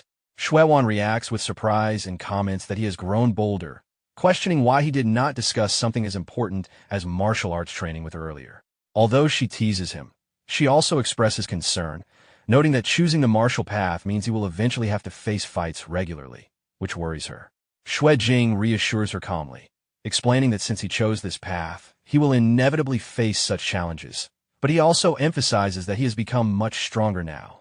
Xue Wan responds playfully, saying that words alone are not convincing and suggesting that she test his abilities herself. When Xue Jing asks how she plans to do that, she points toward a nearby lighthouse and proposes a simple race to that location. She states that if he wins the race, she will stop nagging him about martial arts. After hearing her proposal, Xue Jing considers the idea and thinks that since it is only a running race, it should not be particularly difficult. Xue Jing stretches his body and prepares for the race, agreeing to the challenge and reminding Xue Wan not to go back on her word later. Both of them take their positions, and once the signal is given, Xue Jing immediately runs forward at full speed. Instead of running, Xue Wan stays behind and activates her strange ability again. Vines suddenly burst from the ground ahead of Xue Jing. He quickly jumps to dodge them, already expecting that she would cheat. As she continues controlling the vines with hand gestures, more and more vines erupt from the ground, blocking his path and attacking from different directions. Jing keeps advancing by dodging, sprinting, and jumping through the constant barrage. The vines seem endless, forcing him to slow down repeatedly to avoid getting caught. At one point, he blocks an incoming vine with his wrist, and another forces him to adjust his pace again. During the chaos, Wan runs past him at a relaxed pace, smiling as she moves ahead. Jing focuses his senses and scans the path forward. He notices a narrow gap among the vines and quickly moves toward it, trying to slip through. Meanwhile, Wan observes his actions and anticipates his movement. She continues ahead and reaches the finish line first. When she stops, she announces that the race is over. Even though Jing continues pushing forward, the vines make his progress extremely difficult. Realizing that ordinary movement will not be enough, he decides to use more of his power. With a surge of energy, a large golden dragon-shaped force appears and cuts through the vines, clearing his path. Seeing this, Wan becomes visibly surprised. Jing finally reaches the lighthouse area, completely exhausted and breathing heavily. Wan acknowledges that the technique he used was impressive, but reminds him that he still lost the race. Curious about her ability, Jing asks what kind of technique she used. Wan responds playfully, saying that she does not truly understand it herself. She then mentions that she was chosen by something called the Lord of 1,000 Blossoms and Myriad Beauties, hinting at a mysterious connection. She asks him a strange question about whether he would still call her his sister if she were no longer herself. Jing becomes confused by her words and starts thinking that the name she mentioned sounds like that of a heretical deity. He begins to suspect that her unusual powers might be related to some kind of divine relic, which would explain her strange abilities. Before he can dwell further on the thought, Wan suddenly pushes him playfully and laughs, claiming she was only teasing him. She then changes the topic and complains that he came all the way to Maple City without treating her to a meal. She suggests that they go get something to eat at his hotel. Jing responds jokingly, suggesting that she should be the one treating him instead. Later that night, the scene shifts to his hotel room. Inside the room, Weiner sits alone with a worried expression, wondering why Jing has not returned yet. She begins suspecting that he might have gone out with another girl. Hearing movement outside the door, she assumes he has finally returned. She quickly rushes to the entrance and opens the door without carefully looking. Outside, Jing and Wan appear together in a drunken state, with Jing supporting Wan as they walk. Wan, slightly flushed, looks around the room with curiosity and remarks about the place. Seeing the two of them together in that condition, Weiner immediately becomes furious and shouts Jing's name in anger. Wan and Jing are both startled when Weiner suddenly shouts his name in anger. Jing quickly raises his hands and tries to explain the situation, attempting to clarify that things are not what they seem. Before he can finish, Wan grabs his arm and questions Weiner about who she is and why she is staying at his place. Her playful reaction leaves Jing both shocked and irritated, as he realizes she is intentionally making the situation more confusing. Weiner becomes even angrier after hearing Wan call him Shout Jing and begins questioning the nature of their relationship. Wan continues acting playfully, leaning close to Jing and speaking casually, which only increases Weiner's anger. Watching this unfold, Jing grows more irritated, knowing that Wan is treating the situation like a joke without considering the consequences. As Wan continues urging him to go inside, Jing quickly tries to clarify the truth and explains that she is actually his cousin. However, Wan interrupts him again, pretending not to acknowledge the explanation and continuing her teasing behavior. Jing realizes that she is fully committed to the act and becoming more troublesome. He insists once more that she truly is his cousin, but Wan casually brushes it off and pushes to enter the room. At that moment, Weiner grabs Jing's clothes tightly, visibly upset and emotional. She warns him that if he takes even one step inside with Wan, he should not expect to see her again. Seeing how serious the situation has become, Wan finally realizes that things have gone too far. Jing firmly tells her that if she does not help clear up the misunderstanding, she should not expect to return to school without consequences. Breaking the tension, Wan abruptly changes the subject and excuses herself to use the bathroom. After some time, the scene settles inside the room. Weiner sits beside Xue Jing on the sofa, now calmer, and acknowledges that she did not expect Xue Wan to truly be his cousin. Earlier, Xue Wan had explained the relationship to Weiner and even shared embarrassing childhood stories about Xue Jing, including incidents from when he was younger. Thinking back to that moment, Xue Jing feels irritated, realizing that only Xue Wan could say such shameless things without feeling embarrassed. Weiner then asks whether Xue Wan studies in Maple City and which school she attends. Xue Jing admits that he does not know and asks why she is curious. Weiner replies calmly that she noticed a strange scent coming from Xue Wan. Xue Jing misunderstands the comment and assumes she is referring to perfume or personal habits. But Weiner immediately reacts with irritation and clarifies that this is not what she meant. After calming herself again, Weiner reflects quietly, saying that the scent feels familiar and that she remembers encountering it somewhere before. Xue Jing suggests that it might be related to plants, considering Xue Wan's unusual vine ability. Hearing this, Weiner suddenly recalls an important memory. She realizes that the scent is connected to the Flower God Society. She remembers that back when she was still the leader of the Dragon Sect, members of the Flower God cult once approached them to discuss forming an alliance. Weiner explains that when the Flower God cult approached her sect in the past, she found their proposal unreasonable and rejected the idea of forming an alliance between different faiths. After refusing them, the cult member took out an ordinary potted plant. Although the plant itself looked normal, the woman recited a spell, causing the plant to suddenly bloom and transform into a divine relic. Xue Jing is shocked by this explanation, but Weiner confirms that it truly happened.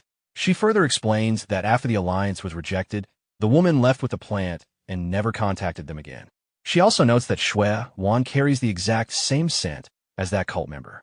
Hearing this, Xue Jing begins to suspect that Xue Wan's situation might be related to the entity known as the Lord of the Thousand Blossoms and Myriad Beauties.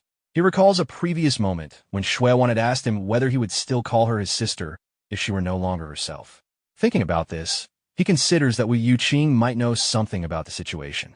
Suddenly, Xue Jing senses danger approaching. He notices heavy and aggressive footsteps outside, realizing that whoever is coming is not friendly.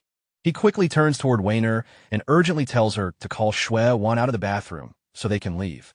However, Weiner has already transformed back into her cat form, making it impossible for her to help. Realizing this, he decides to go himself. Feeling irritated that his earlier plans have been disrupted, he rushes toward the bathroom and knocks on the door, trying to alert Xue Wan about the danger outside.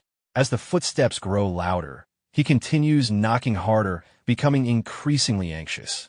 When there is still no response, he begins to worry that the intruders might force their way inside. Knowing that Xue Wan would care about her privacy, he hesitates, but ultimately decides that facing her anger later would be better than allowing danger to reach her unprepared. He finally pushes the door open, only to find that the bathroom is completely empty. Confused, he immediately activates his visualization ability. A replay of recent events appears before him, like recorded footage, revealing that Xue Wan had briefly entered the bathroom but left almost immediately afterward. At that moment, a powerful explosion suddenly tears open the hotel room door, shocking him. The scene then shifts to Maple City University. Xue Wan is seen walking toward the university grounds. As she approaches the indoor garden, a black-haired woman trimming a red rose plant speaks to her, asking about her visit. Xue Wan is startled by the unexpected voice and responds with irritation. The black-haired professor reminds Xue Wan that she was chosen by the Lord of the Thousand Blossoms and Myriad Beauties and suggests that mortal family ties should no longer matter to her. She questions why Xue Wan continues to hold on to those relationships. Xue Wan responds firmly, explaining that despite being chosen, she still considers herself an ordinary person. She also mentions that her younger brother has recently begun martial arts training and shows great talent, possibly even becoming a prodigy. Hearing this, the professor reacts with visible displeasure and dismisses martial arts as something insignificant compared to divine power. She suggests that if Xue Wan truly wishes to move forward alongside her mortal brother, he should worship the Lord of the Thousand Blossoms and Myriad Beauties so he may receive divine favor and ascend alongside her. In response, Xue Wan makes her stance clear and warns the professor without showing respect. At the same time, multiple vines erupt from the ground around her as she clenches her fist, firmly declaring that the professor is not allowed to harm her brother. The professor reacts with surprise, noting that this is the first time she has seen Xue Wan behave in such a serious manner, different from her usual playful attitude. However, despite acknowledging the change, she calmly reveals that Xue Wan is already too late. Xue Jing becomes worried about Weiner and quickly rushes outside to look for her. As he calls out, he suddenly senses something unusual and stops moving. A vine-like structure suddenly shoots toward him. He dodges it in time and grabs the vine with his hand. As he holds it, the vine begins to glow, and he realizes that it contains divine energy. From this, he understands that it is a plant-based divine relic. He pulls the vine forcefully, causing the person controlling it to lose balance and fall forward onto the ground. Holding the vine firmly, he identifies the attacker as someone connected to the Flower God Association. The attacker, Lu Cece, reveals herself as a recipient of the Flower God Association and attempts to recruit him. She begins speaking about their belief in the Lord of 1,000 Reds and 10,000 Beauties, presenting it as an invitation to join their organization. Xue Jing finds the situation strange, realizing that despite the aggressive intrusion, they are attempting to recruit him rather than directly attack. Instead of refusing immediately, he decides to stall for time while observing her actions. Lu Cece raises her hand and gathers pink-colored energy, showing her devotion to the entity she follows. As she speaks about humanity being guided onto the correct path, Xue Jing recalls that his sister had previously mentioned the same name connected to this mysterious power. At that moment, his eyes glow violet as he releases shadow flames toward Lu Cece. While doing so, he begins questioning her about the benefits of joining the association. His true intention is to restrain her using the shadow flames and gather information about his sister. As the dark flames surround her, Lu Cece becomes startled and realizes that he is also a recipient. This surprises Xue Jing, as he did not expect her to recognize his status so easily, making him wonder how widely known such abilities are. Lu Cece continues explaining that recipients are rare and blessed with divine power. She claims that joining the association would grant abilities such as plant manipulation and even allow transformation into a desired appearance through a special ritual.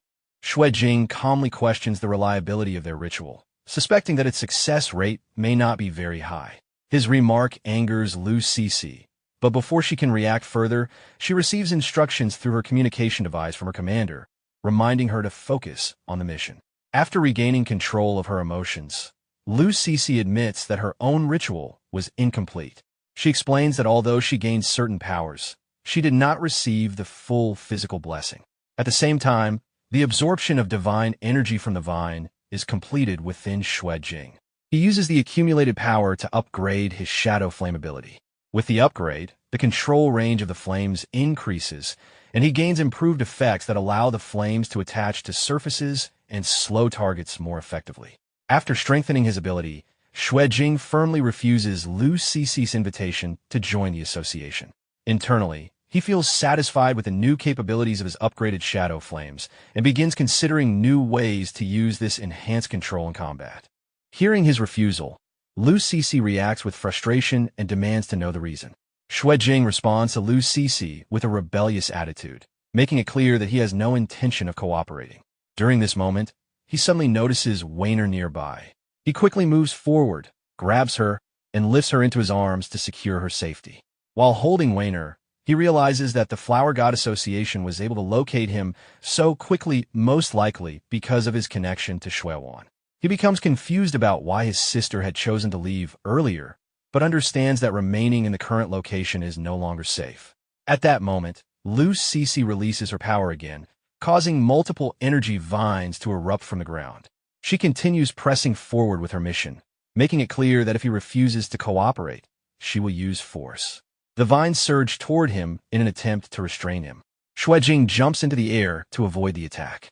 As he moves, he realizes that their attempt to recruit him was not spontaneous, but carefully planned in advance.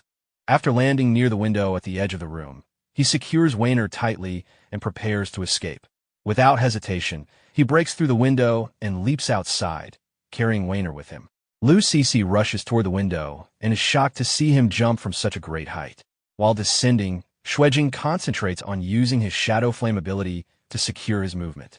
He directs the shadow flame toward the building's surface, allowing it to attach firmly. This creates a swinging motion that slows their fall and keeps them from slipping despite the smooth surface. Maintaining focus, he continues using the same method to move downward along the building, carefully controlling the flames to prevent losing balance. After descending across multiple floors, he finally reaches the ground safely. As soon as he lands, he hears familiar voices. Two senior sisters, Zhu and Meng, are standing nearby and are surprised to see him arrive in such an unusual way. Sister Zhu immediately senses that something is wrong. Without wasting time, she grabs his hand and pulls him toward a car. They quickly get inside the vehicle and drive away from the area. Shortly afterward, Lu Cece arrives at the location and attempts to continue the pursuit, but she receives orders through her communication device instructing her to stop and return. Exhausted, she complies and withdraws from the chase. The scene then shifts to the command room at Maple City University. Xuewan stands in front of several surveillance displays, watching the situation unfold. The black-haired professor appears behind her and comments on the discovery that Xuewan's younger brother is also a recipient. She admits that she failed to investigate properly beforehand and expresses curiosity about which foreign deity he might be connected to. Xuewan becomes worried after hearing this. The professor reassures her that, based on her observations, the deity associated with Xue Jing currently shows no intention of harming him. However, Xuewan raises a concern about the possibility of that deity becoming a threat in the future. The professor responds confidently, stating that if such a situation arises, the Flower God Association will support Xuewan without hesitation. As she speaks about their devotion to the Lord of 1,000 Reds and 10,000 Beauties, Xuewan's eyes begin to glow with golden light. Meanwhile, the scene shifts back to the moving car carrying Xue Jing.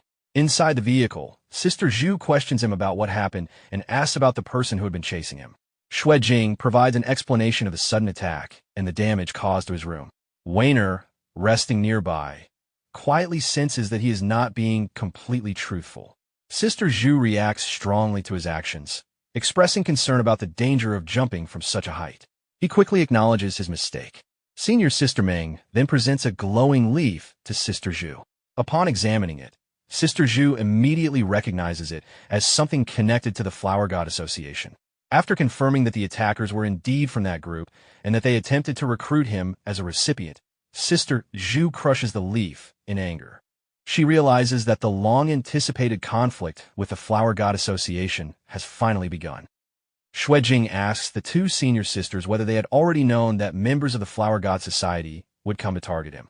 Sister Zhu explains that they are not that capable and clarifies that their master had mentioned this possibility earlier. According to the master, Xue Jing's rapid growth would naturally attract the attention of many groups who would attempt to recruit him, so they were told to keep an eye on him. Hearing this, Xue Jing reflects that the situation matches what has been happening recently, especially recalling how Yu Qing had already shown interest in recruiting him long ago.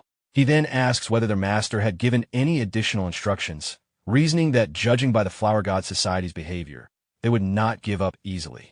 Sister Zhu clears her throat before relaying the next instruction. She explains that their master suggested that Xue Jing should move in and stay at a residence. This suggestion surprises him, while Weiner reacts with irritation.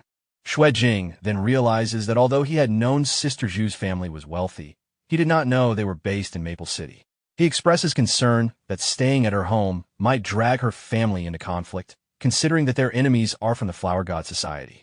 However, Sister Zhu responds calmly and confidently, implying that her family is not afraid of such threats. Soon after, the car arrives at her residence. She signals for the driver to stop, and, as the gates open, they enter the property. Seeing the scale of the residence, Xue Jing is stunned. He recalls how she once described herself as extremely wealthy and casually gave him an expensive longsword, realizing now that her earlier claims were not exaggerations. As they walk through the corridor, Xue Jing questions why someone from such a wealthy family would choose to live in Qingsheng, wondering whether it was done simply to experience rural life. Sister Zhu explains that the decision came from her grandfather, who referred to Qingsheng as their family's land of dragon's rise. Before his passing, he instructed each sibling to live there for a period of time. She mentions that, interestingly, after moving there, her older siblings each encountered important benefactors, and she herself became a disciple of Dragon Lord Li Qi.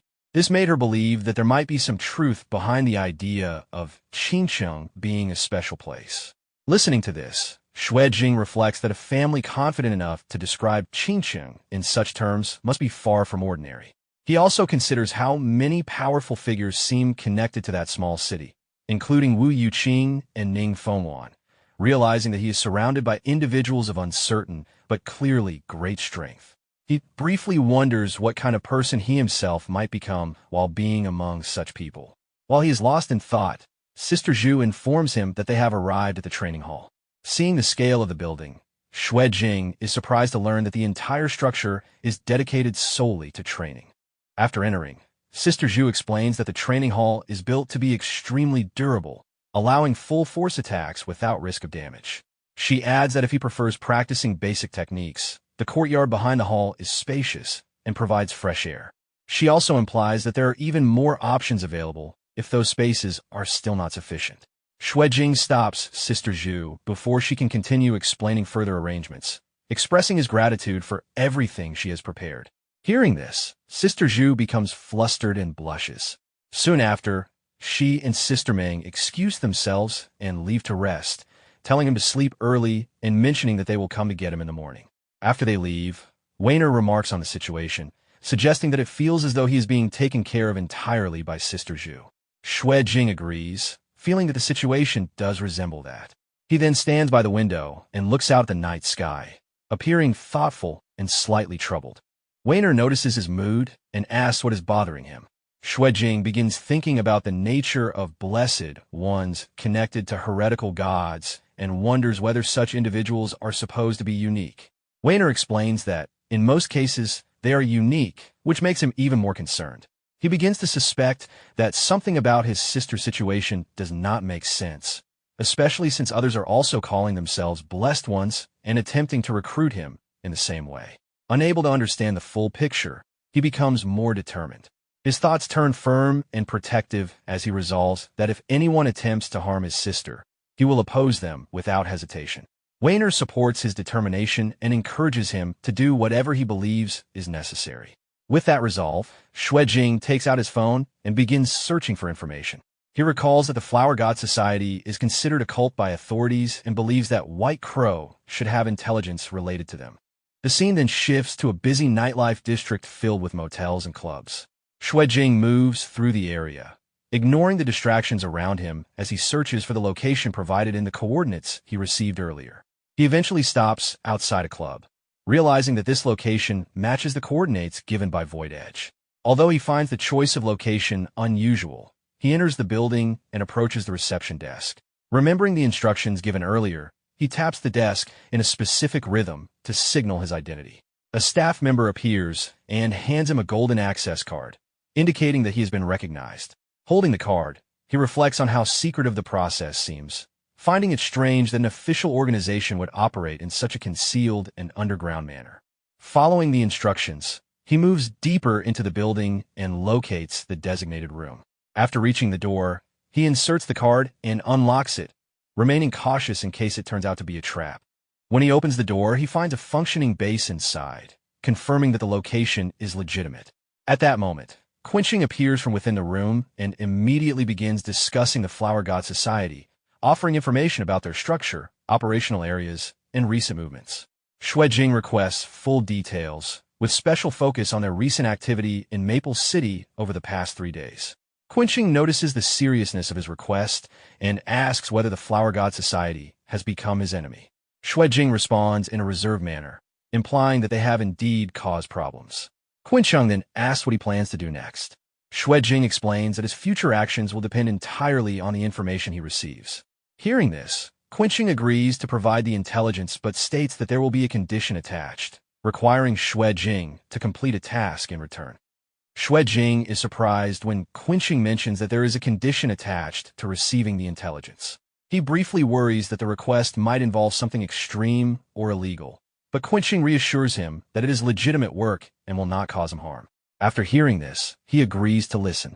Qingcheng begins explaining the background of the Flower God Association.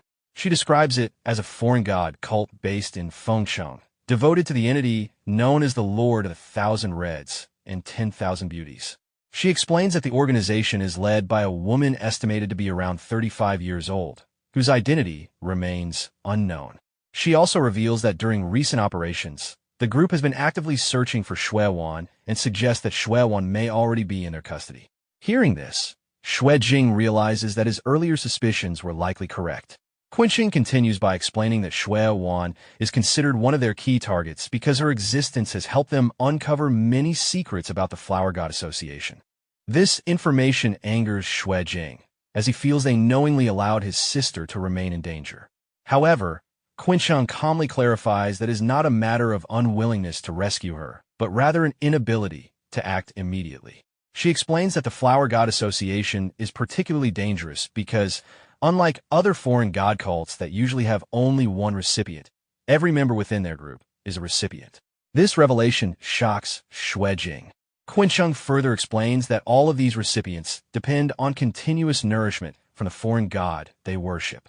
If that connection is severed, they will die immediately. Because of this risk, their organization cannot act recklessly and must locate the main source of the foreign god's presence before attempting any rescue. She assures him that once the location of the deity's core presence is discovered, rescuing Shuewan will become their top priority. After hearing this explanation, Xue Jing calms himself and realizes that his earlier anger came from acting impulsively. He apologizes for his reaction and offers to assist them in any way possible if it helps in dealing with the Flower God Association.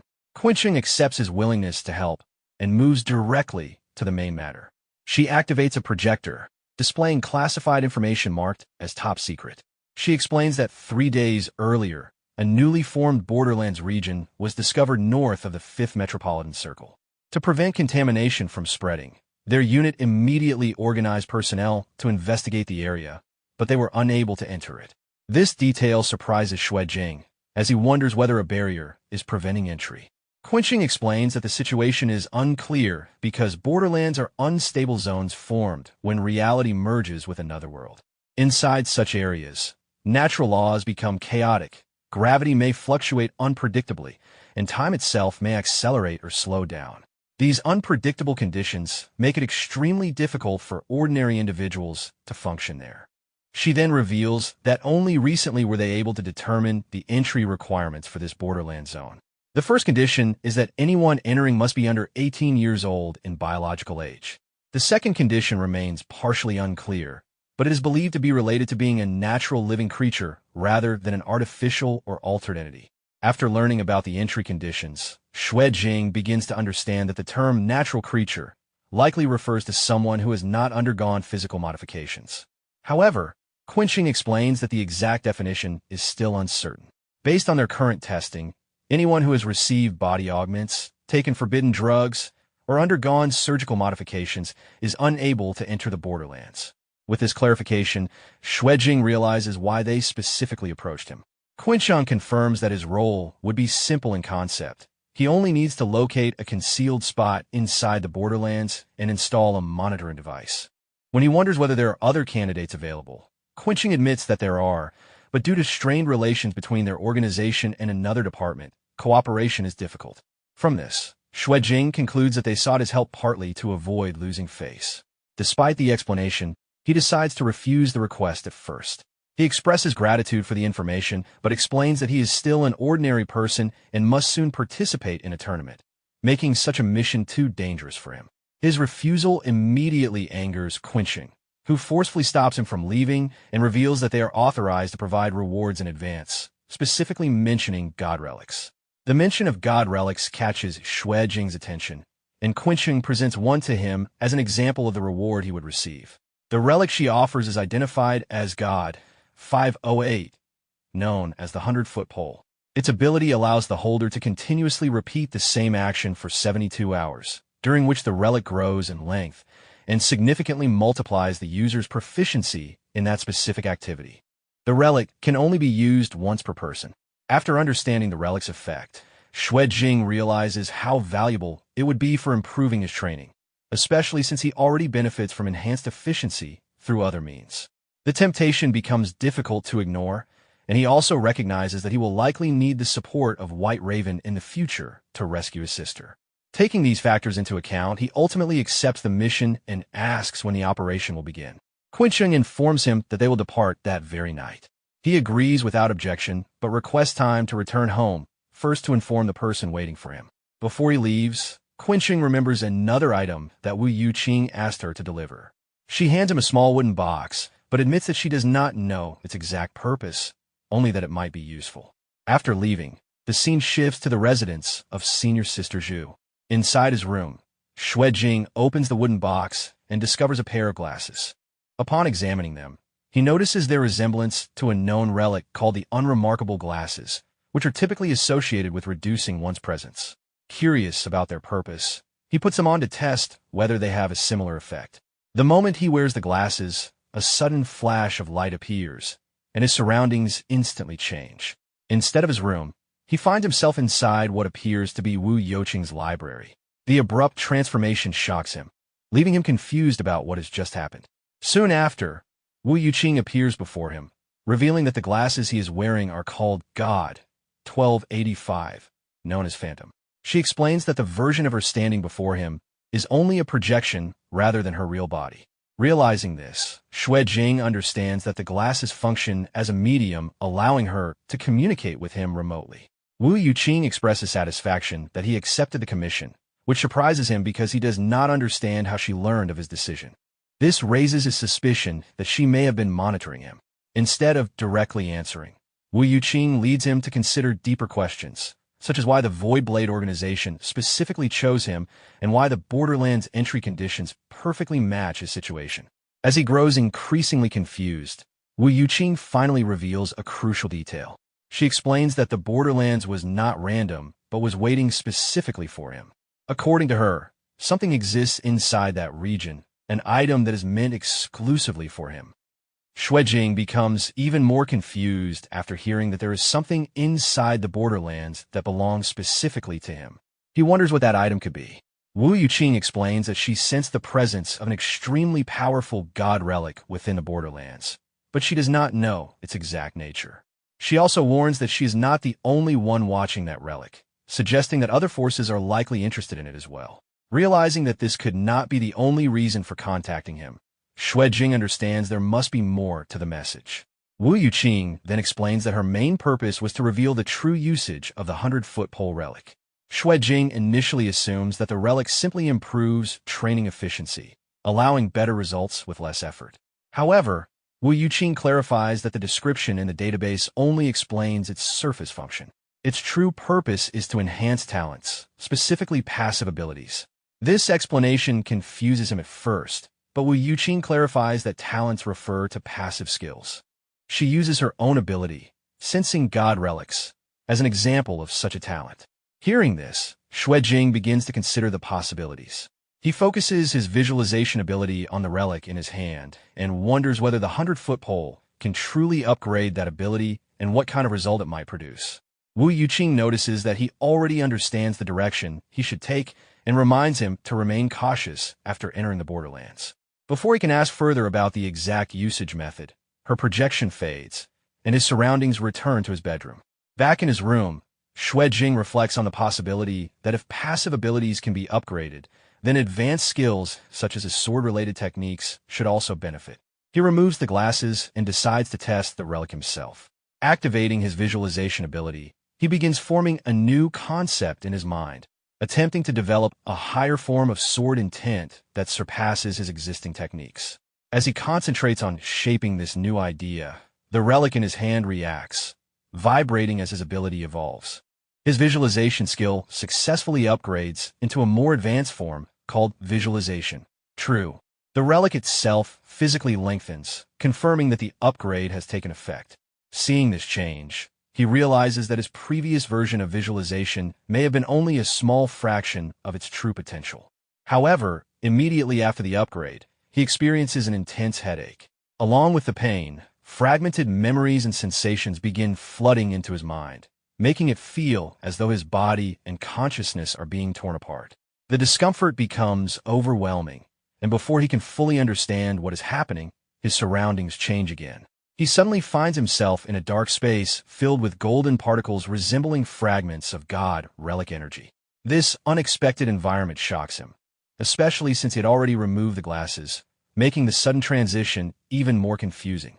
When he looks at his own body, he realizes that the glowing fragments around him seem connected to him, as if parts of his body have been separated into pieces of energy. At first, he fears that the upgrade caused his body to shatter, but he quickly reasons that if the fragments are still connected to him, then there may be a way to restore them. He attempts to gather the scattered energy back into his body, but the effort fails, causing him to panic briefly. Recognizing that panic will only worsen the situation, he forces himself to calm down.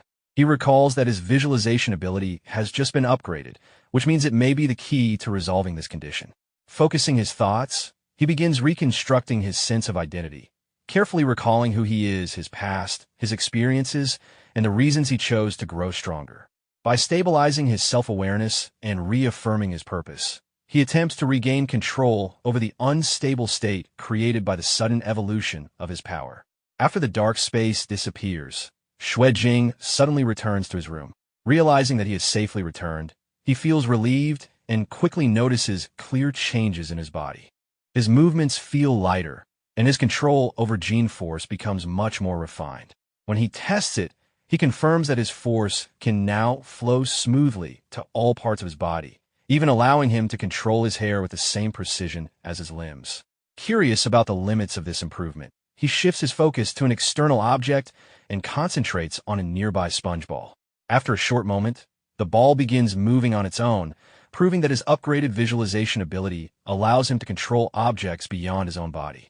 This confirms to him that the upgraded ability is far more powerful than before. At that moment, Warner wakes up and notices that he is still present despite previously mentioning that he had urgent matters to attend to. Her sudden appearance startles him, but what shocks him even more is the realization that although Warner is currently in her cat form, he can clearly perceive her true form at the same time. This unexpected perception confuses him further. Around the same time, he senses that someone has developed a strong sense of belief toward him, which increases his charm-related growth. This strange development leaves him puzzled, as he cannot fully understand the reason behind it. Soon after, his phone rings, signaling that it is time to leave. Knowing that the mission is about to begin, he prepares to depart. Before leaving, he gathers his belongings, including his bag and weapon, and exits the room, leaving Warner behind. Alone in the room, Warner feels an unusual presence from him, sensing an overwhelming aura that makes him feel distant and powerful in a way she cannot fully explain. The scene then shifts to the following day. Jing travels with Qinsheng by helicopter toward the Borderlands barrier. During the flight, Qinsheng hands him a watch containing synchronized information related to the Borderlands.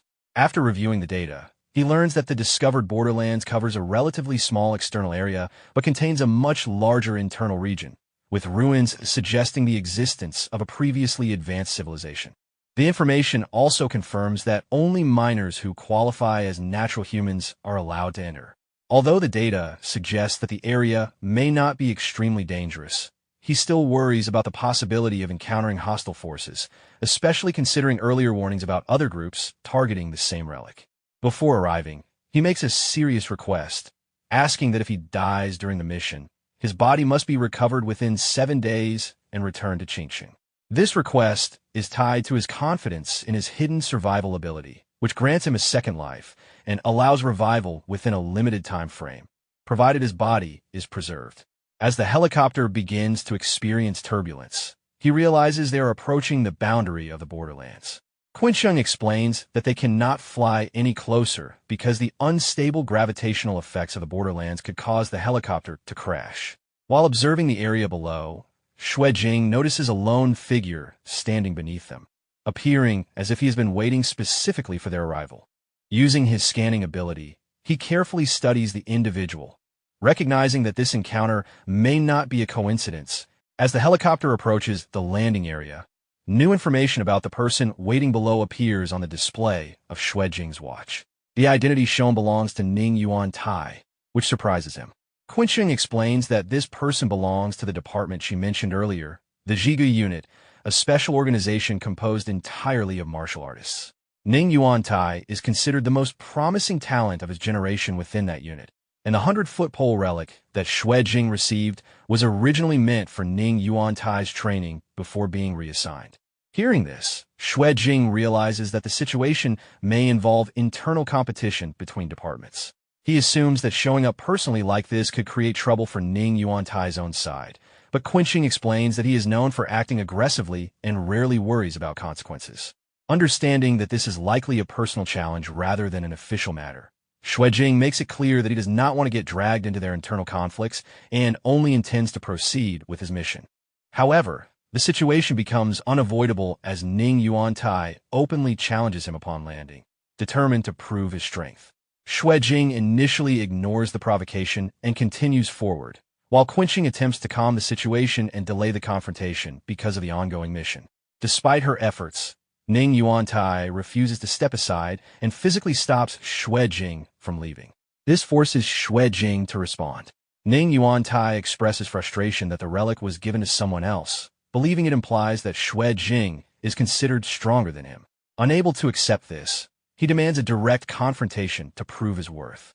Xue Jing finds the situation unnecessary, but agrees to a quick fight on the condition that it does not delay his mission. Internally, he decides not to escalate the conflict too far, planning only to demonstrate enough strength to end the matter quickly. As soon as the confrontation begins, Ning Yuantai attempts to display his power, but before he can fully act, Xue Jing moves decisively and lands a powerful strike. The attack sends Ning Yuantai flying across the ground, ending the confrontation almost instantly. This outcome surprises observers, as the so-called top prospect is defeated with little resistance. After confirming the result, Xue Jing prepares to continue toward the borderlands, satisfied that the obstacle has been cleared without prolonging the conflict. Meanwhile, those observing from the helicopter grow concerned about the consequences, fearing that if anything serious happens to Ning Yuantai during this clash, they may face severe repercussions once they return. Qinqing reassures the pilot not to panic, explaining that Ning Yuantai is not weak and would not have appeared without preparation. She believes that defeating him may not be as simple as it first seemed. At that moment, Ning Yuantai begins gathering intense fire energy into his hands. The heat radiating from his power becomes so strong that the ground beneath him starts to redden from the temperature. Seeing this, Xue Jing realizes that this is not an ordinary technique and begins to wonder whether the power comes from an implant or a special martial arts system. After accumulating enough flame energy, Ning Yuantai launches forward with explosive speed and delivers a powerful attack. Xue Jing prepares to meet the attack head-on, deciding to test the true strength behind the flames. He gathers his own energy into his fist and collides directly with Ning Yuantai's strike. However, the impact pushes him backward across the ground, surprising him and confirming that the attack carries significant force. Ning Yuantai demonstrates his superiority with confidence, revealing that his power originates from a special martial system known as the volcano variant. Observing this, Xue Jing quickly deduces that the technique resembles a modern martial system enhanced through the use of forbidden substances rather than purely refined skill. To counter this advantage, he activates his speed-based ability and moves with sudden acceleration. In the next instant, he vanishes from Ning Yuantai's sight and reappears behind him, seizing control of the situation before the flames can be redirected. During the exchange, Xue Jing carefully studies Ning Yuantai's movements and realizes that although the power is strong, it lacks precision and flexibility. The attacks are direct and forceful, but lack proper follow-up techniques, revealing a weakness in control. Ning Yuantai becomes increasingly frustrated as his attacks fail to land effectively. Xue Jing remains composed and continues responding with controlled movements, demonstrating a clear difference in discipline and efficiency. Unexpectedly, the confrontation ends in a surprising turn. Instead of continuing the fight, Ning Yuantai abruptly changes his attitude and becomes deeply impressed by Xue Jing's movement technique. The intense hostility fades, replaced by admiration for the skill he just witnessed. This sudden shift leaves Xue Jing confused about what caused the change. At the same time, multiple internal updates register within Xue Jing's abilities. His recent actions contribute to improvements in combat-related growth and overall condition, and he also awakens a new passive ability related to influencing others through belief. This newly awakened effect allows people who witness his strength to develop a strong sense of admiration or loyalty toward him. Although powerful, he realizes that such an ability could easily attract unnecessary attention and complications, making it something he must handle carefully. Shortly afterward, Ning Yuan Tai withdraws peacefully, deciding not to interfere further with the mission. Quinsheng is surprised by the sudden resolution and questions why the confrontation ended so quickly, but Xue Jing himself remains uncertain about the exact reason behind Ning Yuan Tai's change in attitude. With the conflict resolved, Quinsheng shifts focus back to the mission. She provides Xue Jing with recovery medicine, survival instruments, and monitoring devices intended to help him survive inside the borderlands. Although he feels that the equipment may be excessive, he accepts it, recognizing the unpredictable dangers that may lie ahead. Soon after, new intelligence updates appear regarding the borderlands. The provisional name of the region changes to Roaring Waterfall, and updated measurements reveal that the internal area may be significantly larger than originally estimated. More importantly, the entry condition is precisely defined as requiring a natural human under a specific biological age limit. The most alarming update arrives last. A suspected divine relic has been detected within the borderlands, designated as God 005. This revelation shocks both Xue Jing and Quinsheng, as the appearance of a high-ranking divine relic within such a location is extremely rare and suggests that the mission may be far more dangerous than initially expected. After hearing the designation God 005, Xue Jing immediately recognizes the name, triggering a memory from half a month earlier. At that time, he had asked Wu Yuqing about the unusually strict secrecy surrounding top-ranking God relics. With his current clearance level, he had only been able to view the names of the top 300 relics, which made him question why information about them was so restricted. Wu Yuqing explained that the nature of these relics defied common logic. She compared the world to a perfectly designed blueprint, while God relics were like random distortions drawn over it, anomalies that disrupted the natural order. Even after hearing that explanation, Xue Jing had wondered why such caution was necessary if these relics still followed certain rules. In response, Wu Yuqing gave him a hypothetical example, asking him to imagine the existence of a relic capable of sending someone back to the past to restart their life. Through that example, she emphasized that the temptation created by such relics was powerful enough to drive people to dangerous extremes. She further explained that many relics possess the ability to reshape or even destroy the world entirely, and if someone unstable gained detailed knowledge of their effects, the consequences could be catastrophic. Despite the danger, she eventually agreed to reveal information about one specific relic due to his curiosity. Returning to the present, Xue Jing recalls that the relic she revealed was God 005, known as Mirror World. He explains to Quinsheng that this relic has the ability to reflect reality and generate endless possibilities, creating countless parallel worlds branching out from the real one. Entering those worlds is extremely dangerous, as anyone trapped inside must discover a flaw within that reality and prove it is false in order to escape. Otherwise, they would remain trapped permanently. After hearing this explanation, Quinsheng becomes cautious and considers aborting the mission, planning to request a reassessment due to the unexpected presence of such a high-level relic. However, Xue Jing decides to proceed despite the danger. Remembering Wu Yuqing's earlier statement that the borderlands have been waiting specifically for him, he becomes determined to see what lies inside and uncover the items said to belong only to him. With that decision made, he moves toward the barrier. Even as Quinsheng calls out from behind, he continues forward without hesitation, focused on completing the mission quickly. He also realizes that obtaining a top-ranking relic could bring tremendous advantage, further strengthening his resolve. As he crosses the boundary, a burst of bright light surrounds him, and he is instantly transported into another realm. Once inside, he carefully observes his surroundings and becomes astonished. From the outside, the area had appeared to be nothing more than a barren wasteland, but within the borderlands, the environment resembles a lush and beautiful landscape, almost like a fairyland. Despite the striking scenery, he prioritizes the mission over curiosity. Taking out the monitoring equipment he was given, he places the first detection point on the ground to begin mapping the area. After setting the device, he moves on toward the next location, feeling slightly more confident now that the environment appears less hostile than expected.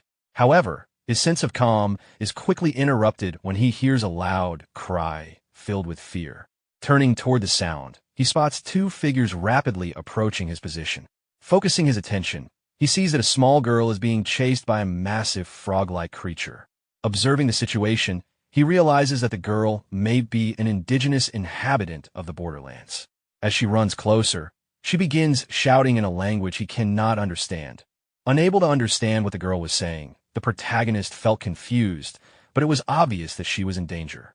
Deciding to save her and possibly gather information about this place, he made a gesture with his hand and released multiple dark energy arrows toward the monster. The arrows flew forward and instantly killed the creature upon impact. The girl collapsed onto the ground in confusion. At that moment, a notification appeared informing the protagonist that he had killed a special creature containing divinity and gained 12 points of divinity.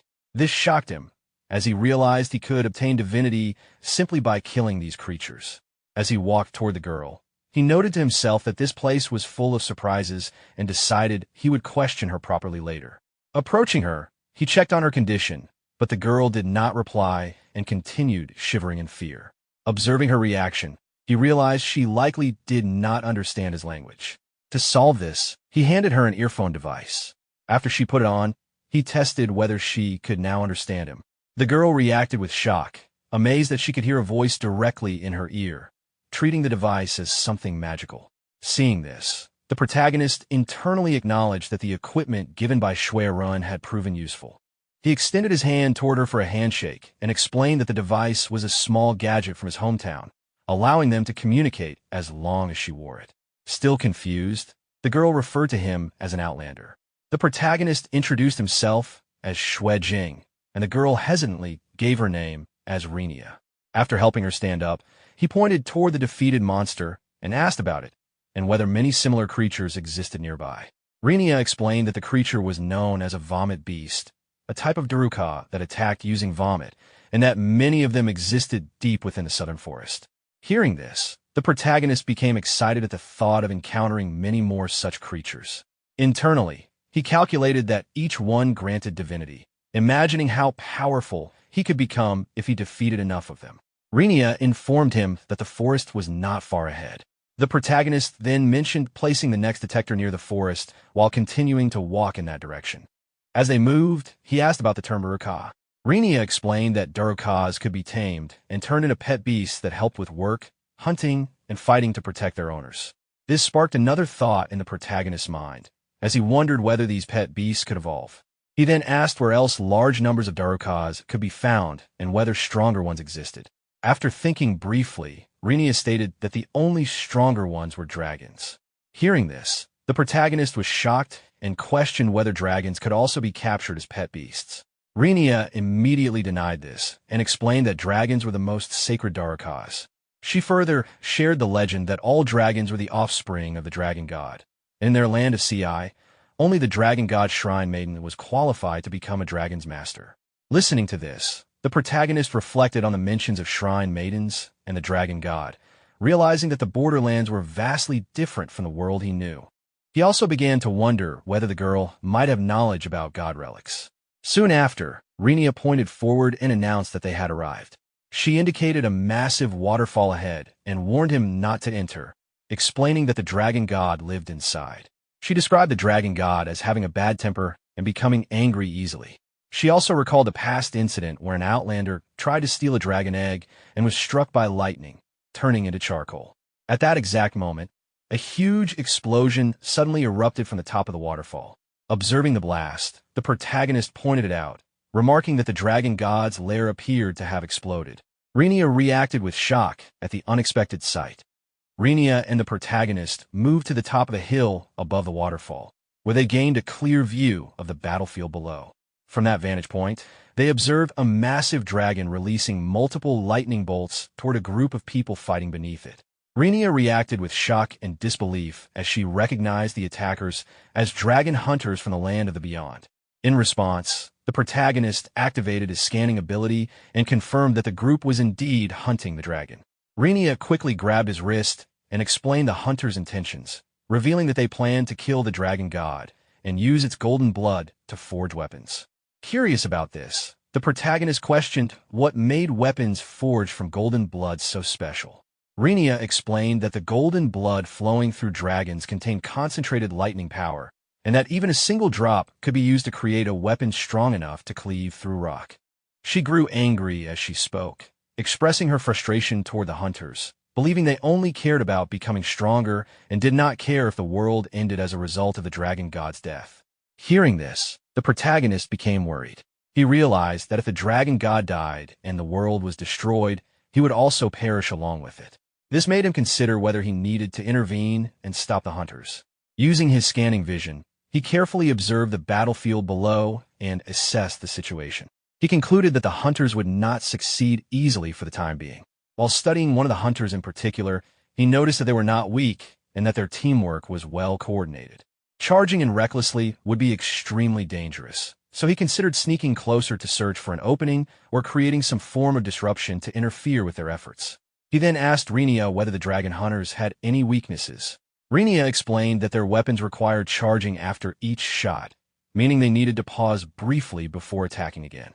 Hearing this information, the protagonist acknowledged the weakness with confidence. Meanwhile, below on the battlefield, the hunters remained fully engaged in combat against the dragon. Their leader, identifiable by an eye patch, issued loud commands to coordinate their positions and instructed one of his teammates, manhw, to prepare. Manhw responded confidently while swinging her weapon, declaring that she was ready. She then launched herself toward the dragon with determination, eager to strike it down and anticipating a reward once the battle was over. However, as she attacked, the dragon reacted swiftly and blocked her weapon using its claw. Undeterred, manhw continued her assault and activated a technique involving anchor chains, attempting to tear apart the dragon. The hunter's weapon struck the dragon with tremendous force, severely injuring it. In response, the dragon began releasing immense golden energy from its body. Seeing this, the leader of the hunters immediately warned everyone that the divine fall state was approaching and ordered the team to prepare their extractors. Meanwhile, the protagonist remained hidden behind a large stone along with Renia, watching the hunters carefully. Curious about what was happening, he asked about the meaning of divine fall. Renia explained that just before a dragon falls, its spiritual power spikes suddenly, and at that moment, the golden blood reaches its highest quality.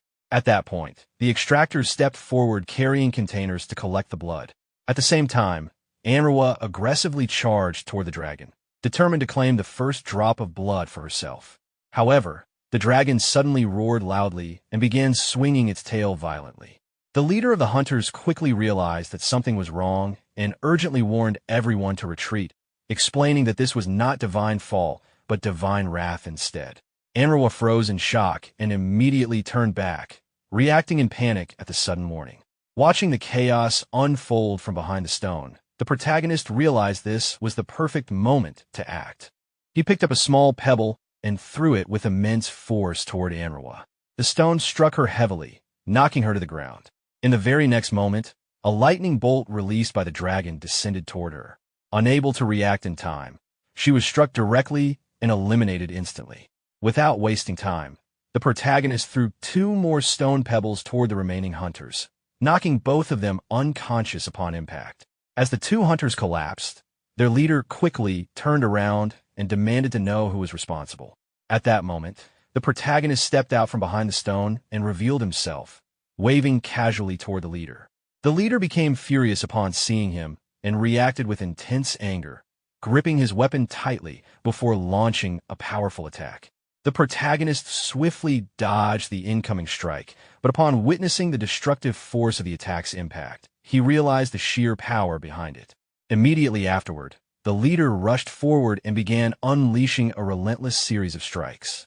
Although the protagonist managed to dodge each attack, he was steadily pushed backward under the pressure. While evading the continuous assault, he assessed the situation and realized that the leader was at least 3 times stronger than him. He concluded that facing him directly would not last long, as he would be defeated within a few exchanges. Despite his efforts, he began receiving minor injuries while continuing to evade. During this exchange, he glanced toward the dragon and noticed that it had regained its composure. Realizing the timing was almost right, he continued dodging while waiting for the perfect moment. Soon, the leader gathered red energy onto his weapon and launched forward in preparation for a decisive strike. Just as the leader moved in to finish the attack, the protagonist recognized that the timing had aligned perfectly. Before the leader could strike, a thick lightning bolt suddenly descended from the sky and struck him directly. The powerful lightning severely burned him, causing him to lose consciousness and collapse on the ground. Seeing this, the protagonist released a sigh of relief, recognizing how narrowly he had avoided defeat. With the immediate danger gone, he approached the dragon and attempted to address it, believing that it was now safe. However, the dragon suddenly turned toward him and opened its mouth, preparing to release another lightning attack. This unexpected reaction shocked the protagonist, who realized that something was wrong. As the lightning descended, he quickly dodged the attack and reacted with irritation, realizing that despite helping the dragon, it was now targeting him as well.